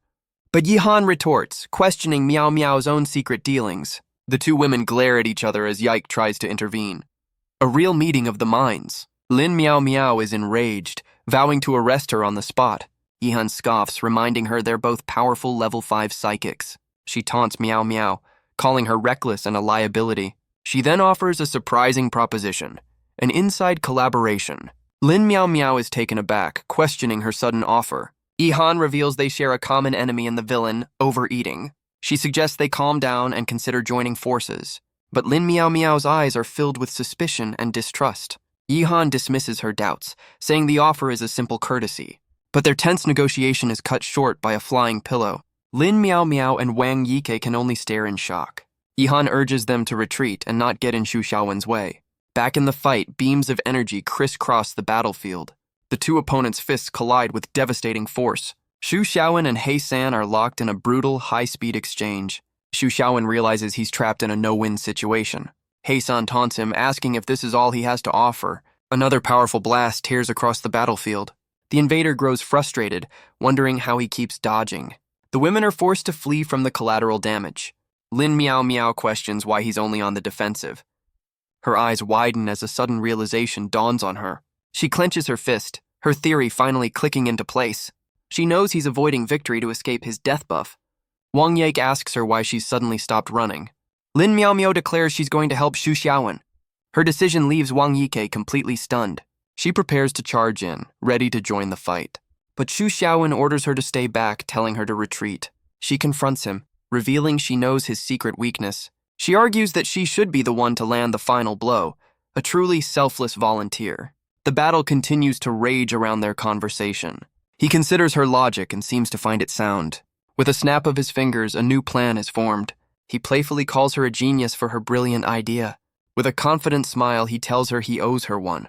Lin Miao Miao looks on, her expression unreadable. Xu Xiaowen turns to his opponent, declaring he's here to end this. He faces off against the exhausted but still dangerous invader. He San senses the sudden dramatic shift in his aura. The alien warrior braces for a new kind of assault. Xu Xiaowen unleashes a powerful punch, his fist glowing. The blow connects with brutal, unexpected force. He follows up with a devastating spinning kick. He laments that his peaceful life is once again being disturbed.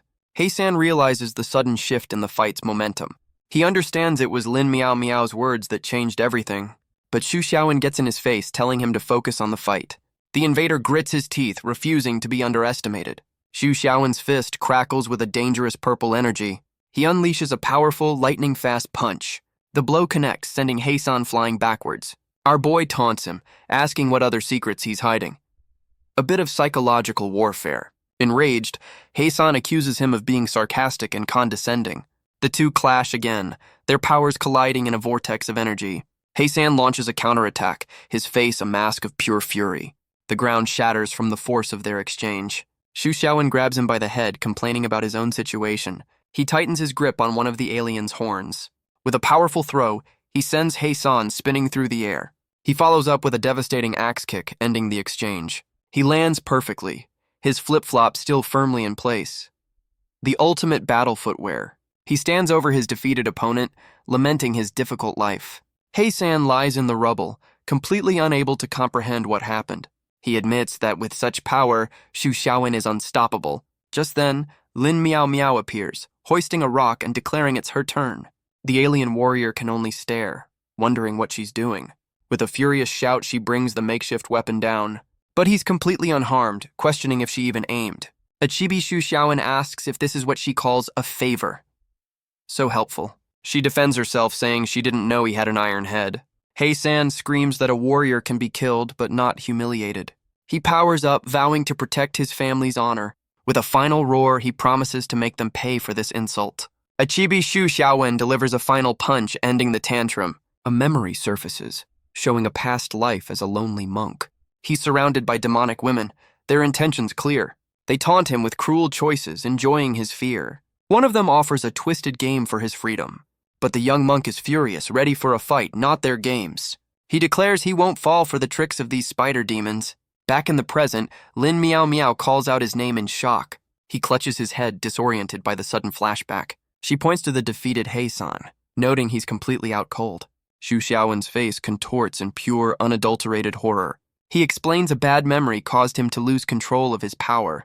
The two of them look up as a massive structure descends from the sky. She immediately checks on him, asking if he's feeling any side effects. He clutches his chest, insisting that he's perfectly fine.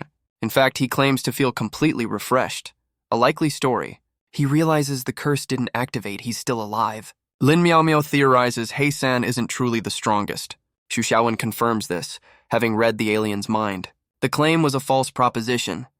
The truly powerful are hidden. She wonders if this means they've found a new kind of threat detector. The two of them look down at their unconscious problem. A devious smile spreads across Xu Xiaowen's face. He has a plan. Meanwhile, the real tragedy unfolds. The noodles are ruined. The scene shifts to a sprawling city at night. Inside a high-tech office, two men watch the skyline. An association member notes the alien ship has vanished again. And this time, they intentionally blocked all tracking signals. They can't pinpoint the attack's location, leaving them baffled.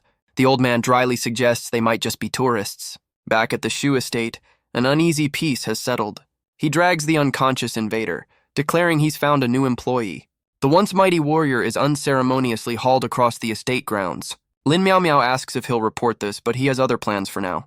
His expression is firm. He's keeping this one off the books. But their quiet moment is interrupted by another arrival from above. The alien subordinate lands, demanding they stop right there. Xu Xiaowen calmly asks if she's an ally of their new captive. She looks down at her defeated leader with clear disappointment. A real fall from grace. She explains she came down after her boss's quick trip took hours. With a knowing smile, she asks if they've already dealt with him. But Xu Xiaowen is wary, unable to read her thoughts at all. She asks what their plans are for him, eager to participate. Lin Miao Miao confirms she can't read her mind either. Xu Xiaowen agrees, telling her to join in if she wants. But the Wang sisters arrive, identifying the woman as an enemy. Xu Xiaowen is confident she won't attack them all by herself. He looks to the newcomer, addressing her by a new name. She comically agrees, declaring herself a pacifist.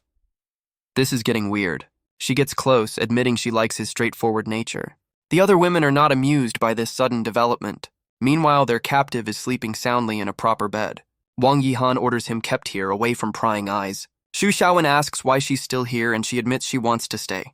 He teases her for being flustered, a rare sight indeed. Yike steps in to defend her sister from his teasing.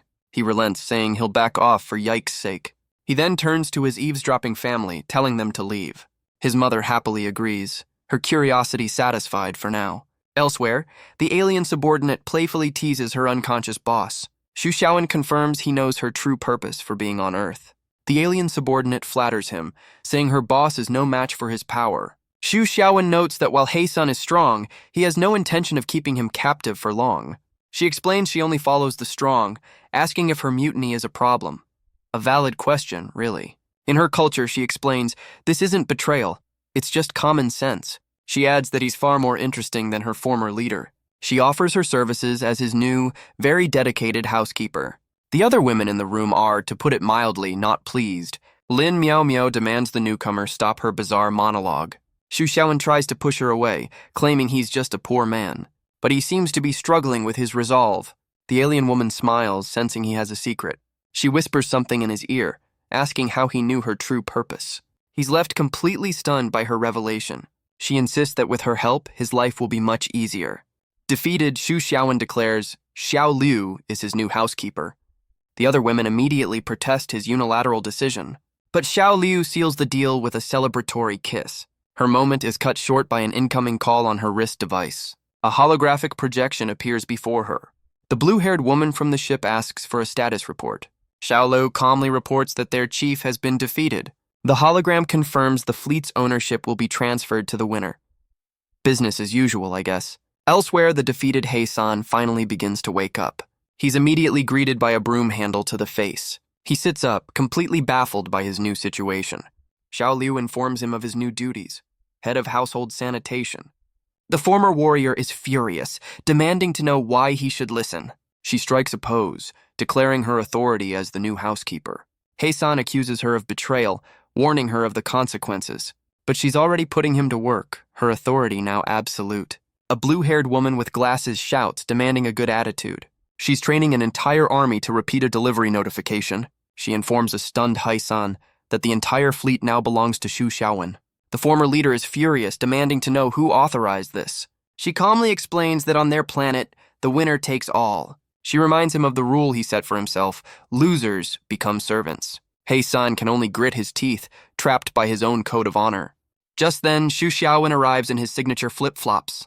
A man of simple tastes. He complains about the morning noise, wondering what the commotion is. He's greeted by a salute from his new takeaway army.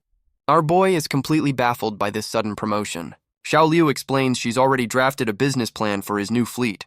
Her plan involves monopolizing Earth's entire delivery industry. World domination, one meal at a time. He struggles to process the words fleet, leader, and company. She cheerfully calls it a career upgrade, as Hei-san fumes in the background.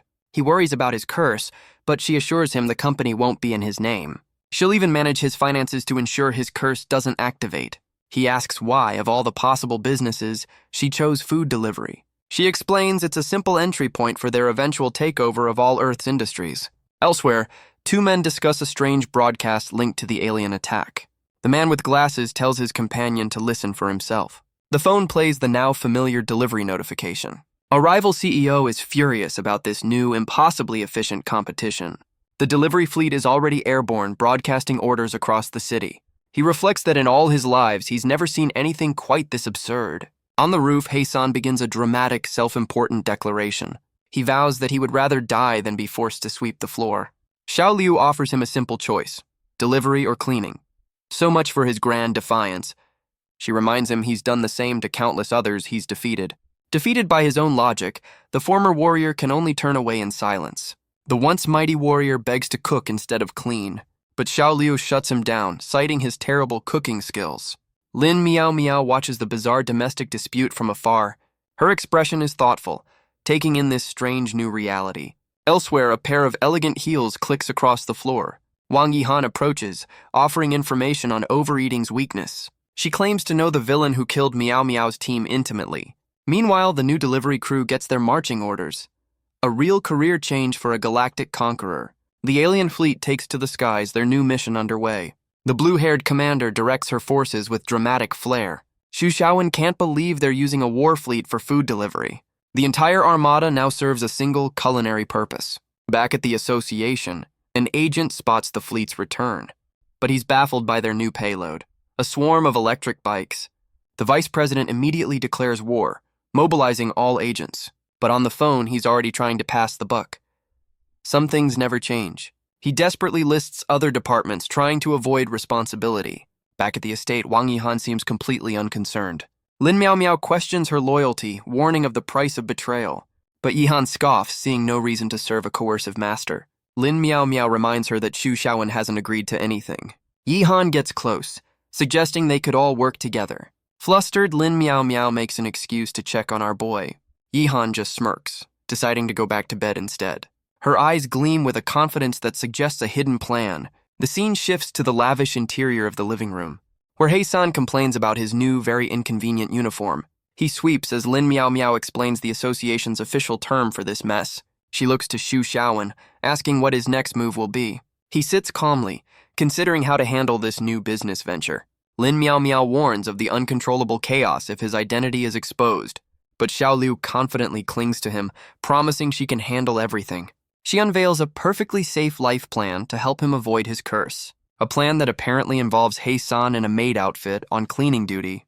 The once mighty warrior looks completely dead inside. He's then presented as a humanoid detector, blushing amidst a shower of roses. Lin Miao Miao is left completely speechless by this bizarre presentation. Xiao Liu vows to give Xu Xiaowen a life of leisure and luxury, but Lin Miao Miao questions if she can truly manage this all by herself. Xiao Liu reveals she's an advanced artificial life form from another nebula. Lin Miao Miao points out her superbrain didn't predict her boss's defeat. A fair question. Hei-san insists it was an accident, vowing to win their next encounter. He's enraged by her completely unimpressed expression. She just smirks, admitting she's openly mocking him. Xu Xiaowen finally realizes why he couldn't read Xiao Liu's mind. He recalls the moment she whispered his greatest secret to him. He knows that if a third person knows, they are not to be underestimated. But his mood shifts to pure joy, a new sense of freedom in his eyes. He laughs maniacally, believing the curse has finally been lifted. Lin Miao Miao worries this will attract the unwanted attention of the association. Xu Xiaowen seems completely unfamiliar with the organization. Xiao Liu explains they're a government body that manages psychics on Earth. Hei-san grins, excited by the prospect of strong new opponents. Xiao Liu admits she can't analyze their strength without more data. Hei-san turns to Xu Xiaowen, demanding to know his secret. Xiao Liu bluntly explains his curse. Achieving number 1 means instant death. Hei-san is stunned, calling him a bug in the system. The word seems to strike a nerve with Xu Xiaowen. Hei-san reflects on the term, thinking of his 2 lost brothers. Xu Xiaowen looks up as someone calls his name from behind him. Wang Yike approaches Xu Xiaowen, asking if he has a moment. He turns to her, his expression calm and ready to listen. He asks if she slept well, and she confirms she did after a long talk with her sister. He gets straight to the point, asking what she needs from him. She explains that with their apartment gone, she plans to return home. Lin Miao Miao seems surprised by her sudden decision. She questions the plan, reminding Yike of her sister's ties to a rival group. But Yike just smiles, confident her sister will handle the marriage contract. Xu Xiaowen scoffs, pointing out Yihan wouldn't have begged him if it were that simple. Lin Miao Miao turns to him, asking for his thoughts on the matter. He recalls Yihan's desperate plea, the ultimate sign of respect in her clan. A small, knowing smile spreads across his face. He offers a simple solution. Their new employee, Hei-san, can handle any problems. The scene shifts to a peaceful, sunlit estate, a quiet garden where a new plot is already in motion. An old man sits in a chair, the president of the Sons of the Morning.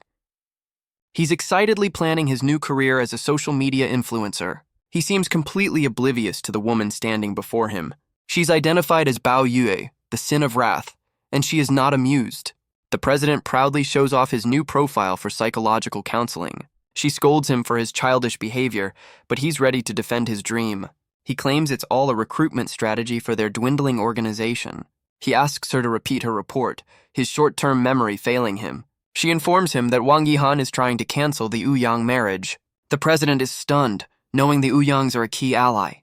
But his real concern is the loss of his social media manager, a man of priorities. He criticizes her bad temper, saying it's why she's still single. She coldly informs him that anyone who said that is no longer alive. Unfazed, he orders her to bring Wang Yihan to him for a direct confrontation. His expression darkens, wondering if this is a sign of betrayal. Bao Yu asks what their next move will be. The president declares they'll turn the Wang family from allies to captives. A very normal thing to say.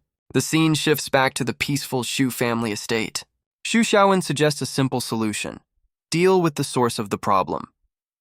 Wang Yike looks up, worried this will be too much trouble for him. She insists that she and her sister can find their own way. Xu Xiaowen explains he's never had friends, all for the sake of survival. He places a hand on her head, calling her and Miao Miao his only companions. He then offers a very backhanded compliment about Lin Miao Miao's personality. A chibi Lin Miao Miao is comically struck by his harsh but accurate words. Flustered, she accuses him of setting her up while pretending to help.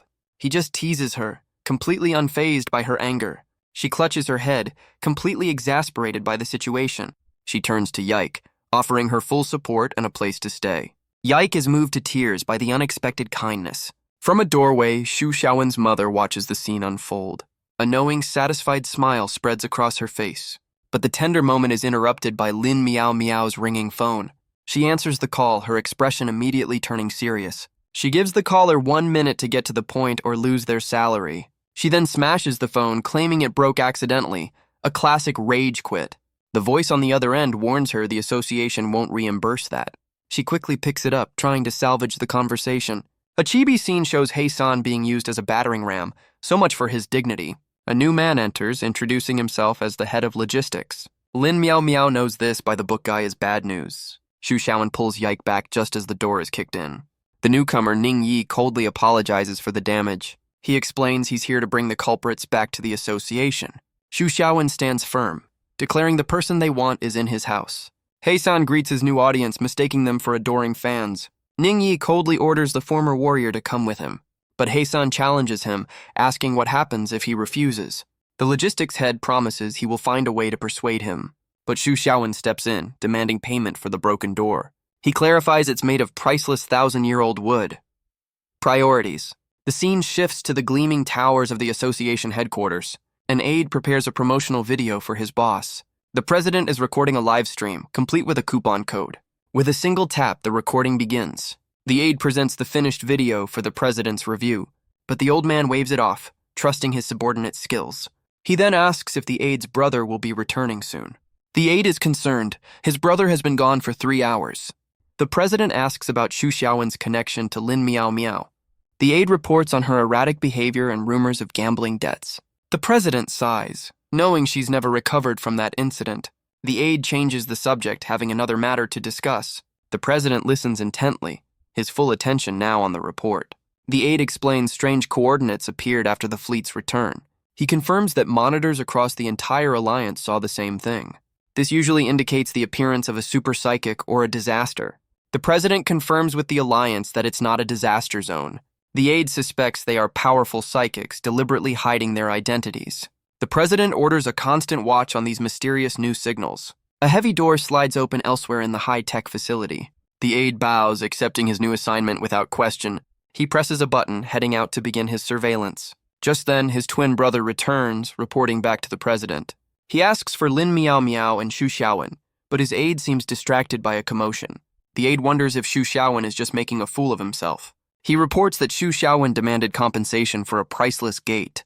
He adds that his brother also brought back the fleet's leader, Hei-san. The president and his aide are both stunned by this development. The old man sighs, telling him to bring them in and pay them what they want. The twin aides bow in unison, accepting their orders. The scene shifts to the gleaming, sterile hall of the association. Xu Xiaowen and He San sit on the floor, a picture of calm defiance. Other members gossip, wondering why they're blocking the way. He San scoffs, declaring these weaklings aren't even worth his time. Xu Xiaowen asks if they should just kill the guy who brought them here. He tells his companion to be quiet and act like a professional. Xiao Liu asks why they're staging a silent protest, certain they'll be paid. He San questions why she's so quick to listen to Xu Xiaowen. He complains that only the strong are worthy of his time. Xu Xiaowen explains they'll have to deal with the association eventually. He admits that while Xiao Liu helps, he still has his doubts. He San asks what could possibly be troubling him now. Xu Xiaowen explains the big question. He beat number 1 but didn't die. He San furiously denies being beaten, vowing to win their next fight. The former warrior finds it strange that Xu Xiaowen wants to fight at all. Xu Xiaowen facepalms, knowing his curse would probably force him to win. He declares that since He San's claim was true and he's still alive, it means there are people in this world stronger than his opponent. He San is shocked by the idea of someone being stronger than Xu Xiaowen, but his shock quickly turns to excitement for a new challenge. Back in the control room, the president begins a video conference. A man in a star-spangled suit appears on one of the screens. He's identified as Henry, president of the America Association. A familiar look. The president offers a very strange compliment, which Henry happily accepts. Another president joins the call, dismissing the meeting as a waste of time. The president of the Africa Association questions the sudden urgency. She notes this issue has been dormant for years, assuming they'd given up. The president looks on as another leader appears on screen, climbing a tree. The man in the bear suit asks if they've only just found the coordinates. The president explains to the newcomer that these signals are impossible to mark. They appear and disappear at random, their location a complete mystery. The man in the bear suit asks what makes this time any different. The president reveals the coordinates are now linked to an alien spacecraft. The American president asks if the situation is under control, but the old man admits the current circumstances are hard to explain.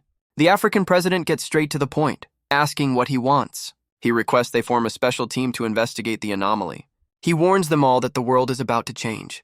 The other leaders listen, their expressions now grim and serious. With that, the president ends the call, ready to deal with the problem himself. His aide reports that the men they were waiting for have arrived. Xu Xiaowen and He San stand in the office, the latter admiring the decor. The aide asks if he should alert the other officers, but the president stops him. He decides to handle this meeting quietly, without alarming anyone else. The old man introduces himself as Zoba Chiki, president of the association. Xu Xiaowen introduces himself and his new head of the fleet, He San. He San sizes up the president, noting he seems stronger than the others. A chibi Xu Xiaowen reminds him they were supposed to act like professionals.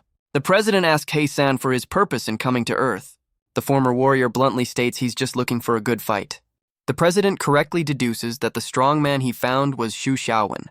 Our boy wonders if the old man is just trying to make conversation. He San admits they fought, and now he's temporarily Xu Xiaowen's subordinate. The president asks if that's truly the only reason for his visit. The president asks why a man who could defeat He San is just an unregistered psychic. He offers Xu Xiaowen a high-ranking position, even a seat on the board. But our boy claims he's too busy with his delivery job to take on a full-time role. He knows it's a terrible excuse, and even a Chibilin Meow Meow is peeking in. But the president seems to accept this, much to Xu Xiaowen's surprise. Lin Meow Meow realizes the president has a power that makes people believe his words. The old man spots her hiding and casually invites her to join them. She tries to play it off, claiming she was just passing by. A likely story. One of the aides formally invites her in as she looks on nervously. The president then turns his attention back to He San, who was about to leave. The former warrior turns back, wondering what the old man wants now. The president brings up the casualties from He San's initial attack on the city. Xu Xiaowen and He San listen as the mood in the room turns deadly serious. He asks if He San will resent him if he delivers justice for the victims. The president stands before him, his power beginning to fill the room. But He San just grins, completely unimpressed by the old man's threats. The aide panics, shouting that the association's budget can't handle a fight here. The president assures him his brother will handle the bill. So reassuring. He raises his staff, declaring that on Earth, a life is paid for with a life. He San just laughs, daring the old man to come and kill him.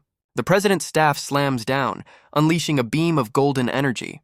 He San's confident expression falters as he feels the immense pressure. The entire room begins to warp and shatter under the president's gravity attack. One aide tries to stop his brother from filming the destruction for social media.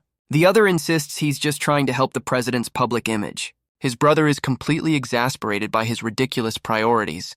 He declares it's valuable content, as the other wonders if anyone here is normal. Lin Miao Miao is caught in the field, screaming about the president's insane power. A hand reaches out, grabbing her just as she's about to be crushed.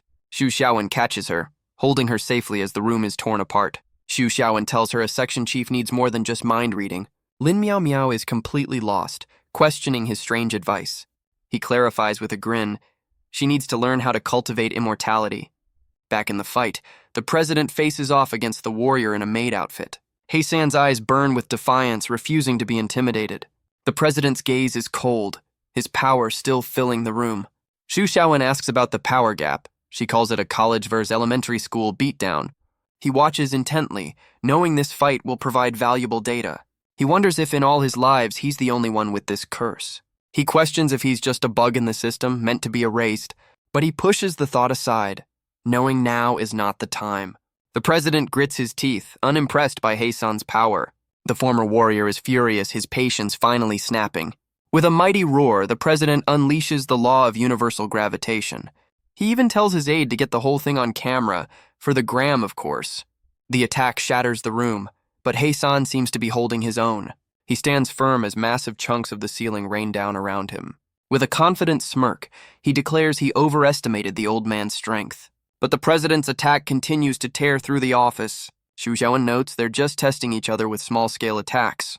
Heisan dashes through the smoke, ready to counter. He screams at the president, asking if he's just trying to tickle him. The warrior charges forward, closing the distance in an instant. The president remains perfectly still, completely unfazed by the assault. Xu Xiaowen watches on, admitting the old man is quite sinister. The president holds out a hand, declaring his warm-up is now over. A swirling vortex of energy erupts, blocking Heisan's attack. The old man reveals his gravity power works on more than just objects.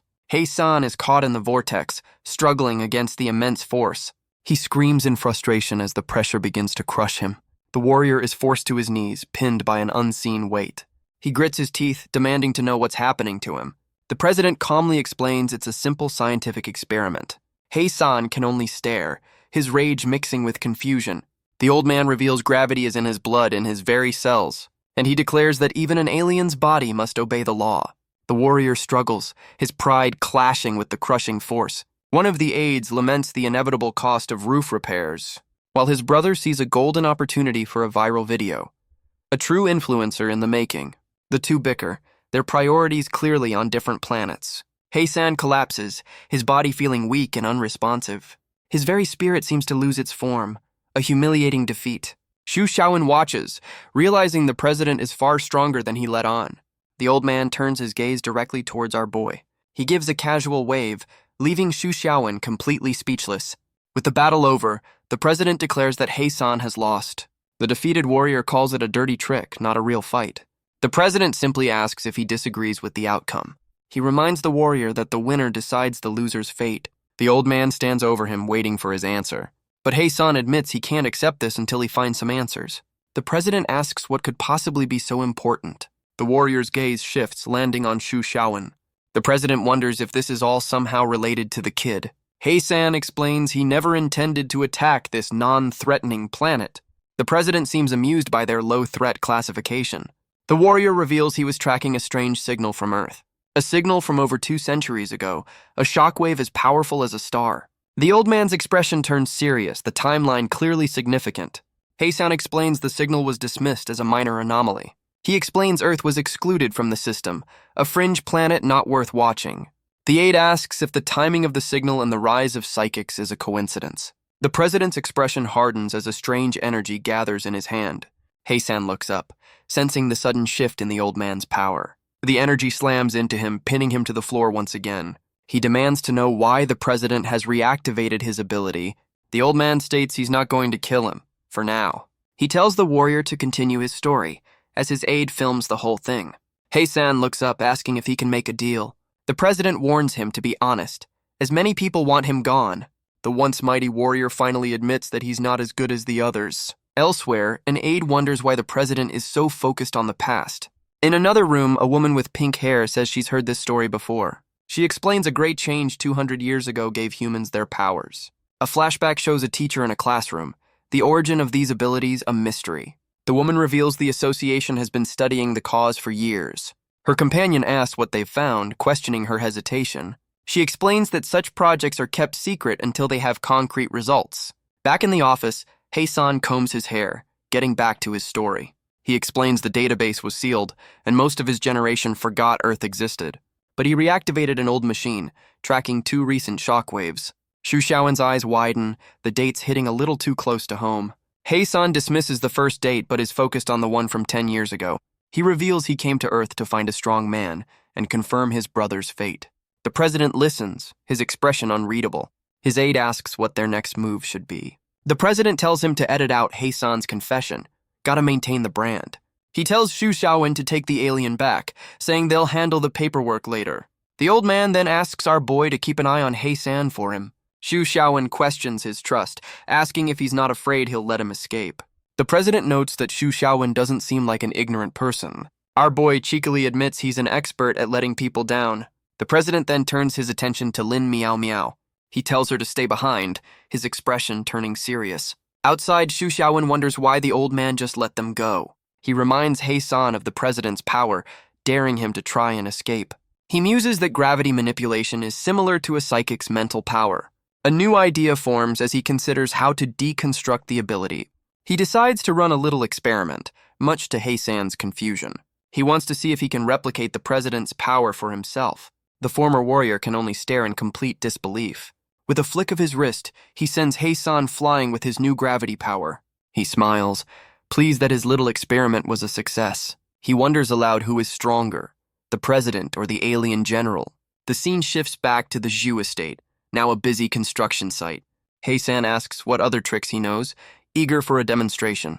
But Xu Xiaowen admits his copied skills are weaker than the originals. Hae-san excitedly brings up a comic from his homeworld, a true man of culture. He compares Xu Xiaowen to a character, but our boy is not impressed by the name. Just then, Xiao Liu arrives, announcing they have a guest at the door. She's completely starstruck, gushing about the super beauty who's arrived. Xu Xiaowen worries she's here for his father, as his mother fumes in the background.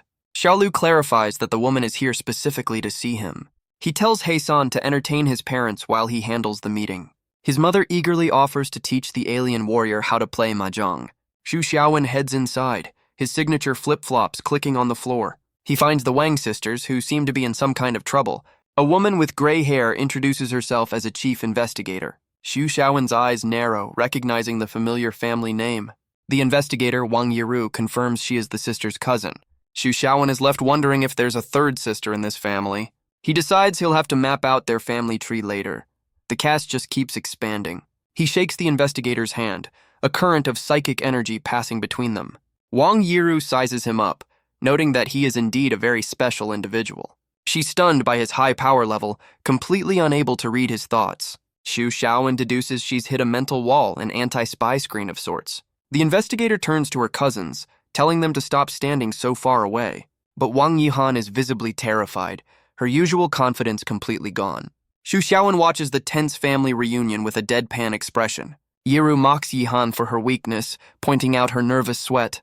Yihan panics, wondering if her cousin knows about her recent schemes. She knows that if the truth comes out, she's in serious trouble. The two women stand face to face, a silent power struggle underway. Yihan can barely contain her fear, her composure cracking under the pressure. Her cousin points out she's worn that guilty expression since childhood. She places a hand on Yihan's head in a gesture of absolute dominance. In her mind, the investigator holds her tiny cousin in the palm of her hand. Yihan struggles, trying to break free from her cousin's mental grip. Yiru calmly tells her not to be nervous, not very convincing. She turns to Xu Xiaowen, asking if her sisters have been a bother. Yihan looks to him, a silent, desperate plea in her eyes. But our boy bluntly confirms that yes, they have been quite disturbing. Yihan erupts in a fiery rage, but he just teases her right back. The investigator scolds her for such unseemly and violent behavior. Yihan immediately backs down, apologizing for her sudden outburst. Yiru announces she'll be staying to personally train her cousin. Xu Xiaowen just smirks, claiming this family drama has nothing to do with him. The investigator leads her two cousins away for a private chat. Yihan's face is a mask of pure, unadulterated panic. She looks back at Xu Xiaowen, insisting he stay out of this. Yihan follows her cousin down the hall, her fate seemingly sealed. But Wang Yi's expression hardens with a newfound resolve. She turns to Xu Xiaowen, begging him to stop her sister from leaving. She explains their cousin is kind to everyone, except for Yi Han. In her mind, the investigator is a terrifying figure of absolute power. Later that night, a much quieter meeting is taking place. Xu Xiaowen sits down with Heisan for a little debriefing. The former warrior casually enjoys a cup of instant noodles, a true sign of defeat. Xu Xiaowen wants to discuss what happened at the president's office. Heisan agrees to answer any questions, but noodles come first. Xu Xiaowen makes a strange comment about the brand of pickles, but Heisan is completely unfazed, declaring them delicious. With his meal finished, he's finally ready to talk business. Xu Xiaowen asks if he's truly defeated the strongest on every planet. The warrior confidently claims victory on every world he's visited. He even tells Xu Xiaowen to read his mind to confirm the truth, but he admits he only targeted planets deemed a threat by his people. Xu Xiaowen points out the obvious flaw in his logic. Heisan considers this. Admitting an exception can't be a reference. He insists Earth is not a threat unless his scanners are broken. Our boy moves on, asking why he's so sure his brothers are alive. Heisan's eyes burn with conviction, declaring them invincible. Xu Xiaowen presses him, questioning his absolute certainty. The warrior scoffs at Earth's tech, explaining their scientific power scaling. He proudly reveals his brothers were the strongest in every test. The word strongest gives Xu Xiaowen a moment of pause. Heisan explains they also hold competitions and act as galactic peacekeepers. He grits his teeth, vowing his brothers have never known defeat. Xu Xiaowen asks if they have that same testing system on the ship. Just then, Xiao Liu arrives as Heisan asks for her input. Xiao Liu admits she's not sure, but offers to adapt the system for Earth. She asks Xu Xiaowen about Lin Miao Miao's psychic detector. She gets a little too close, asking if she can borrow it. A purely professional request, I'm sure. She believes it will help speed up her work on the power system.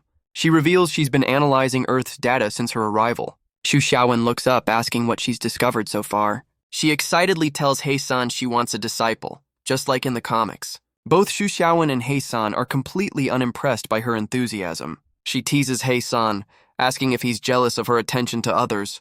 The former warrior just picks his nose, questioning her assumption. Classy. The bizarre domestic scene continues, with Heisan lounging like a king. Xu Xiaowen suddenly erupts in pure, unadulterated shock. Heisan clarifies that his only interest is in the strong. Our boy completely misinterprets this as a confession. Xiao Liu just laughs, clearly enjoying the misunderstanding. But she quickly turns her attention back to Xu Xiaowen, calling him the cutest. A chibi Xu Xiaowen endures the hug, his patience wearing thin. Her mood shifts again as she reveals she's found something interesting. She leans in, a mysterious smile on her face. With a spooky grin, she declares that this planet is haunted. She explains the planet emits strange energy fluctuations that appear and vanish. The energy pulses and fades over the moonlit estate. Elsewhere, one of the president's aides shouts that the coordinates have reappeared. But just as quickly, the signal vanishes once more. He decides to send what little data they have to the president. The data transmission is sent and completed. The president receives the incoming message.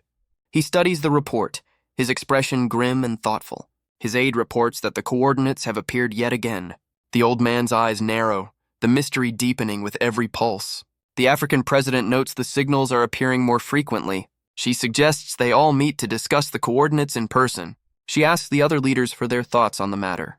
The scene shifts to the moonlit Wang family estate. Inside, a tense family meeting is already underway. The butler peeks in, panicking about the confrontation. Wang Yiru sits calmly, knowing her cousin is colluding with the enemy. The butler worries that Yi Han is about to have a complete breakdown. Nothing like a friendly family chat. Yiru reveals she knows about more than just her ties to the Sons of the Morning. She accuses Yi Han of trying to drag Xu Xiaowen into her schemes. The butler is stunned by how direct the investigator is. He wonders how she could possibly know all of this. Defeated, Wang Yihan admits that her cousin knows everything. Yiru reminds her that their clan is not so weak as to depend on that group. She explains she went to the association to avoid this very situation. Now Yihan is backed into a corner with no easy way out. She tries to explain, claiming she had no other choice. Yiru scolds her, questioning her excuses and accusing her of making things worse. She's completely exasperated by her cousin's poor judgment.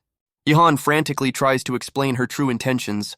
She claims she wanted to push Yike into a corner to force her to change. She calls it a desperate plan to help a bird trapped in a cage.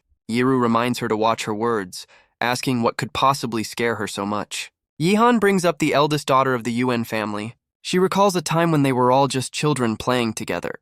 Yiru remembers hearing the UN family was completely wiped out. Yihan reveals the Sons of the Morning were behind the massacre. She fears the Wang family will suffer the same fate. She recalls witnessing the horrific event firsthand. But Yiru demands proof, questioning if she can back up such a serious claim. Yiru sits calmly, demanding proof of this wild accusation. Yihan's eyes are wide with terror, claiming she was the only witness. The scene shifts to the Shu estate under the quiet night sky. A new visitor arrives, certain he's found the right place. He looks up from his phone, wondering what happened to the front door. With a sharp knock, he asks if anyone is home. The door opens to reveal a very suspicious Uncle Wang. The young man explains he's looking for Xu Xiaowen. The housekeeper demands to know his business with the young master. The visitor explains he's a colleague, and Xu Xiaowen's old place was destroyed. He jokes about this house suffering the same fate. The name Yuanji appears. Just then, Lin Miao Miao arrives, asking how he found them. Yuanji greets his section chief, confirming they're both here for the same man. She explains with a sigh that she's staying here for now. Uncle Wang, seeing they know each other, welcomes them inside. Lin Miao Miao immediately asks what he wants from Xu Xiaowen. Yuanji prepares to show her something on his phone. He holds up the screen, the flashlight illuminating her face. It's a photo of a strange statue, worshipped by a crowd of followers. He explains it's a new cult worshipping a hooded god. He came to ask Xu Xiaowen, who was present during a related incident. Lin Miao Miao is left speechless by the mention of a hooded brother. Inside the lavish estate, a new scene is set. Wenjie waits patiently for his meeting. Xiao Liu approaches in her bunny outfit, carrying a tray of drinks. She gracefully kneels down before him. She offers him a cup of coffee, her intentions unclear. A flustered Yuanji can only agree, a blush on his face. He shyly accepts the drink, completely disarmed by her service. He wonders why such a wealthy family is running a delivery service. Xiaoliu gets straight to the point, asking Yuanji about his love life. Xu Xiaowen quickly steps in, telling her to stop teasing their guest. With a cheerful wink, she happily agrees to her new master's command. She salutes, announcing she's off to count the profits from their new business. Yenju is left completely speechless by the term fleet takeaway. Lin Miao Miao, now with pink hair, tells him to focus on the cult report. Xu Xiaowen complains about them turning his home into an office. Lin Miao Miao retorts that the situation is just that outrageous. Wenjie begins, explaining the new cult worships a god called Brotherhood. He looks to Xu Xiaowen, hoping he has information from the incident. The two are stunned by the news, as she reminds him of her earlier warning. Xu Xiaowen furiously denies any connection to this bizarre new group. Lin Miao Miao wonders if a man named Liu Kai is involved, but Xu Xiaowen has no idea who that is. He asks if the association has officially labeled them a cult. Yuanji confirms they're on track to become the top-ranked cult. He adds that they're also recruiting dangerous criminals into their ranks. He warns that if they aren't stopped, the damage will be catastrophic. Xu Xiaowen is visibly stressed, the word cult hitting a little too close to home. He worries about his name being involved, but she knows he can't escape this. Yenja notices his nervous reaction, a new theory forming in his mind. He slams his hand down on the table, his suspicion growing. He points accusingly, asking if Xu Xiaowen has joined the cult. Both are horrified by the wild accusation. So much for a smooth investigation. Xu Xiaowen clarifies he wants to join the case, not the cult. Yenja bows deeply, apologizing for the massive misunderstanding. Our boy wonders if this kid is just overly direct or completely spineless. Yuanji explains they've identified the hooded brother's beloved. Xu Xiaowen correctly guesses the man's name is Liu Kai. He gives a tired, unimpressed look already over this conversation. But Lin Miao Miao has no idea who Liu Kai is, despite mentioning him earlier. Yenja's words trigger a memory for Lin Miao Miao. She wonders if Liu Kai could truly be behind something so bold. She decides she's joining the investigation, but Xu Xiaowen shuts her down. He accuses her of just wanting to watch the drama unfold. She defends herself, citing her duty as an intelligence officer. She pouts, complaining that he's just treating her like a nuisance. But her mood flips, declaring she prefers his usual mean attitude. Classic. Wenjie watches the bizarre exchange, his mind racing. He comes to the only logical conclusion. They're secret lovers. A conclusion they both immediately and emphatically deny. But Yuanji seems completely unconvinced by their denial. Lin Miao Miao insists there's no way she'd ever fall for him. Xu Xiaowen agrees, stating she's not his type either. Enraged, she grabs him, telling him not to be so dismissive. Our boy remains completely unfazed by her outburst. She's left flustered, a blush creeping across her face. Defeated, she turns away, declaring she's just going to bed. Xu Xiaowen can only watch with a tired, deadpan expression. Wenjie forms a new theory. It's a case of unrequited love. The scene shifts, the Shu estate quiet under the night sky. Yenja explains he was planning to handle the mission alone, but he admits their help will make things much easier. Xu Xiaowen asks when he plans to make his move. Wenjia reveals a gathering is happening tomorrow night at the cult's church. Xu Xiaowen questions his plan, suggesting a more direct approach. But Yuenja's expression hardens, insisting on proper procedure. Xu Xiaowen is taken aback but agrees to follow his lead. He admits he doesn't dislike people who are truly serious. Yuenja sets the time and place for their meeting tomorrow. With the plan set, Xu Xiaowen gives a simple sign of agreement. The Shu estate is quiet after their late-night visitor departs. Xu Xiaowen stands alone, processing the new information. Lin Miao Miao confirms that their meeting is set for the next day. She dismisses Yuenja, surprised he's not in the combat section. She speculates he only joined intelligence to investigate his sister's death. Xu Xiaowen connects this to what Yike told him about the Yuan family. He recalls the attacker was one of the murderers, but not the mastermind. Wang Yike sadly remembers Yuenja's sister from her childhood. She explains he only survived the massacre by a stroke of luck. Xu Xiaowen asks if her sister Yi Han might know more. Lin Miao Miao notes Yi Han's ties to the Sons of the Morning could be a lead. Yike offers to go ask her, a worried look on her face. Xu Xiaowen considers the idea, weighing the risks. He tells her to wait, his expression turning serious. He's unsure of Yuenja's true motives for investigating alone. He decides to approach the situation with caution. He then yawns, saying at least his life is no longer boring. The two women watch him, a silent understanding between them. He's already dozing off, the day's events catching up to him. He decides to leave tomorrow's problems for tomorrow. A man with a plan.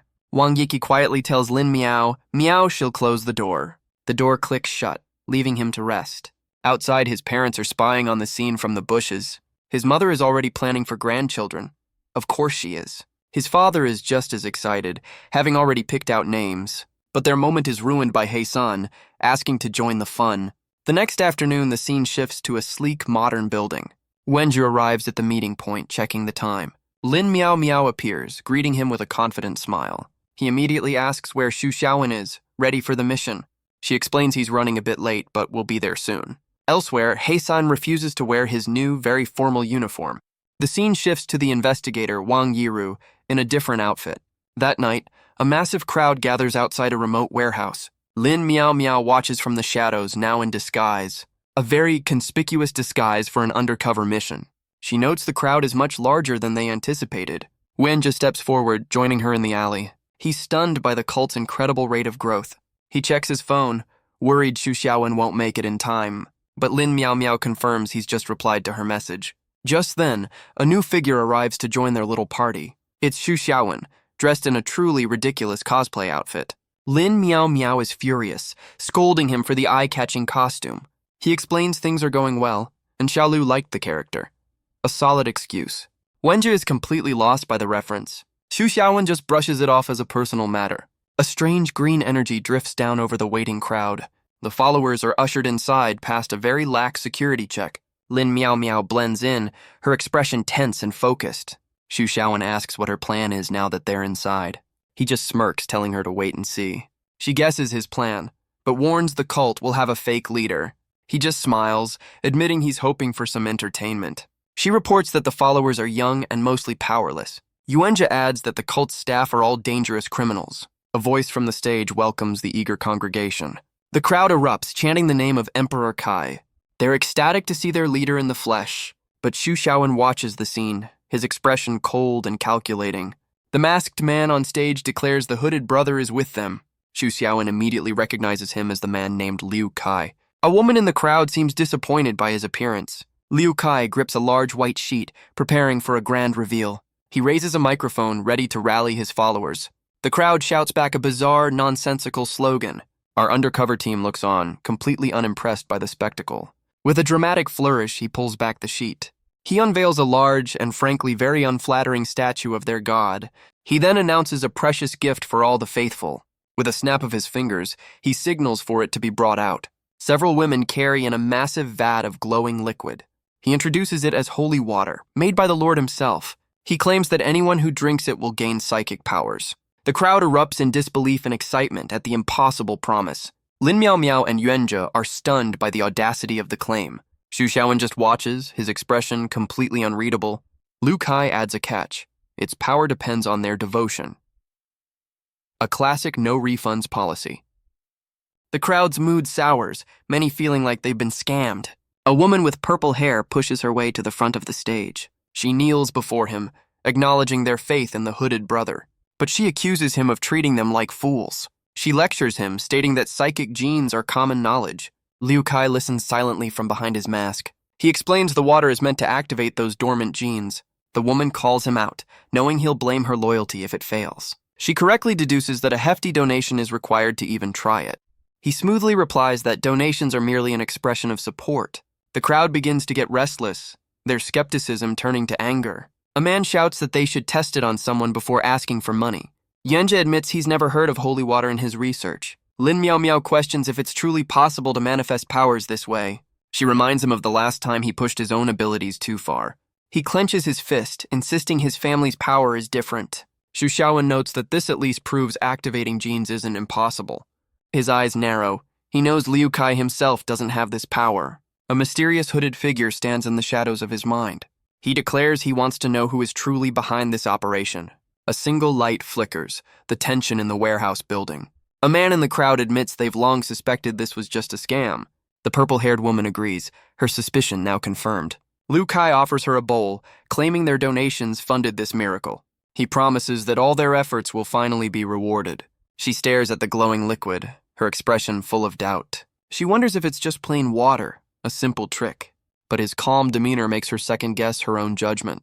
With a sigh, she decides to drink it, expecting nothing to happen. She asks how long it will take, and he gives her a 10-second countdown. The countdown begins, the seconds ticking away. The woman is stunned by how quickly the effect is supposed to work. The crowd watches, their eyes wide with anticipation. The undercover team looks on, waiting for the inevitable failure. The 10 seconds pass, and she declares that absolutely nothing happened. But Liu Kai welcomes her to a new world of psychic power. Suddenly, she screams, clutching her hands as a strange energy surges. A purple aura surrounds her as she complains of an intense heat. Elsewhere in the crowd, a man is overcome by a similar strange sensation. The woman collapses, overwhelmed by the sudden transformation. Xu Xiaowen realizes she's not a plant. This is actually working. Lin Miao Miao clenches her fist, declaring they have to intervene now.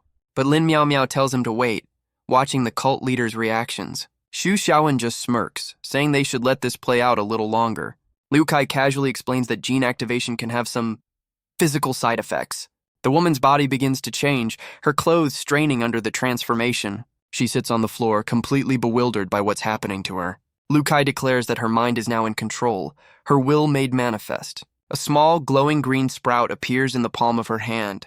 The crowd erupts, now completely convinced and desperate for their own miracle. Lin Miao Miao is furious, knowing this cult is now a serious threat. Wenjia prepares to move in, his power crackling in his hand. But Xu Xiaowen just watches, knowing the real show is about to start. Lin Miao Miao looks on, her expression a mask of grim determination.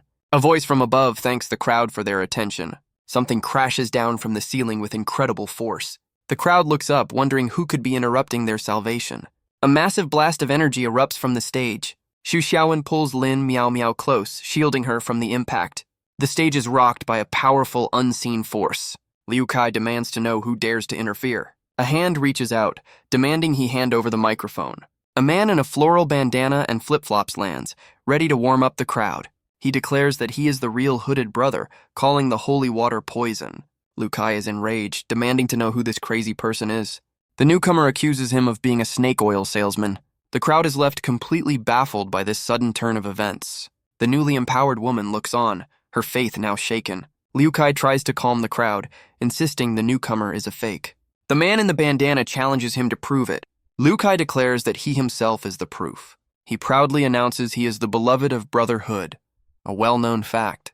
The crowd murmurs, completely confused by this sudden, dramatic interruption. The newcomer challenges Liu Kai to produce the real hooded brother for a confrontation. But Liu Kai declares the man isn't worthy to even lay eyes on their lord. The man in the bandana accuses him of using an empty name for his own gain. He then makes a bold claim. He is the real headgear brother. Identity theft is a serious crime, you know. Liu Kai frantically tries to explain that their lord is not just a symbol, but he stops short, unable to reveal the truth of the matter. The newcomer mocks him, asking if he's finally run out of lies. From the crowd, Xu Xiaowen decides it's time to make his entrance. Lin Miao Miao questions his change of plans, but he has his reasons. He explains the holy water is too dangerous to ignore, and he has a plan. With a confident smile, he admits he's feeling a bit more daring these days. Liu Kai panics, his composure completely shattered by the pressure. The crowd's demands for their lord grow louder and more insistent. The cult leader can only mutter the word, his options dwindling. He seethes with anger, questioning why his master should even appear. The man in the bandana taunts him, asking what he's so afraid of. With a manic grin, he rallies the restless crowd to his side. The followers join the chant, demanding their true lord make an appearance. They're certain a direct confrontation will expose the imposter. Xu Xiaowen steps forward, asking Liu Kai why he's so nervous. He looks down at the trembling cult leader, his patience clearly gone. A powerful aura erupts as he commands him to bring out his master. Liu Kai clenches his fist, insisting he's not afraid of Xu Xiaowen. He claims their lord is far stronger, a symbol that transcends any one person. He stammers, trying to explain that their lord is present. Just then, another figure in flip-flops steps onto the stage. Well, this is getting crowded. It's the original hooded brother, who claims he just wanted to be left alone. He walks past Liu Kai, explaining his only goal was to spread happiness. He looks out at the crowd, wondering why they're being stopped. The hooded cult leader looks down, muttering his lord's name. The man in the bandana stands over him, asking if he's been disturbed. He smiles, saying he doesn't blame the servant, but the copycat. He pats the cult leader's head, a gesture of complete dominance. Wenjie watches from the crowd, realizing this newcomer is a problem. The followers are completely lost, wondering who the real leader is. But their main concern is still the holy water, not this stage play. The original hooded brother tries to calm the restless crowd. He explains there's a simple way to identify the true prophet. He proposes a direct competition with the man in the bandana. Wenjie realizes with a jolt that Heisan is also a fake. So many imposters. The original hooded brother confronts Heisan directly. A chibi version of him grins, declaring he wasn't fooled for a second. The crowd erupts, chanting for a fight to decide the true leader. The original hooded brother charges forward, ready for a brawl. But Heisan stops him, asking about his relationship with Xu Xiaowen. The original hooded brother seems impressed, admitting Heisan is well informed. He compliments his opponent's intelligence, asking if he's been investigated. Heisan dismisses the praise, telling him to just ask what he wants. The original hooded brother's expression hardens, accusing him of causing chaos. Heisan points, reminding him of basic etiquette. Introduce yourself first. A chibi version of him calls the original hooded brother boring. The original hooded brother is visibly frustrated by the taunt. The crowd doesn't care who's who, they just want to fight to decide the winner. Yanjia knows this new man is dangerous, a challenge even for Heisan. Lin Miao Miao asks if he's shielded from mind reading. Wenjie confirms it's not a psychic block, but some kind of device. The original hooded brother stands on a platform, waving to the crowd. Yuanjia can only stare, completely stunned by this turn of events. The original hooded brother's face is revealed, and it's Xu Xiaowen. Of course it is. The man in the bandana smirks, ready for a fight. Lin Miao Miao realizes he's already done his research on them. The crowd grows impatient, demanding the two finally fight. Heisan powers up, declaring he'll fight the pain. The original hooded brother gathers a strange purple energy in his hand. He unleashes a powerful beam, launching himself at his opponent. Heisan's expression is grim, ready to meet the attack head-on. But the original hooded brother's arm begins to warp and stretch. Heisan is suddenly on all fours, much to the crowd's confusion. Wenjie wonders what this strange new power could possibly be. He can't sense any psychic energy, just a strange mental block. Lin Miao Miao's eyes narrow as a new theory forms. They both realize he's not using any psychic powers at all. Heisan's body distorts, feeling strangely disconnected from himself. The original hooded brother taunts him, saying he can't be beaten. He declares that science is the strongest power of all, a bold claim. The crowd shouts at Heisan, urging him to fight back. Yuanjia is completely unimpressed by the slow-motion display. He decides it's time for the association to finally intervene. The original hooded brother mocks Heisan for his apparent fear. He declares that data will tell him everything he needs to know. A hand pokes the now flattened head of the defeated warrior. Yuanjia screams, demanding that he stop this madness. He rushes forward, trying to break through to the stage. The original hooded brother creates a line, separating the two fighters. Xu Xiaowen finally steps in, asking who this new player is. The original hooded brother appears behind him in an instant. A chibi version shows Xu Xiaowen's complete and utter confusion. The hooded man seems amused that our boy finally stopped watching. Suddenly, Xu Xiaowen's body distorts, caught in the same strange power. He's caught in the strange field, asking to not be interrupted. His expression hardens as he analyzes this bizarre new power. From the crowd, Yuenja notes that both men are now moving in slow motion. Lin Miao Miao checks her phone, which registers a power level of 0. She realizes he's not using psychic abilities, but some kind of device. Xu Xiaowen struggles against the distortion, questioning the strange sensation. The man in the bandana smirks, admitting he overestimated our boy. Xu Xiaowen feels his opponent is both right in front of him and miles away. The space between them warps, a complete breakdown of perception. The villain poses, lamenting the loneliness of being invincible. A truly original monologue. He explains that the strange feeling comes from a loss of mass. His mental projection shouts, a dramatic explanation of his power. But Xu Xiaowen's eyes narrow, the pieces clicking into place. With a confident smirk, he declares that it all makes sense now. Lin Miao Miao stops Yuenja from charging in to help. She tells him to hold back and put his trust in Xu Xiaowen. Yuenja argues that Xu Xiaowen is a mind reader, not a fighter. But she warns him not to enter a situation he can't control. She watches the stage knowing they're facing an unknown ability. She deduces the power has a limited range, as the crowd is unaffected. Wenji prepares to attack from a distance with a lightning strike, but Lin Miao Miao stops him again, begging him to wait a little longer. She fights her own instincts, forcing herself to trust Xu Xiaowen's plan. Wenja stomps his foot, his patience wearing dangerously thin. Xu Xiaowen asks a simple question. His opponent isn't a psychic, is he? The man in the bandana just laughs, calling psychic powers insignificant. He declares that science is the only power that truly matters. Xu Xiaowen smirks, correctly identifying him as a scientist. He asks for an explanation, wanting to know how he was targeted. The scientist reveals that the cult leader Liu Kai told him everything. The scientist reveals he didn't expect Xu Xiaowen to be just like him. Xu Xiaowen's eyes narrow, questioning the strange claim. The villain taunts him, wondering if he'll reincarnate after this death. With a cruel grin, he asks if our boy is curious to find out. Xu Xiaowen is completely stunned. This man knows his greatest secret. The scientist waves a casual goodbye, his attack still active. But Xu Xiaowen smirks, saying he knows a little science himself. He calls his opponent's skills a bug, a familiar term. His hand distorts as he asks if gravity can bend light. The scientist is shocked, feeling the effects of a new power. Xu Xiaowen unleashes a massive beam of energy, a gravity shockwave. The scientist demands to know what he's done. Our boy declares he's fighting science with science, a bold strategy. He mentally thanks Hei-san for the inspiration. Suddenly, a new woman appears, as the scientist questions their methods. The scientist grits his teeth, calling them all cheaters. He's now completely fired up, ready for a real fight. Xu Xiaowen calmly states that his opponent's trick no longer works. A chibi version of the fight gets ready for a little interrogation. A hand holds a small spherical device with Xu Xiaowen's name on it. The device activates, glowing with a strange blue light. It clamps onto his ankles, a high-tech shackle. Lin Miao Miao looks on with concern, but Xu Xiaowen is unfazed. The green-haired woman appears, calling him a very special bug. The crowd is confused, as the woman complains that nothing is happening. Xu Xiaowen's eyes narrow, analyzing this new, unexpected player. The woman explains she never intended to kill him. He demands to know what she meant by them being the same. She scoffs, asking if he's just pretending not to understand. She leans in, asking if he's ever wondered why he keeps reincarnating. A chibi Xu Xiaowen sweats, denying he's ever thought about it. The woman scoffs, mocking his kindergarten-level denial. She reveals the truth.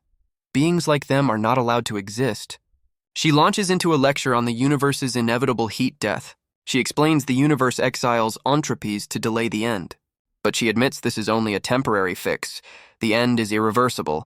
Xu Xiaowen cuts her off, demanding a simpler explanation. She calls him a bug, a being destined to be number one and then erased. She gets close, declaring that they are both forbidden anomalies. Xu Xiaowen is left completely stunned by this revelation.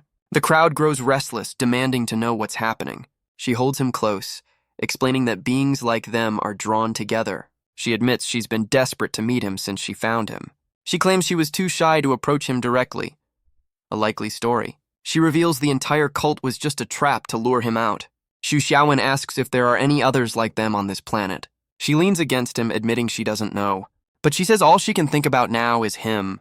From the crowd, Lin Miao Miao is furious at this public display. She turns away, complaining that they're ignoring the real problem. A chibi version of her screams at them to get on with the fight. Yuenja questions her change of heart, reminding her of the plan. But Lin Miao Miao is done waiting, her patience completely gone. The two on stage seem lost in their own world. Hei-san pops up, demanding to know more about these bugs. The green-haired woman dismisses him, refusing to talk to stupid people. The former warrior is enraged by the casual insult.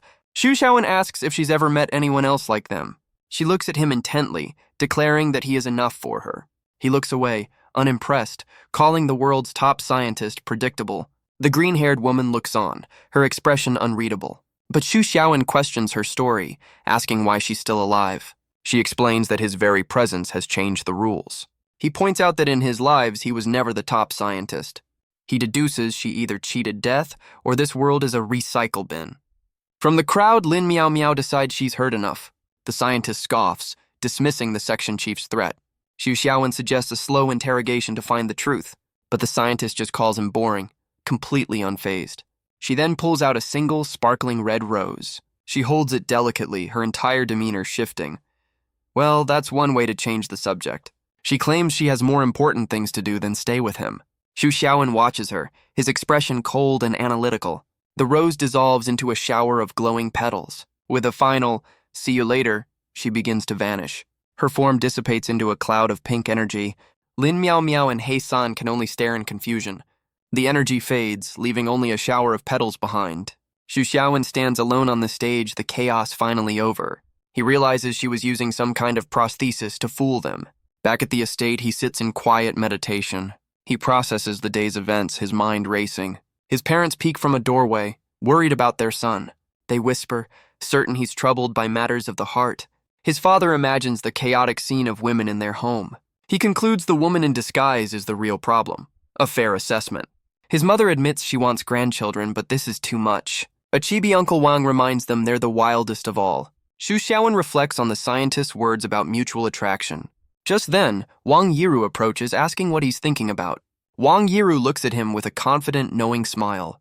He asks what she wants, his patience already wearing thin. She announces they're all going on a camping trip.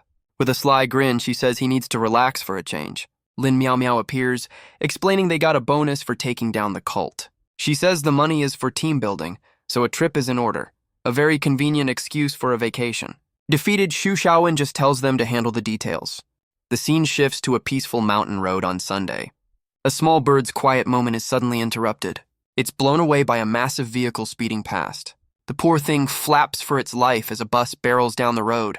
Inside, Xu Xiaowen stares out the window, lost in thought.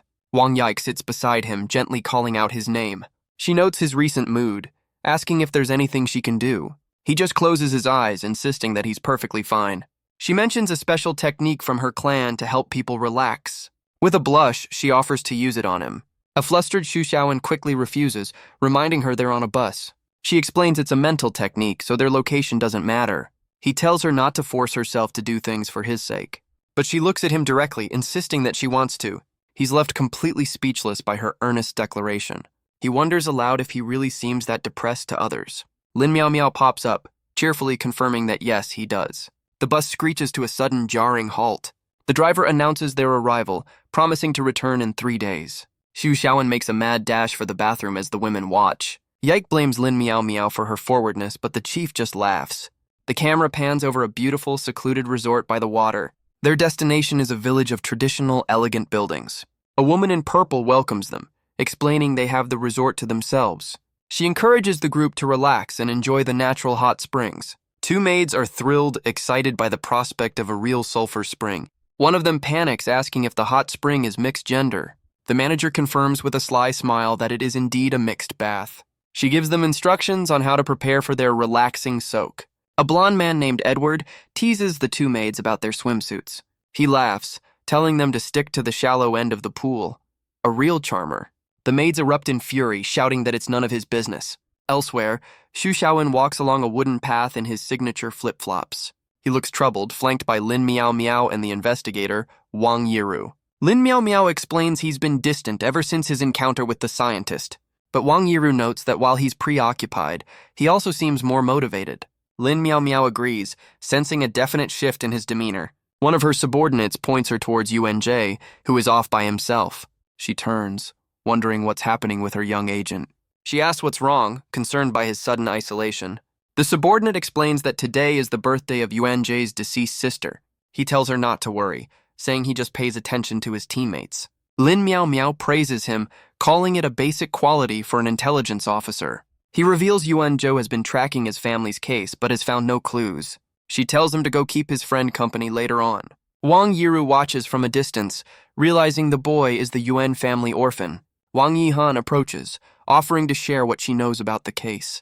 Her cousin agrees but says now is not the right time for that conversation. She gives Yihan a 2-day break from her constant supervision, but she warns that this doesn't mean she's forgiven. Rules are still rules. Wang Yihan bows her head, meekly accepting the terms. Back with the main group, the manager leads them towards their villa. She asks if they're okay with arranging their own rooms for the stay. Lin Miao Miao praises the manager for her excellent work. The manager tells them to relax, offering to prepare lunch. She then turns her attention to a quiet Xu Xiaowen, but her pleasant expression quickly fades. He walks past her without a word, completely unfazed. Yike tries to cheer him up, suggesting a relaxing bath. Lin Miao Miao playfully offers Yike's special services, a truly supportive boss. Yike is completely flustered by her chief's teasing. But Xu Xiaowen immediately shuts down the idea. The maids watch from afar, one complaining about the offer. She insists that Yike is the real Technician 233. A blushing Yike begs her to stop the embarrassing jokes. But Lin Miao Miao just laughs, telling her to let loose. She says they're always on edge. It's time to relax. A small puff of air escapes Xu Xiaowen's lips.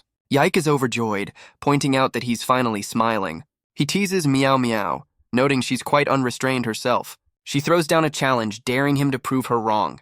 He just smirks, intrigued by her sudden confidence. She even swears on her honor as a section chief. Defeated by the mood, he finally agrees to relax. The two women share a triumphant, knowing smile. With the mood lifted, they head off to enjoy their vacation. Later, the two maids are already enjoying the hot spring. Her subordinate is also there, enjoying a cold drink. Edward snaps a photo of another agent playing a game, but his attention is quickly drawn elsewhere. He turns his camera on the maids, asking them to pose. A bold move. They are not amused, threatening to break his legs. Elsewhere, Xu Xiaowen tries to find some peace in the water. He wonders why, with so many empty pools, they all chose his, but the investigator is enjoying herself, calling this a perfect vacation. She turns her attention to Xu Xiaowen, a sly smile on her face. She offers him a drink, pouring a glass of red wine. He reluctantly agrees, not wanting to seem completely antisocial. Elsewhere in the spring, Yik asks her sister about the Ouyang family. She worries that they've been giving Yihan a hard time. Yihan explains that the Sons of the Morning sent someone to see her. A flashback shows the woman demanding the marriage contract be honored. But Yihan reveals she rejected the offer immediately. The investigator is unfazed, declaring a battle is inevitable anyway. Yihan is startled by her cousin's sudden intensity. Yike steps in, asking her cousin not to be so hard on Yihan. The investigator relents, promising to be more gentle for Yike's sake. A relieved Yihan thanks her, her crisis averted for now. Xu Xiaowen turns to Lin Miao Miao, noting her unusual silence. She clutches her head, complaining that she feels a bit breathless. One of the maids explains that's a common side effect of the heat. She suggests Miao Miao get some fresh air to cool down. One of the maids decides to get out of the water for a moment, but a stray branch snags the corner of her towel, a classic vacation mishap. She panics, realizing her towel is about to come undone, but a hand reaches out, catching it just in time. The investigator helps her, preventing a very awkward situation. The two women sit by the edge of the pool to cool off. Lin Miao Miao relaxes in a chair, enjoying the cool evening air. Xu Xiaowen suddenly asks if anyone else finds the manager strange. The investigator confirms with a knowing look that she did. The other women chime in, all agreeing something is off. Xu Xiaowen looks on, his vacation suddenly turning into an investigation. The investigator notes the manager didn't seem like a seasoned professional. Xu Xiaowen agrees, but adds that some places have strict appearance standards. He admits the staff at the front desk seemed a little too arrogant, but he smirks, confessing he was hoping for something unexpected to happen. Lin Miao Miao points out that he used to avoid trouble at all costs. He questions if he was truly that passive and avoidant in the past. Wang Yike confirms he was almost hard on himself to the point of negativity. He splashes water, playfully declaring he's a changed man. With a shout, he challenges them to a water fight. The investigator and Yike are caught in the splash, completely surprised. Lin Miao Miao scolds him for the sudden, unprovoked attack. But Yike rallies the others, ready for a full-scale counter-assault. Xu Xiaowen laughs, clearly enjoying the chaos he's created. Lin Miao Miao lunges forward, telling him not to run away. The water erupts as their playful battle begins. The women quickly overwhelm him, their laughter echoing through the spring. a truly brutal ambush. But from the shadows, a figure watches the scene unfold. It's the manager, a strange knowing smile on her face. She suggests they move on to something a little more exciting. The mood shifts as voices call out in the night. The manager approaches, her heels clicking on the stone path. She arrives with a massive platter of roast turkey.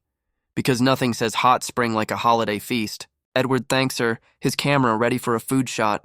He reaches out, ready to dig in without a second thought. But Xu Xiaowen's voice cuts through the air, telling him to wait. He stands, his relaxed mood completely gone. The manager's eyes narrow, her pleasant facade cracking for a moment. Xu Xiaowen and Lin Miao Miao stand together, sensing the woman is unaware of their powers. His eyes narrow, his vacation officially over. The manager maintains her smile, asking if they have any other orders. Xu Xiaowen calmly states he didn't order anything, preferring to eat inside. The manager plays along, accepting his excuse with a pleasant smile. She offers to help them move the food into the villa, but Xu Xiaowen politely declines, saying they can handle it themselves. With a final smile, she tells them to have fun and leaves for the night. A chibi Edward cries as the maids carry the turkey away, complaining he hasn't even had a bath yet. He throws a tantrum, defending his photography as a legitimate hobby. Elsewhere, the manager meets with her crew, who note how rich their targets look. This vacation is taking a turn. She confirms they've hit the jackpot with this group of wealthy guests. In the back, the real resort owners are tied up and gagged. So much for a 5-star experience. The manager grins, ready to put her full plan into motion. She reveals she's drugged the food, planning to incapacitate them all. One of her goons gets a little too excited about the prospect of dealing with the women. Another goon questions the need for drugs, suggesting they just attack directly. She scolds him for being a brute, insisting on a more technical approach. She explains the drug is special, only detectable by a specific clan. One of her men gets a slap for his impatience and crude suggestions. She confidently states the drug can even take down level 5 psychics. Her men cheer, completely confident in their leader's flawless plan. Inside the villa, the night remains quiet for now. A hand reaches for the door, the trap about to be sprung. Edward holds up a chicken leg, offering to test it for poison for everyone. A true hero. Xu Xiaowen watches him, a serious expression on his face. One of the maids scolds Edward for his recklessness. She questions how an intelligence agent could be so careless. A chibi version shows her unimpressed face as Edward insists it's just a normal chicken leg. Wang Yiru watches the scene, a thoughtful look on her face. She casually picks a piece of food off a plate. She tastes it, her senses on high alert. She confirms the food is drugged, but the trick is too childish for them, adding it will just make them sleep well. One of the maids panics, telling the other not to be so ambiguous, but her friend just smiles, dismissing her concerns entirely. The two younger maids worry about what to do with all the food. Wang Yiru calmly tells them it doesn't matter. She reassures one of them, promising to protect her while she sleeps. The two maids embrace her, moved by her kindness. Yiru smiles, deciding they'll just cooperate with the scene. Lin Miao Miao wonders what kind of scene she's even talking about. Yiru declares it's time to show them her real skills. The camera pans over the quiet, unsuspecting resort. The manager watches from the shadows, deciding it's about time. She and her crew prepare to make their move on the villa. The silhouettes of the criminals sneak through the darkness. A close-up shot of a sliding door. The door slides open with a quiet click. Edward watches the entrance, sensing their arrival. He clutches his face, feigning the effects of the drug. An Oscar-worthy performance. The criminals peek inside, seeing their targets seemingly incapacitated. The manager signals for her crew to be quiet.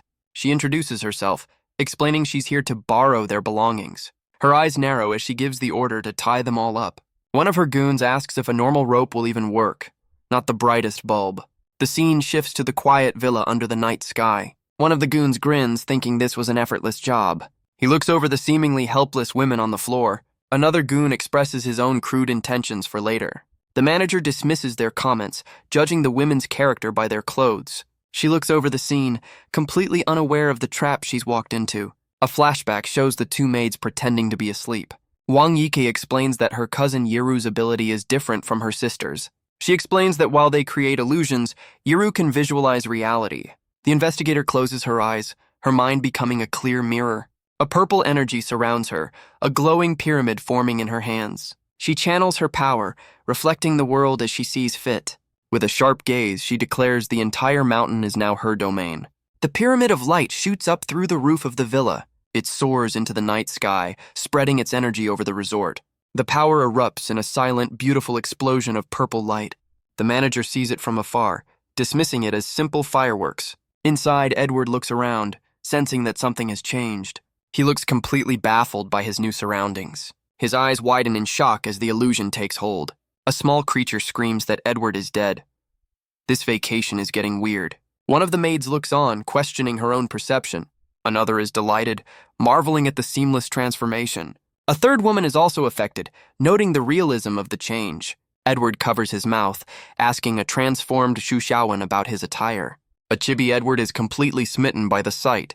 The transformed woman complains about the sudden physical changes. She then turns to Edward, wondering why he's unaffected. The real Xu Xiaowen, now a muscular man with long hair, offers a theory. He calmly explains that his ability doesn't work on idiots. A truly scientific explanation. A chibi Edward is enraged by the casual and probably accurate insult. One of the transformed women looks down at her new body in disbelief. A blushing, transformed Yike realizes she's become a boy. Someone adjusts their new clothing, still getting used to the change. The transformed woman tells the others to look at her discovery. She asks what the two of them are doing, her curiosity piqued.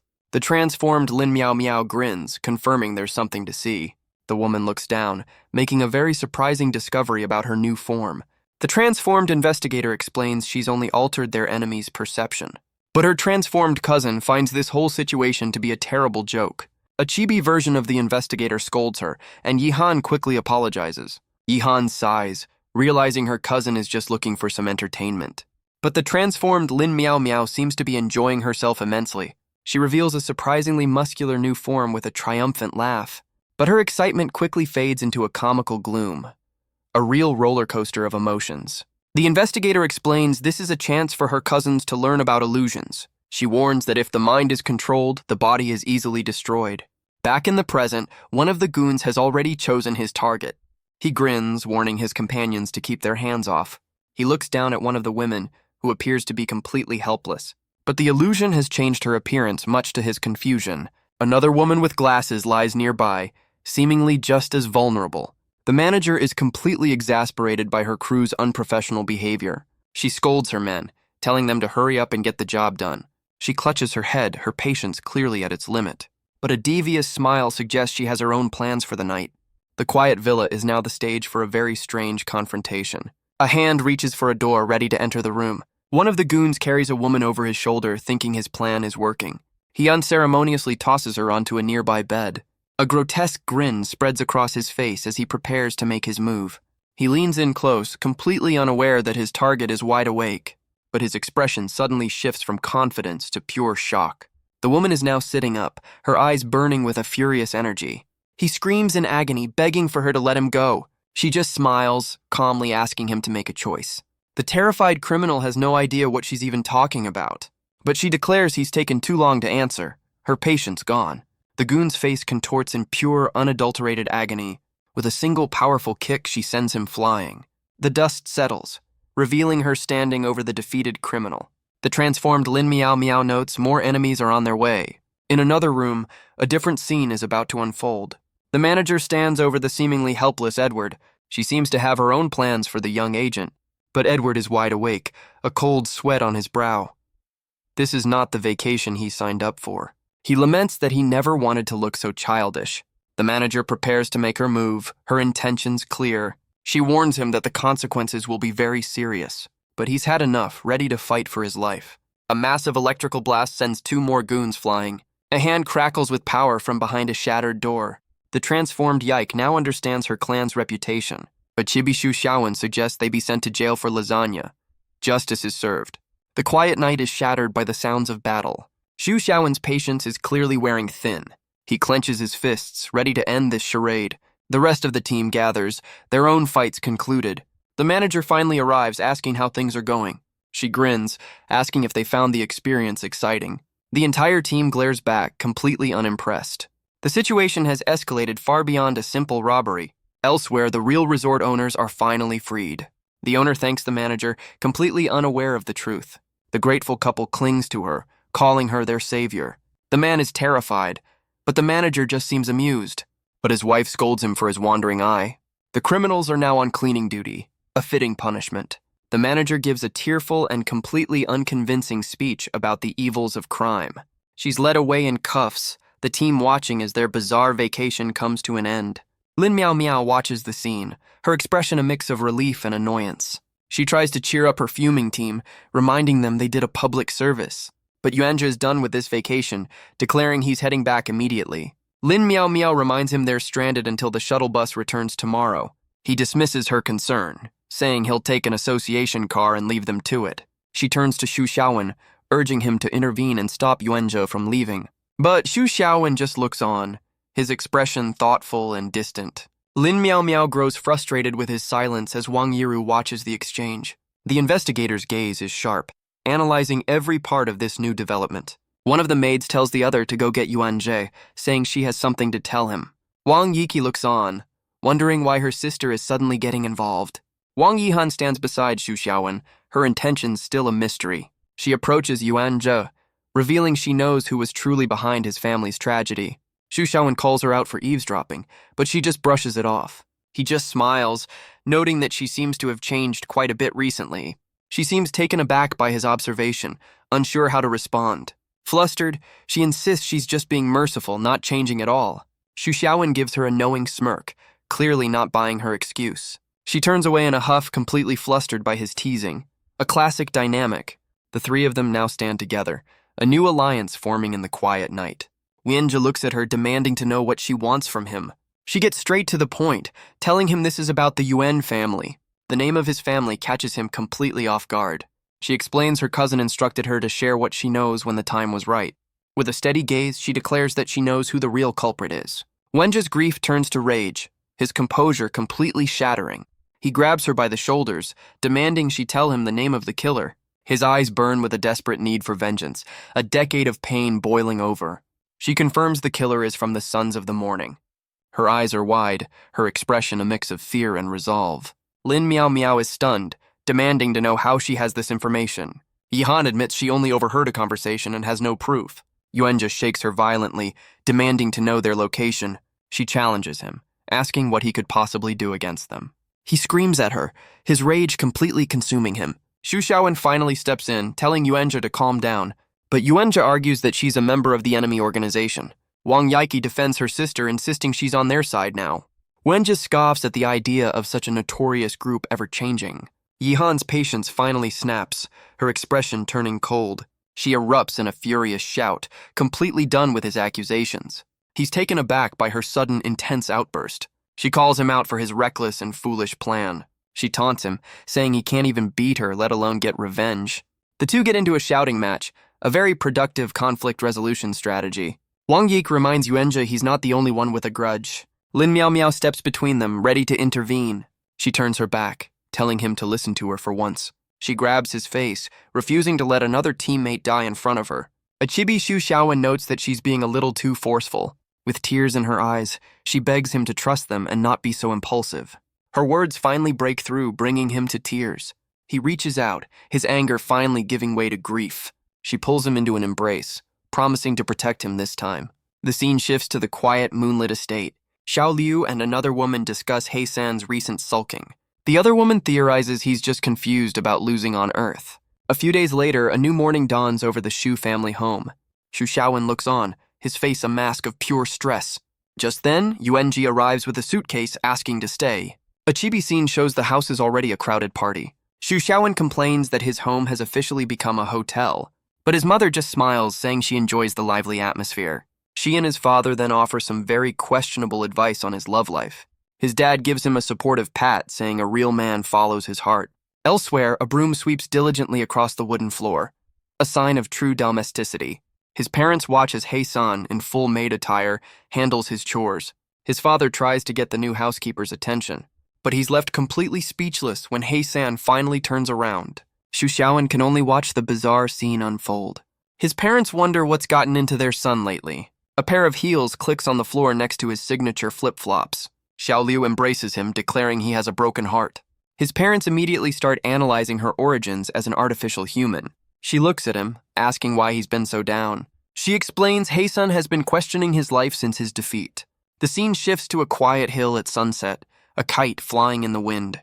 He-san looks out at the horizon, noting the noisy wind. Xu Xiaowen agrees, adding that the wind seems to be sobbing. The familiar scene gives him a strange sense of déjà vu. He looks to the former warrior, asking if he's disappointed about losing. Heisan admits that he feels like nothing more than a clown. His hand falls limply to the grass, a picture of defeat. He lies back, telling Xu Xiaowen he doesn't need his sympathy. But our boy claims he's just checking on his humanoid detector. So thoughtful. Heisan tells him not to worry, as he's just a passing visitor in his life. Xu Xiaowen admits that meeting him has opened up new possibilities. He looks on with a serious gaze, saying he doesn't want him to be broken. Heisan covers his eyes, admitting that Xu Xiaowen is surprisingly kind. Our boy offers a backhanded compliment, calling him strong but brainless. He uses a strange parable about elephants and ants to make his point. Xu Xiaowen tells him some lessons must be learned on your own. The warrior's expression softens, a single tear rolling down his cheek. As Xu Xiaowen leaves, he tells him to head back before the wind picks up. The scene shifts to a quiet, traditional estate somewhere else. A blonde woman leads an unseen visitor through the garden. The sound of boots echoes on the polished wooden floors. She announces that Lord Qianji has a guest, but a voice from inside shouts that he's not seeing anyone. The bald man complains about the annoyance of turning people away. He fumes at his phone, angry about some kind of online censorship. An old man with a long white beard appears, asking why he's being ignored. The bald man warns him about the association finding out he's here. But the visitor dismisses the concern, calling the bald man his brother. The bald man asks if he's here for another lecture on the law. The visitor raises a golden staff, telling him to save his energy. He asks his brother what he's so intently looking at. The bald man complains about platform rules for promotional photos. He launches into a rant about the supposed dangers of revealing clothing. A chibi version of him throws a tantrum over the ridiculous guidelines. A true artist's struggle. He clutches his head, frustrated by the platform's hypocrisy. He adds that a rival even reported him, nearly getting his account banned. The old man with the beard just asks who could be so boring. The bald man retorts that the association is just as self-righteous. He finally gives up, too exasperated to continue the argument. The visitor offers a cryptic warning about respecting the user experience. He tells his brother he's been cynical since he was a child. He takes a sip of his drink, saying one must adapt to the times. The bald man demands to know why his brother is here. But the visitor offers a drink, claiming it's just a family visit. He takes a long sip, his patience clearly wearing thin. The bald man warns him again to save his lectures. He declares they walk two very different paths in life. The visitor's eyes narrow, questioning that very statement. He accuses his brother of being behind the Yuan family massacre. The bald man scoffs, demanding proof for such a bold claim, a classic, "Where's your evidence?" defense. He grins, saying even their brotherhood is subject to the law. The visitor recalls the association's move against the overeater. He crushes his cup, declaring they both know the truth. But the bald man just laughs, deflecting all responsibility.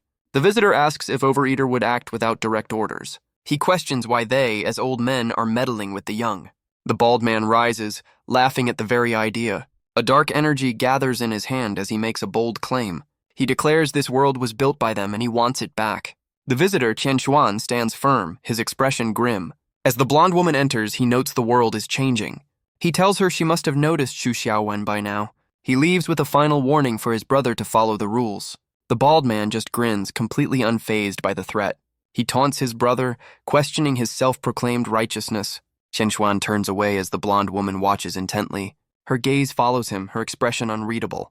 His power fills the room, his eyes dark with a hidden strength.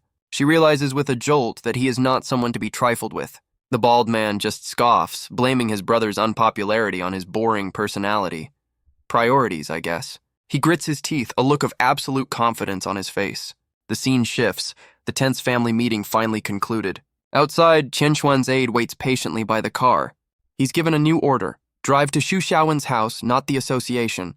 The car speeds away, leaving the tense meeting behind. Cao Xuan muses that his brother's group won't last much longer.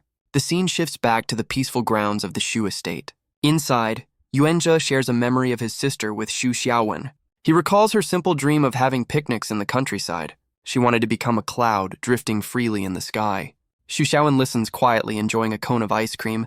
Yuanzhe admits he never actually wanted to avenge his family. In fact, he used to wish they would be destroyed, a wish that came true. But he insists his sister was a good person who deserved to live. Xu Xiaowen asks if he has something he truly wants to say. Yuanzhe challenges him, telling him to just read his mind.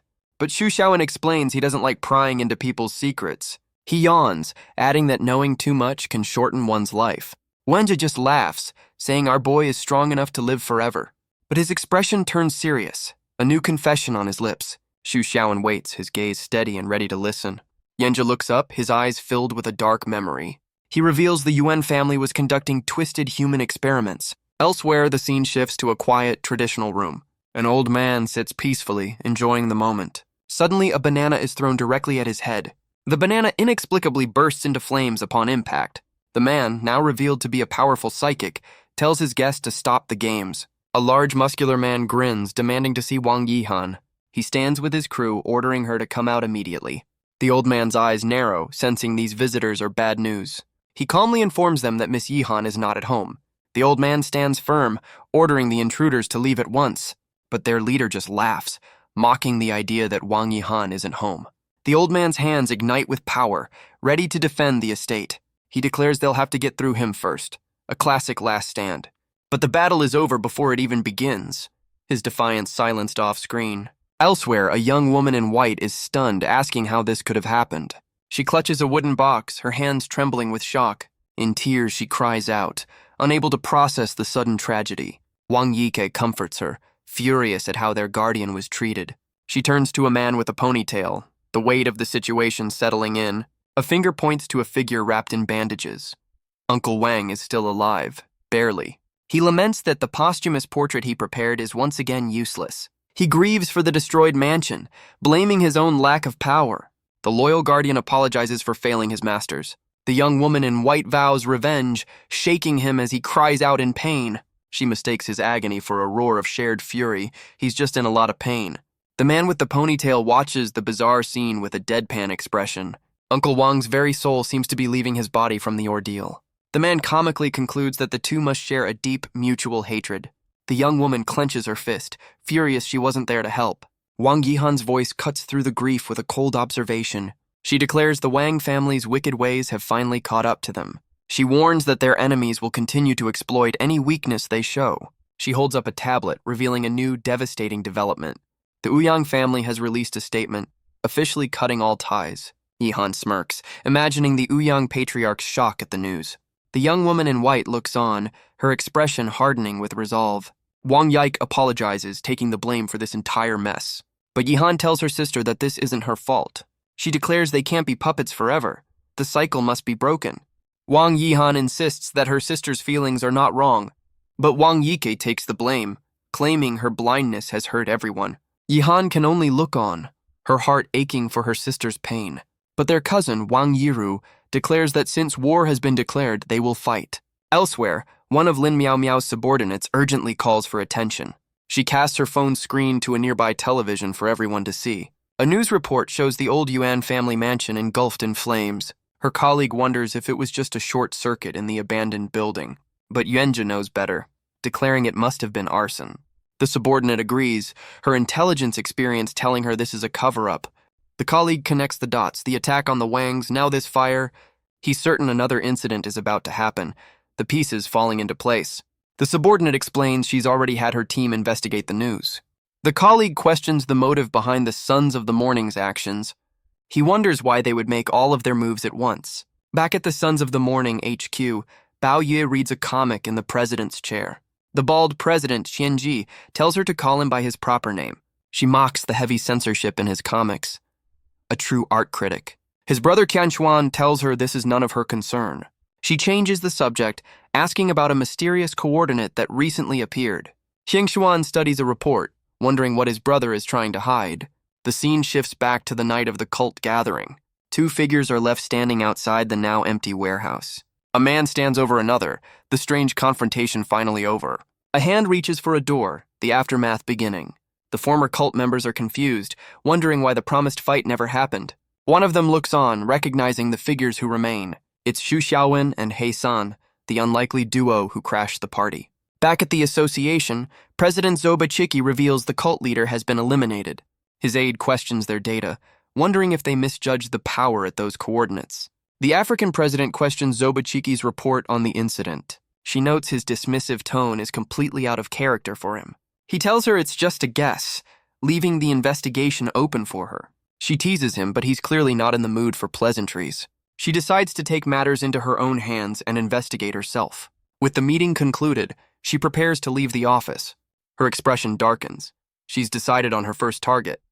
Back at the Shu estate, the mood is tense and thoughtful. Xu Xiaowen paces the room, lost in a sea of unanswered questions. Yenja tells him to rest, asking if he's made any progress. Xu Xiaowen hands him a warm drink, a quiet gesture of support. He admits none of the pieces seem to connect to the recent arson. Yuanja brings up our boy's earlier comment about the Yuan family. Xu Xiaowen confirms his feelings, his gaze turning cold. He explains their power was built on brutal, dehumanizing training. He declares that such a family deserved its destructive end. Yenja connects this to his own painful training methods. Xu Xiaowen realizes he said too much, forgetting his cover story. Oops. One of the women chimes in, revealing she was the source of the info. Yuanja asks about the side effects of their secret technique. Xu Xiaowen confirms that originally there were grave consequences. The weight of this dark history hangs heavy in the air. He explains that science has long disproven their methods. For a century, their power came at the cost of their own lives. Wenja notes that this part of the story was conveniently left out. Xu Xiaowen compares their entire legacy to that of a cult. Yenja makes a connection to the cult's holy water. One of the women suddenly remembers something important. She recalls the hypnosis she used on Xu Xiaowen worked on a similar principle. Wang Yiru adds a chilling final thought. The Wang family can do the same. Xu Xiaowen's eyes narrow, connecting the dots between the families and the holy water. Wang Yiru drops a chilling confirmation. Their power comes from refining the human body. The weight of her words hangs in the air, a dark secret finally revealed.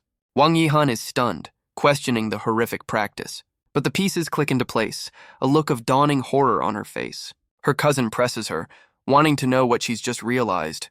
Yihan connects this to the Sons of the Morning, pushing for a marriage alliance. The Ouyangs would provide the funds and the Wangs the forbidden technique, a truly wholesome partnership. She finally understands the full scope of their enemy's plan. Achibi Yiru scolds her for her own convoluted schemes to help her sister. Just then, a new guest arrives, sarcastically applauding their deduction skills.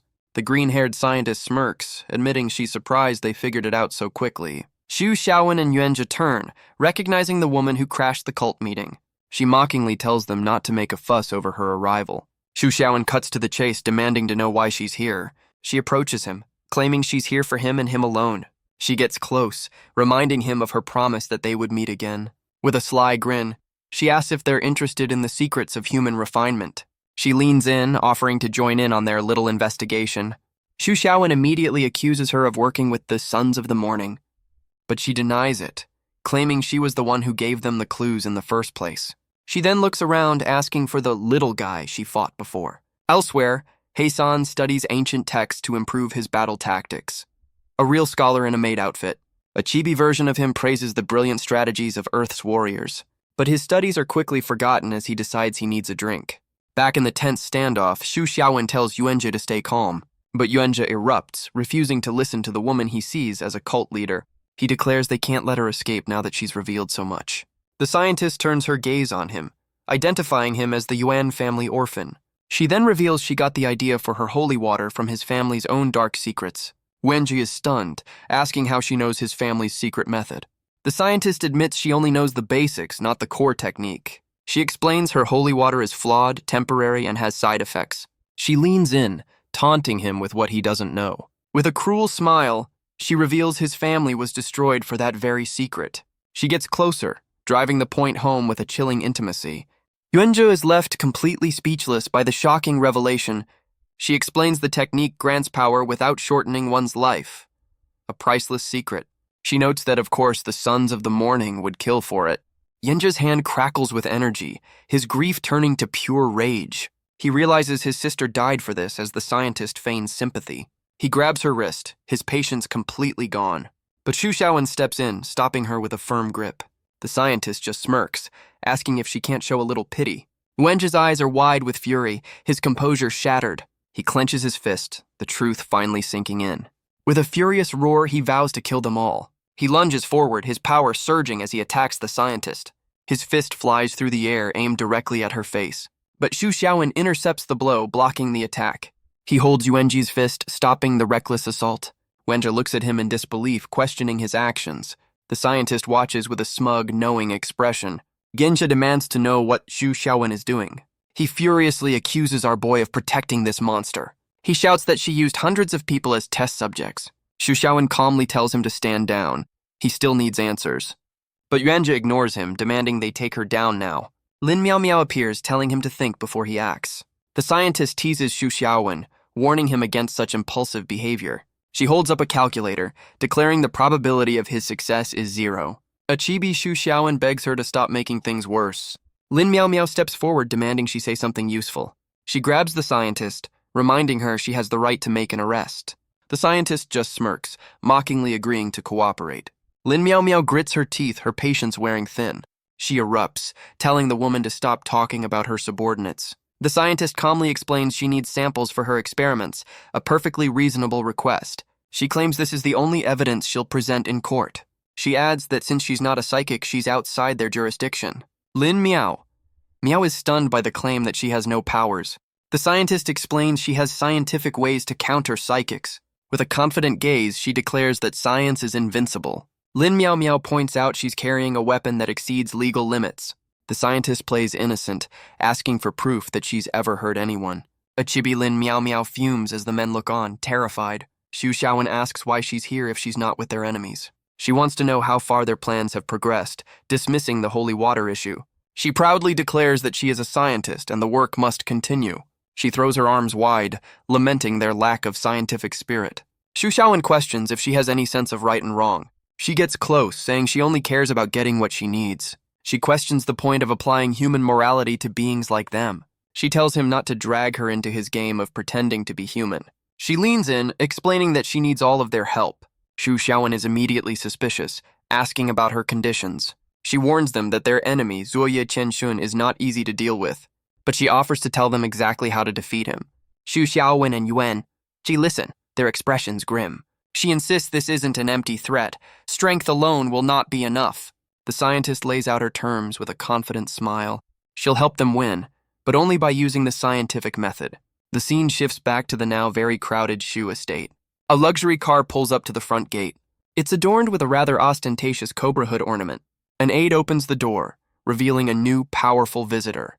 The president of the Africa Association steps out, impressed by the grounds. She walks towards the entrance with an air of absolute authority. The main door to the house slides open to greet her. A flustered Uncle Wang is stunned by the unexpected guest. He asks if she's another one of the young master's visitors. This is becoming a full-time job. She cuts to the chase, asking if the old man can read minds. He nervously denies it, claiming it's just years of experience. She smiles, noting that Xu Xiaowen is a very popular man. With that, she walks past him and into the house. Elsewhere, Xiao Liu tends to the flowers in the garden. She sees the newcomer, asking if she's here for the daytime party. Xiao Liu watches the woman pass, her expression unreadable. Her eyes narrow. She senses this new arrival is dangerous. She briefly considers warning Xu Xiaowen about the visitor, but she decides her flowers are more important. A woman of simple pleasures. Uncle Wang approaches the living room, looking concerned. He announces the new arrival, sparking jealousy among the other women. Xu Xiaowen looks up, wondering who could possibly be here now. He comes face to face with the president of the Africa Association. She introduces herself as Cripella, saying she's heard much about him. But her formal greeting turns to shock as she recognizes his face. Xu Xiaowen is just as confused by her sudden reaction. She accuses him of being a heartless man, her voice full of emotion. She lunges forward, embracing him and vowing not to let him escape again. She tearfully begs him to come home, certain he's her ex. Xu Xiaowen is completely baffled by the sudden, intense reunion. The scientist and Yuanjie can only stare, stunned by the drama. The other women in the room are equally shocked by this new arrival. She tackles him to the floor, refusing to let him go. She holds him close, repeating her desperate plea. Our boy just closes his eyes, trying to process the chaos.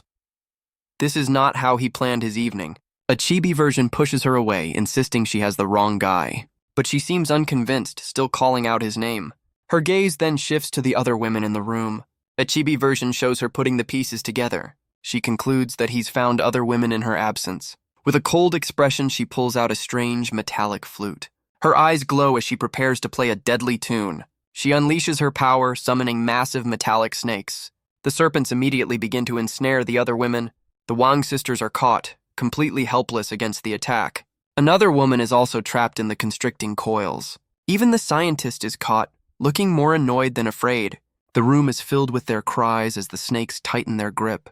Creepola's expression is cold, her ultimatum clear. She threatens to kill them all if he doesn't come with her. Xu Xiaowen tries to reason with her, still insisting it's a mistake. The scientist calls out the president's name, trying to intervene. She reminds her of the association's rules against such actions. But Creepola declares this is a private matter, beyond any rules. She grabs the scientist's chin, her threat now personal. A flash of energy slices through one of the metal snakes. Xu Xiaowen finally steps in, declaring that's enough. The scientist and Yuan just stare, as she wonders if he's using this chaos to his advantage. Wenjia wonders why the scientist was the only one not targeted. She coolly informs him he's not even in the same league as the other women. Wenjia is left fuming at the backhanded insult. Creepola looks up in disbelief, asking if Xu Xiaowen just struck her. He clarifies he was only stopping her, as the others bicker in the background.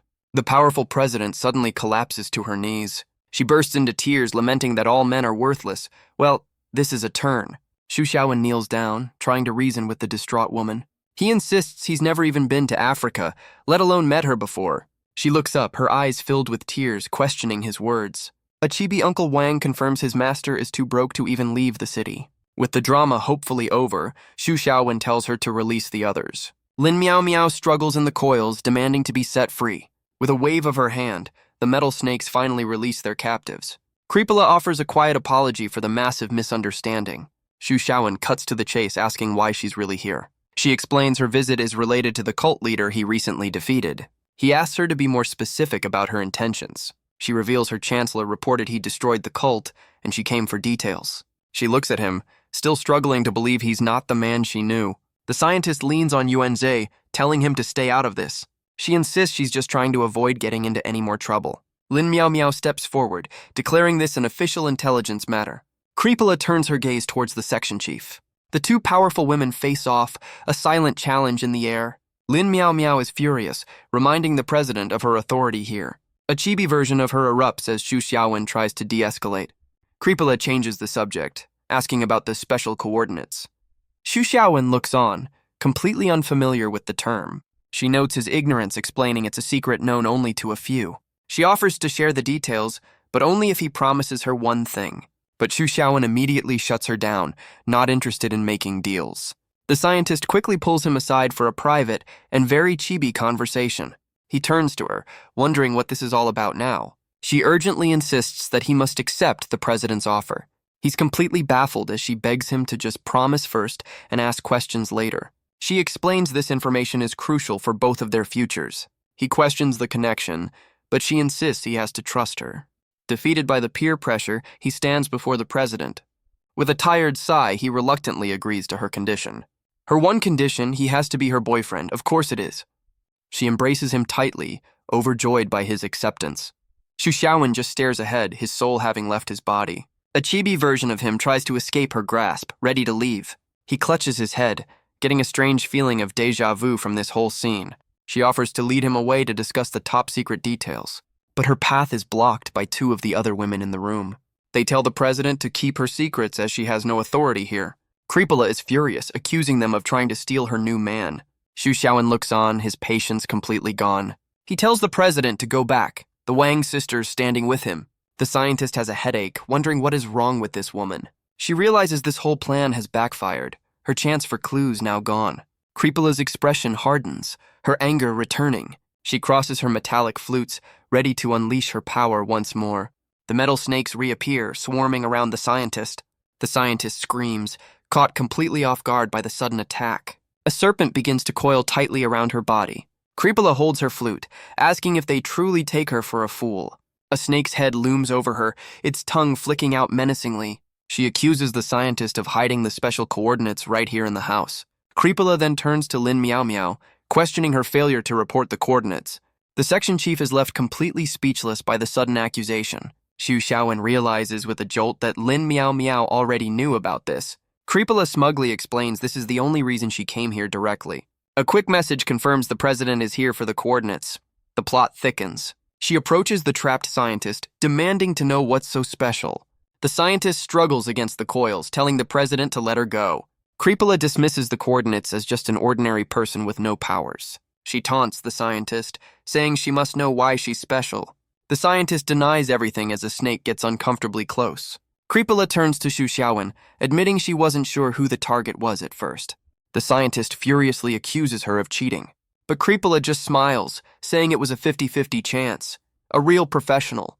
The scientist erupts, complaining that her equipment is now completely broken. Xu Xiaowen asks if the association is also in the dark about the coordinates. Creepola admits she only knows a little, but finds the whole thing interesting. Wang Yiki mutters that it's no wonder her man ran away. She's full of tricks. Wang Yiru glares, her arms crossed, clearly unimpressed by the visitor. Her eyes reflect Creepola's image, her focus absolute. Wang Yiki looks to her sister, confused by the sudden tension. Creepola begins to lecture Yike on the difference between reality and illusion. A purple energy gathers around her arm, a subtle display of her power. Wang Yiru asks if she wants to go deeper, as a chibi Yike looks on nervously. She explains the key is to hide your intentions from your opponent. She tells Yike to let Creepola act according to her own perceived reality. The two powerful women stand ready, a silent battle of wills underway. From above, Xu Xiaowen watches the tense standoff unfold. He looks completely exhausted by all the drama. A man needs his rest. A transformed Xu Xiaowen complains about how annoying they both are. In her mind, Creepola confronts the man she believes is her ex. The illusionary figure mocks her for being self-centered. He coldly states he left because he couldn't stand her anymore. The words hit hard, and the powerful president breaks down in tears. The illusion holds her, asking if this is what it took to get the truth. Back in reality, Xu Xiaowen is completely lost by this sudden turn. He watches as Creepola lovingly talks to a stone pillar, a truly riveting performance. The Wang sisters look on, one hiding her face in secondhand embarrassment. Lin Miao Miao can only stare, questioning what is happening to the president. A chibi version shows the bizarre scene. A powerful woman hugging a pillar. In her mind, she begs him to come back, abandoning her mission. She confesses she only came to the city because she was bored without him. With a desperate plea, she promises to be the perfect wife if he stays. The illusion pushes her away, telling her it's time to go back. Xu Xiaowen and Yuanzhe are left speechless by the entire ordeal. With a final wave to the pillar, Creepola finally departs. She gets in her car, ordering her aide to take her back to Africa.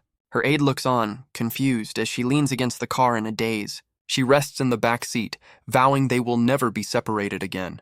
Back inside, the pillar she embraced now lies shattered on the floor. Xu Xiaowen asks if the association will be covering the repair costs. A man of priorities. The scene shifts to the bustling city under a clear blue sky. Creepola's luxury car navigates through the downtown traffic. The nervous aide keeps his eyes on the road, trying to ignore his boss. He asks what's wrong as she begins to stir in the back seat. Her eyes snap open, the illusion finally starting to break. A final vision of her ex flashes before her eyes. Back at the estate, Wang Yiru explains the illusion worked because Creepola was caught off guard. She adds that once an opponent realizes the deception, the power fades. Creepola finally understands she was trapped in a powerful illusion. Creepola leans back in her car, calling the whole affair a disgrace. But a sly smile reveals she's impressed by the team's skills. Her aide asks about the airport, but she orders him back to the hotel. She gives him a chilling warning to never speak of what he saw. The terrified driver quickly promises to be selectively blind and deaf. A wise career move. Creepola looks out at the city, vowing this isn't the last time she'll see Xu Xiaowen. Back at the estate, a quiet morning follows the chaotic night. Wang Yihan reflects on the nature of her family's power. She realizes that reality and mental illusions are two sides of the same coin. Her cousin Yiru confirms it, explaining their clan's mastery over consciousness. Elsewhere, Xu Xiaowen's signature flip-flops mark his arrival. He finds the scientist, noting she's now a target of the association. She scoffs at the idea, asking if he really thinks she's afraid. He just wants a smooth partnership to uncover the mystery of the coordinates. The scientist listens, her expression unreadable but attentive. Xu Xiaowen extends a hand, ready to form a temporary alliance. She accepts, clarifying that she simply doesn't respond well to threats. He announces to the others that she's joining their team. This should be fun. The scientist looks on, clearly thrilled by this new arrangement. The scene shifts to a quiet dockside retreat. A lone fish splashes in the calm water. The bald man, Qianji, notes that their recent actions have likely drawn attention. He sits with his subordinates, calling the situation a complete mess. The large man, Overeater, is confident they've covered their tracks. The blonde woman scolds him for his messy eating habits. He erupts in anger, comparing her to Wang Yihan. The blonde woman reveals their attack on the Wangs only succeeded because Yihan was away. Overeater's face contorts with rage at the mention of his failure. He empties a bag of food into the water below. The fish swarm in a chaotic frenzy, a mirror of the coming conflict. Qianji looks on, asking his two subordinates if they can ever get along. Baoyu quietly admits that she was in the wrong, but Overeater just laughs, saying she deserved the scolding. Qianji reminds him to maintain their image as a prestigious organization. Overeater's expression hardens, clearly not taking the advice to heart. Qianji compares their bickering to the fish fighting for scraps in the pond. He warns them not to be as brainless as the creatures below. The two of them listen, the tension still thick in the air. A truly inspiring leader. Overeater questions why they left the Wang family alive after the attack. Qianji explains the Wangs are a family the association wants to protect. He says their goal was to remind Wang Yihan who's in control and drain their resources. He then gives a new order, a thorough investigation into Xu Xiaowen. Elsewhere, a woman with long black hair hides behind a rock, eavesdropping. She wonders what Lord Qianshuan is secretly discussing with the others. She watches the meeting, frustrated that she's been left out of the loop. She bites her finger, her anxiety growing with every passing moment. Her expression is a mix of worry and deep-seated frustration. She tries to calm herself, questioning her own frantic thoughts. A chibi version of her insists she's not part of his family and shouldn't care. She sighs, calling herself self-indulgent for getting so worked up. A voice calls out, asking why Mary is hiding behind a rock. Qiangshuan turns, calmly telling her to come over. Mary is completely mortified, realizing she's been caught. She reluctantly steps out, her head bowed in embarrassment. He asks what's wrong, but she's too nervous to answer. She worries that asking questions will only make him impatient. He tells her that if he wanted her to know, he would have told her. Bao Yu chimes in, guessing that Mary was dumped by a man again. Mary frantically denies it as Bao Yu teases her in front of Qianshuan. Bao Yu erupts, ranting about a man with a family she wanted to confront. A hand reaches out, a gesture of comfort. Qianshuan offers a hug to the distraught Mary. She cries out his name, her heart clearly broken. She embraces him, vowing the man who wronged her will pay. With a manic grin, she declares her curse is about to take effect. A chibi Qiangshuan praises her, much to the confusion of the others. Overeater steps in, asking Mary for her opinion of him. A bold strategy.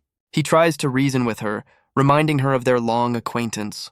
But Mary bluntly shuts him down with a rather harsh insult. Overeater is enraged, his pride completely wounded.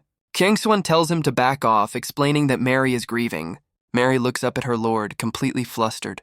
She's desperate to know what they were secretly discussing. She debates with herself, unsure if she should ask. Qiangshuan teases her, revealing their topic was a man. He gives a sly smile, certain she's interested in the details. The scene shifts back to the now familiar Shu estate. Mary's voice reveals the man's name, Xu Xiaowen. She leans against a pillar, lost in thought. She wonders why Qianshuan is so interested in this particular man. A door opens and she panics, realizing someone is coming. It's Xu Xiaowen himself, stepping out into the hallway. His signature flip-flops click on the floor as he walks past her hiding spot. Mary is frozen with panic, unsure of what to do. Xu Xiaowen appears behind her, asking if she's waiting for him. She's completely flustered, stammering out a denial. He asks if she's a former client of his.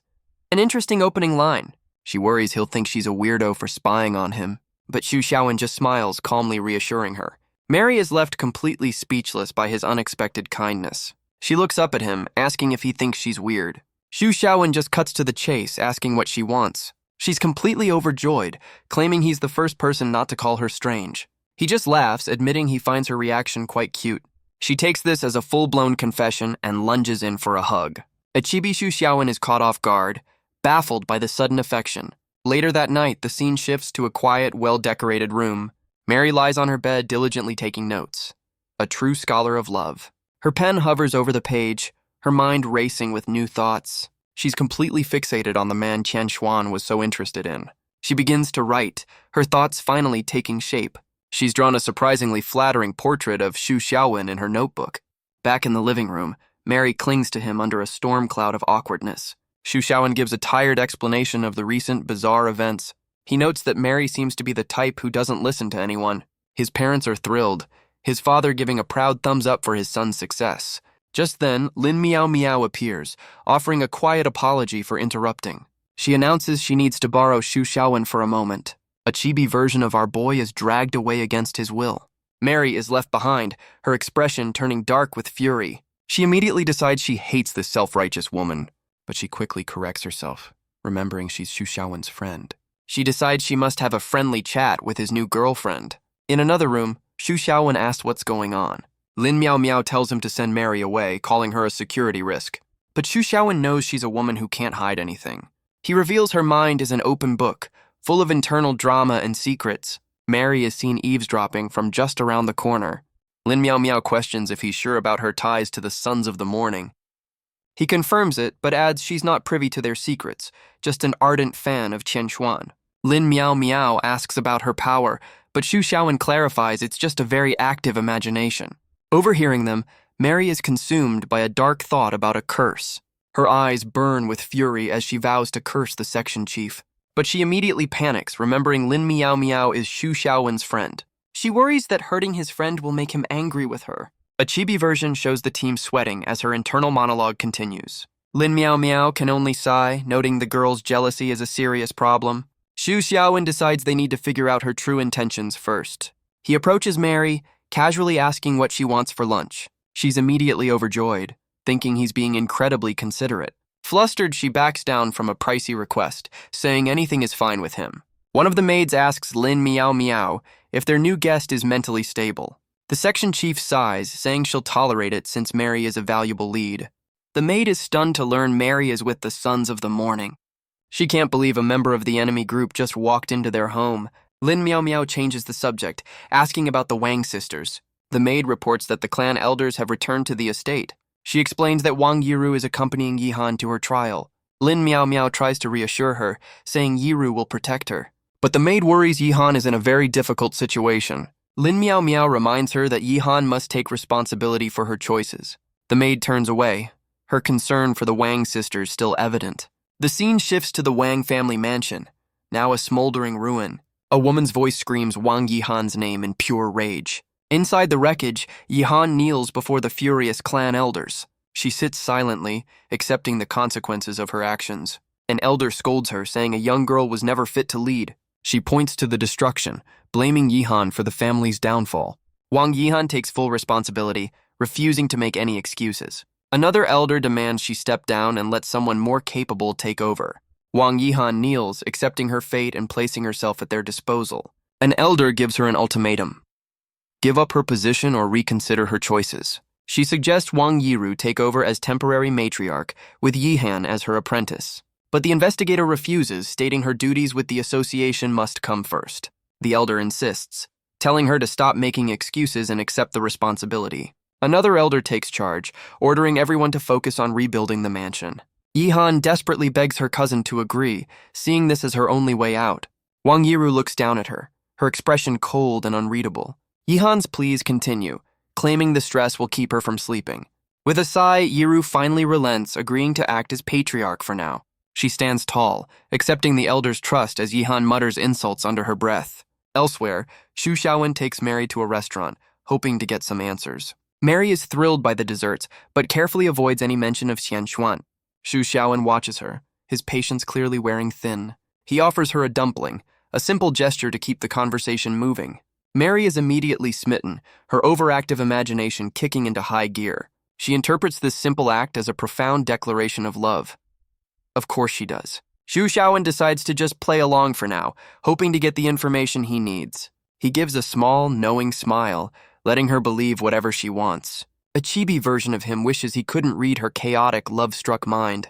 She happily eats the food, completely lost in her romantic fantasy. Her thoughts immediately jump to naming their future children. She proudly announces the poetic name she's already chosen for their firstborn. Xu Xiaowen is horrified, realizing things are escalating way too quickly. But she insists 8 hours is more than enough time to plan a family. She continues her detailed fantasy, even coming up with a nickname. She imagines their son will be just as handsome and dominant as his father. Our boy is completely baffled, wondering what her inner world is even made of. He's so stressed by her internal monologue that he can barely function. With a sly grin, he asks if she's a psychic too, testing her reaction. With a confident grin, Mary reveals she's a level 6 psychic. She immediately backpedals, asking about his level with teary eyes. Xu Xiaowen calmly replies that he's only a level 4. He internally notes the first step, feign weakness to gain sympathy. Mary frantically insists she wasn't trying to show off her power. She explains a level 4 is useless in the association, but not to their enemies. His internal monologue continues. Express helplessness to get more information. Our boy wonders if he even needs to play these games with her. Mary laments that she's only ranked second among the 7 deadly sins. She reveals the top-ranked member has no psychic abilities at all. With a smile, she offers him a place in the Sons of the Morning. Xu Xiaowen's plan reaches its final step. Ask for her true purpose. Mary is taken aback by his direct question. He plays it off, saying he was just confused by her teasing. He realizes she's not just a simple fangirl.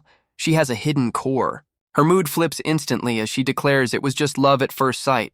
A likely story. The scene shifts back to the Shu estate under the quiet night sky. Wang Yihan thanks her cousin for helping her deal with the clan elders. Wang Yiru calmly states the elders are just doing what's best for the family. Just then, Wang Yike arrives, calling out to her sister and cousin. One of the maids rushes in, announcing Xu Xiaowen went out with a woman from the enemy. Wang Yihan's eyes widen in shock at the news. The maid describes the woman as short, dark, and gloomy. Yihan wonders if she's nervous, but the maid clarifies it's more like inner drama. With dawning horror, she asks if the woman's name is Mary. The maids confirm it with a terrified shout. Yihan panics, declaring Xu Xiaowen is in grave danger with one of the 7 deadly sins. One of the other women seems less concerned, questioning the threat to Xu Xiaowen. Yihan explains Mary's power as a special kind of curse. A dark vision of Mary appears. Any man who earns her grudge meets a terrible end. She leans in, declaring that they're getting married soon. She clings to a horrified Xu Xiaowen, promising her lord will love him like a son. Our boy is completely stunned, realizing she's not joking in the slightest. He fights every instinct, trying to keep his hands from pushing her away. Mary is completely lost in her fantasy, eagerly awaiting their wedding day. Xu Xiaowen can only sweat, trapped in this incredibly awkward situation. She gets closer and he wonders what this woman's deal is. A chibi version shows his utter panic as she puckers up. She asks if he doesn't like her, her expression unreadable. He stammers, trying to explain this is about more than just like. She accuses him of being like all the other men who abandon her. He tries to explain it's not disgust, but he's clearly uncomfortable. A chibi version of him cries, afraid he's about to lose his composure. Her eyes glow as she threatens to curse him if he refuses her proposal. The scene shifts to a flashback, revealing a bit of Xu Xiaowen's past. 20 years ago, he was known for telling ghost stories to scare other kids. After several school transfers, his parents just gave up on him. His mother asks why he's so interested in such dark topics. She worries that his strange hobby will make it hard to find a girlfriend. Oh, the irony. A chibi version shows his parents arguing over who's to blame for his tastes. His mother wonders what kind of normal child is so obsessed with horror. He explains that he only likes to watch one specific kind of movie. He sits wrapped in a blanket, watching a scary film on an old television. He explains that horror helps him relieve the stress of his reincarnation curse. But there's another more personal reason for his fascination. He loved hearing the movie's ghost use a gloomy voice to curse people. It was a magical phrase that he found completely irresistible. The ghost on screen delivers her iconic, terrifying curse. The movie shows a cartoon man rushing desperately for the restroom. The curse's final, messy result is heavily censored for the audience. Mary strikes a pose, offering a very different and much sweeter kind of curse. The memory reveals his childhood obsession with the horror icon, Xiaojin. Back in the present, the mood in the restaurant is about to get very strange. Xu Xiaowen's eyes light up, eagerly asking if her power is a curse. Mary is completely thrown off by his enthusiastic reaction. He grabs her hands, asking with genuine excitement how she plans to curse him. She can only stare, wondering why he seems to be looking forward to it. He then makes a very specific and very bizarre request. He asks her to deliver the iconic and rather messy curse from his favorite movie. Mary is completely lost, having no idea what this man is talking about. He explains she's the spitting image of his childhood goddess. He insists that, as a level 6, she can surely replicate the line perfectly. She's now convinced that this man is absolutely, certifiably not normal. Xu Xiaowen tries to leave, his strange request unfulfilled. But she grabs him, threatening to use her curse if he rejects her proposal. He stammers, trying to explain that they're just not compatible. She calls him out, reminding him he was just planning their family. He's caught in his own web of lies, unable to respond. She declares they're from different worlds, a convenient excuse to back out. But Xu Xiaowen sees an opportunity, making a bold counteroffer.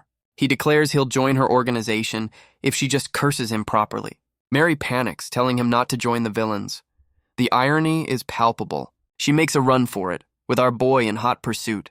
He calls after her, just wanting to relive a childhood memory. Left alone, he sighs, disappointed by the uninteresting outcome.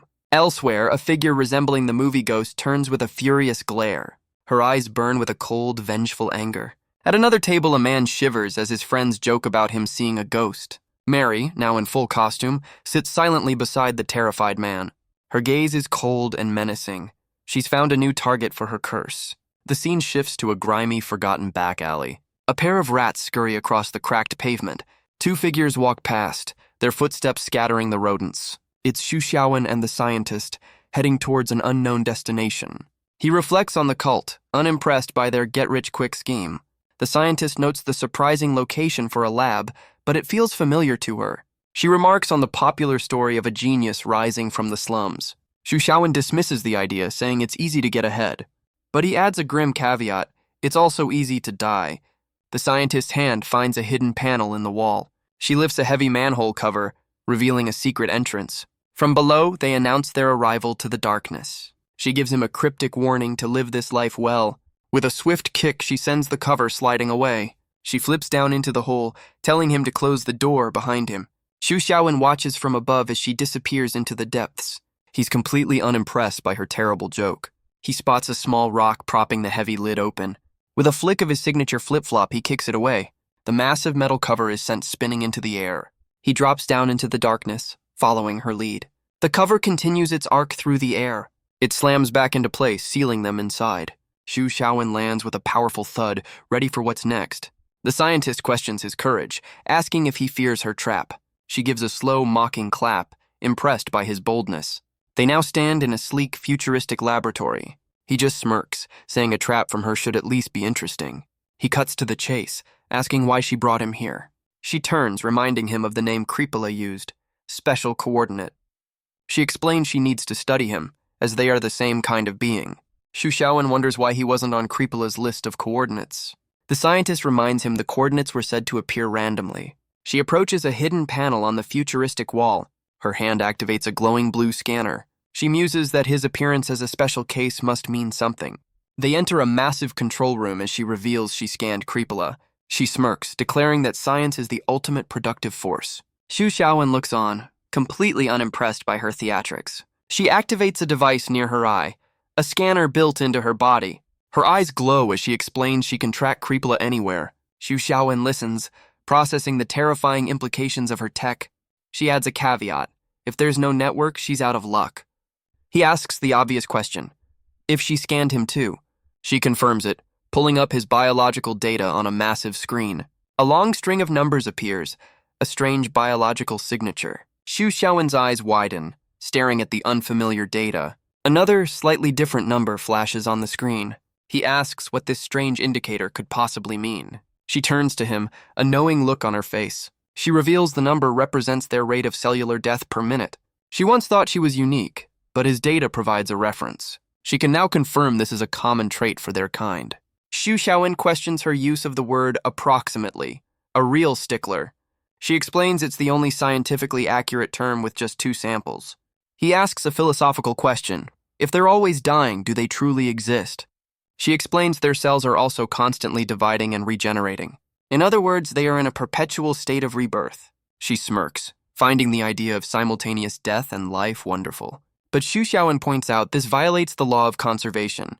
He's no fun at parties. She dismisses his serious tone, joking that she's been to school. She tells him not to take things so seriously as he pulls up a chair. She explains this theory as why the special coordinates appear so randomly. Xu Xiaowen listens intently, processing the idea of constantly dying cells. He connects this back to her earlier lecture on the concept of entropy. He theorizes the energy from their dying cells irreversibly increases chaos. He continues, stating the world's balance depends on minimizing that chaos. He concludes their cycle of death is the world's way of maintaining order, but their kind is always struggling just to stay alive. The scientist explains that to avoid this fate, they learned a new way. Their solution: keep dying until chaos explodes. A perfectly healthy coping mechanism. Xu Xiaowen realizes this is why the coordinates are monitored so closely. The scientist adds that this outbreak is an unconscious release of power. She taps her phone, a new plan forming.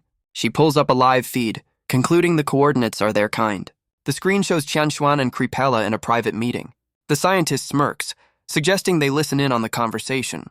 The scene shifts to the quiet, traditional room from the feed. Xiangshuan asks Creepola if she plans on staying in the city. She reveals a coordinate signal has appeared, and she's going to investigate. Back in the lab, the scientist seems pleased by this new development. Xu Xiaowen asks if she can replicate the association's scanners, but she scoffs at the idea. He just gives her a deadpan look, completely unimpressed by her rant. Back at the meeting, Qianshuan asks why she's so curious about the coordinates. She explains that not knowing the truth is what truly scares her. She leans in, asking if he's hiding something from her. She then questions if he's hiding something from the entire association. Qianshuan looks away, insisting he has nothing to hide.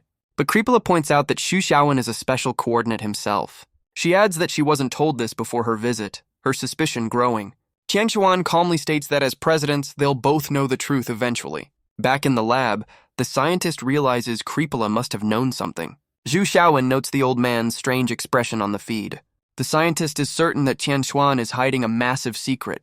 On the screen, Qianshuan declares that Xu Xiaowen is not a threat to society. He adds that even as a coordinate, the association is forbidden from acting. But Creepola points out that others might not follow those same rules. The scientist complains about Creepola's very aggressive version of a chat. The feed shows Qianshuan's face, his gaze fixed on something unseen. His eyes narrow, a look of dawning realization on his face. Xu Xiaowen wonders what could have possibly caught his attention. Suddenly, the monitor spikes with a strange, erratic signal. The scientist is stunned as the communication feed cuts out completely. Xu Xiaowen realizes the old man knew they were watching the entire time. The scientist is furious, unable to believe her system was detected. But Xu Xiaowen feels a strange, unsettling sense of familiarity with the president.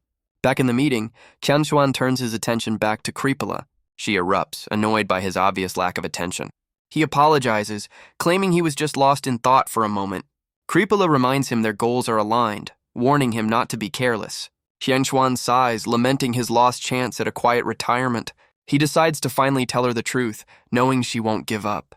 He reveals he's met Xu Xiaowen before, which is why he's been so cautious. He drops a bombshell. Our boy may be tied to the origin of all psychic powers. He admits he was keeping this theory quiet until he had solid proof. Creepola is stunned, demanding to know the basis for his wild claim. He begins to recount the story of Heisan's arrival at the association. Creepola is absolutely delighted to learn Xu Xiaowen has alien house guests. The scene shifts back to the now very famous Xu estate. Inside, the house is quiet, unaware of the high-level discussions it has caused. Back at the estate, Xu Xiaowen lies on the floor, contemplating his next move. He sits in the quiet room, lost in a sea of complicated thoughts. He wonders if he's been a little too active lately, drawing unwanted attention. The scientist's words echo in his mind as he weighs the risks of their new plan. A chibi version of him decides it's time to go back to his old, careful ways. But his quiet moment of reflection is suddenly interrupted. Xiao Liu appears in the doorway, saying she needs to talk to him. Xu Xiaowen is taken aback by her sudden, serious demeanor. He politely invites her to sit, trying to gauge her intentions. She kneels before him, asking a very direct question. Does he hate her? He looks on, completely baffled by this sudden turn in the conversation. She admits she knows her own flaws, listing them with brutal honesty. He can only stare, surprised by her sudden self-awareness. At least she's honest. He quickly tries to reassure her, telling her not to overthink things. She smiles, teasing him about how rude he is when he reads people's minds. She adds that she's not surprised he sees her in a negative light. He asks if she's angry, but she just gives a small, unreadable laugh. She makes a self-deprecating comment about her place in his home. With a gentle smile, she admits she's been a constant source of trouble. He reflects that in his past lives, he's dealt with far more outrageous women. She gets a little closer, her gaze fixed on him. She asks if he ever found someone he liked in his many past lives. A flustered Chibi Xu Xiaowen admits he never got that far before his life reset. She then asks how he truly sees her in this life. Xu Xiaowen is completely caught off guard by the question. A chibi version of him wonders if she's feeling all right today. She presses the question, wanting to know his thoughts on her. A sly, knowing smile spreads across her face. He stammers, admitting he's not mentally prepared for this conversation. A party popper explodes as she celebrates her successful emotional ambush. She celebrates with a shower of confetti, wishing him a happy birthday. Just then, the door to his room slides open. The entire household is there, throwing him a surprise party. Xu Xiaowen is completely stunned by the sudden celebration. Xiao Liu explains this is the first time he's ever lived past 25. She asks if he's happy, but he just looks overwhelmed. His mother admits they were worried he'd be angry about the party. He's moved to tears, finally able to accept their affection. His parents embrace him, telling him how hard he's worked. Xiaoliu watches the touching family moment with a gentle smile. She recalls her earlier question about his past lives and loves. The party is soon in full swing at the Zhu estate. The sound of clinking glasses and laughter fills the air. Xiaoliu and the others are clearly enjoying the celebration, but Xu Xiaowen slips away from the crowd for a moment of quiet. He grabs 2 drinks, heading for the solitude of the outdoors. He sits on the steps but is quickly joined by Yuan Jie. Xu Xiaowen asks if he's thinking about his family and their enemies. He offers his friend a drink, a silent gesture of support. Yuan Jie accepts it with a quiet word of thanks. Xu Xiaowen apologizes for ruining the mood of the party. He tells Yuan Jie there's no rule that says you have to be happy. Yuan Jie looks at him, impressed by his open-mindedness. Our boy admits he wasn't so wise at Yuan Jie's age. A chibi version deadpans that he just died a few times back then. A minor setback. Yuan Jie looks up, a difficult confession on his lips. He leans back, admitting he hates himself for his own weakness. Xu Xiaowen knows he wants to avenge his family on his own, but he offers to help, admitting he has his own interest in their enemies. He recalls the scientist's warning, wondering what makes their foes so dangerous. Yuan Jie admits it's a bit embarrassing to say. He confesses he initially misjudged Xu Xiaowen completely, but he's learned his lesson and is grateful for the support. But Xu Xiaowen quickly dismisses the thanks, claiming selfish motives. A chibi version insists he's not nearly as noble as he seems. He takes a drink, chiding his friend for being too trusting. He explains the world is shades of gray and their goals just align. A very edgy take for a guy in flip-flops. Yuan Jie seems moved by this, deciding to cherish the moment. He then offers a simple, heartfelt birthday wish. Xu Xiaowen smiles warmly, accepting the gesture. The 2 friends share a toast under the quiet night sky. Later that night, the party seems to have continued. A pile of empty cans suggests a very successful celebration, or at least a very well-hydrated one, judging by the mess. A chibi Yuan Jie is sick, much to Xu Xiaowen's confusion. He explains he's always had a weak stomach for carbonated drinks. He admits his sister never let him have them as a child. The memory brings a fresh wave of grief and nausea. Xu Xiaowen looks on, concerned by the sudden shift in mood. Yuan Jie's grief returns, questioning why his sister had to die. Xu Xiaowen tells him to stop torturing himself with unanswerable questions. The simple, direct advice seems to break through his haze of grief. Just then, Xiaoliu appears, interrupting their quiet moment. She playfully asks what secrets they're discussing out here.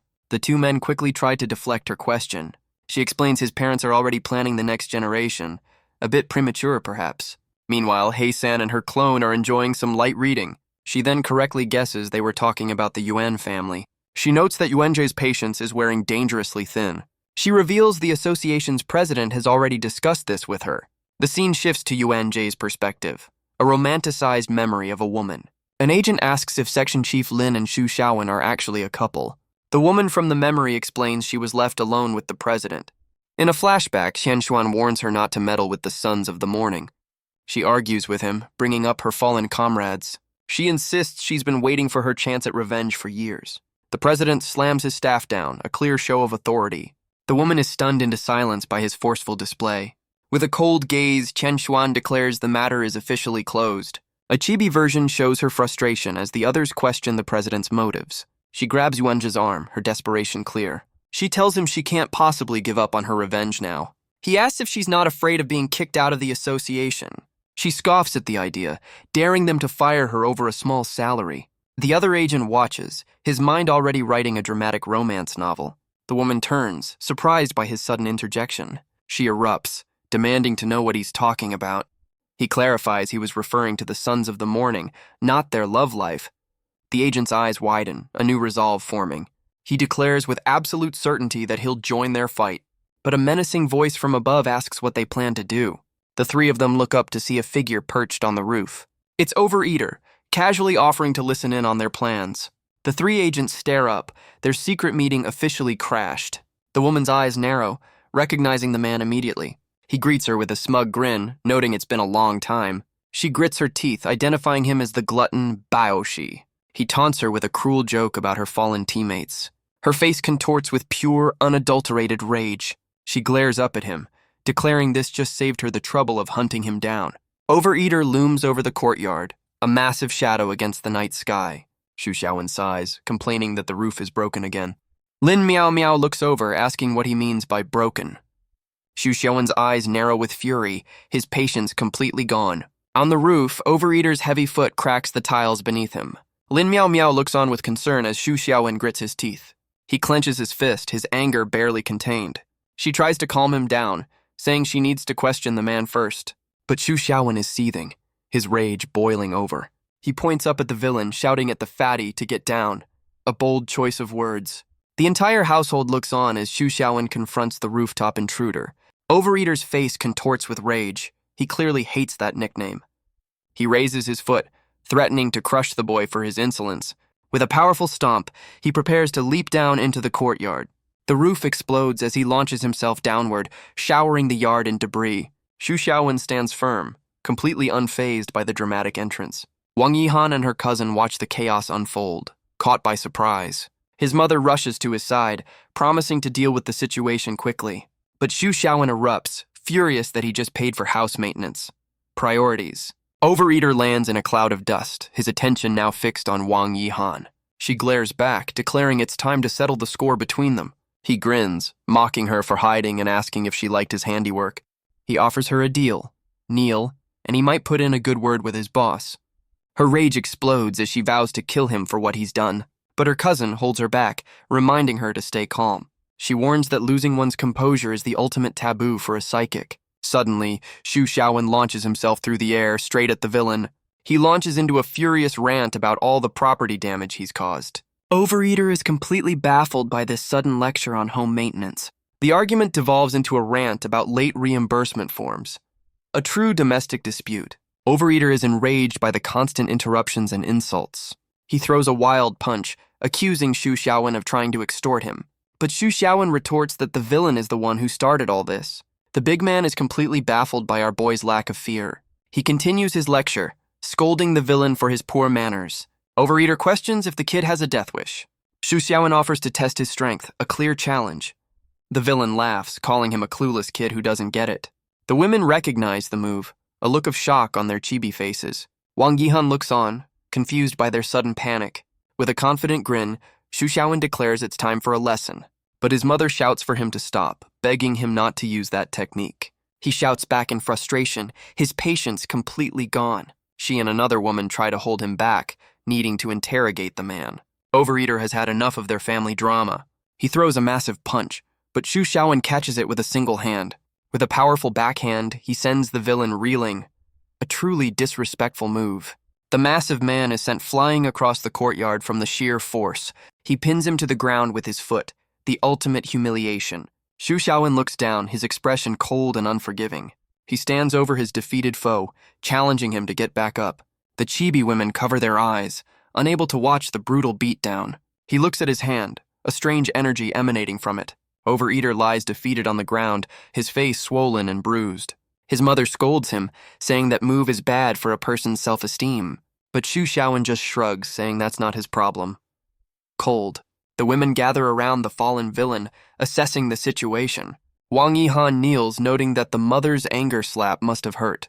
His mother despairs, realizing her interrogation is now on hold. He tells her to ask later, reminding her to get compensation for the damages. From afar, a woman watches a lone figure on a distant rooftop. Elsewhere, Bao Yu observes the scene, questioning Overeater's sanity. She's furious that he would dare to provoke their enemies so directly. She wonders how he even made it into the 7 deadly sins. Through her scope, she admits Xu Xiaowen is surprisingly impressive. He took down a level 5 psychic with just a few slaps. She wonders if Overeater will break, but quickly dismisses the thought. A cruel smile spreads across her face as she makes a decision. She reaches for a large telescope mounted on the ledge. With a final farewell, she pushes it off the roof. So much for team loyalty. The next day, the interrogation begins at the Shu estate. Overeater wakes up, a smug look on his face. But his confidence quickly fades into confusion. The green-haired scientist looms over him, announcing he's awake. He struggles against his bonds, questioning how they could possibly hold him. He grits his teeth, realizing this is no ordinary rope. The scientist taunts him, noting his dislike for being called fat. She reveals the rope is her own invention, designed to nullify his powers. He kneels before them, defiantly claiming he knows nothing. Wang Yiru appears, calling the captured villain a disgrace. He warns Wang Yihan not to get cocky just because she has new allies. He declares that without his organization, her family is doomed, but she just smirks, calling it the natural order of things. Her eyes burn with fury as she wishes for his group's downfall. Just then, Lin Meow Meow's heels click on the floor as she enters. She stands over the captured villain, her expression cold and unreadable. He tells her not to be smug, but she says the end result is all that matters. She looks down on him, calling him as helpless as a cornered animal. He reminds her that he was the one who showed her mercy years ago. With a cruel laugh, he reveals he let her live just to watch her suffer alone. He taunts her, blaming her for the death of her former teammates. But Lin Meow Meow ignores the bait, asking who attacked the Yuan family. He erupts in fury, demanding she face his accusations. The scientist delivers a swift slap, telling him to be quiet. She pins him down, reminding him that prisoners don't get to talk so much. Lin Meow Meow presses on, asking if Qian Xuan gave the order. Yuanjia watches intently as the interrogation continues. Overeater grits his teeth, refusing to give up any specific names. He's not the sharpest tool, but he's loyal. He mocks their quest for revenge, dismissing the details as unimportant. Lin Meow Meow turns away, deciding she doesn't need his help after all. He dares her to kill him, certain he'll never break. With a cold smile, she confirms that's exactly what she plans to do. She leans in close, explaining her power goes beyond simple mind reading. He's terrified, demanding to know what she's about to do. She explains this is a cruel technique she rarely ever uses. With a manic grin, she clarifies that it's cruel to herself. Well, that's not reassuring. Her hand presses against his head, her power surging forward. Her eyes glow white as she begins to forcibly enter his mind. The villain can only stare in shock, his defiance finally broken. The room falls silent, the interrogation seemingly complete.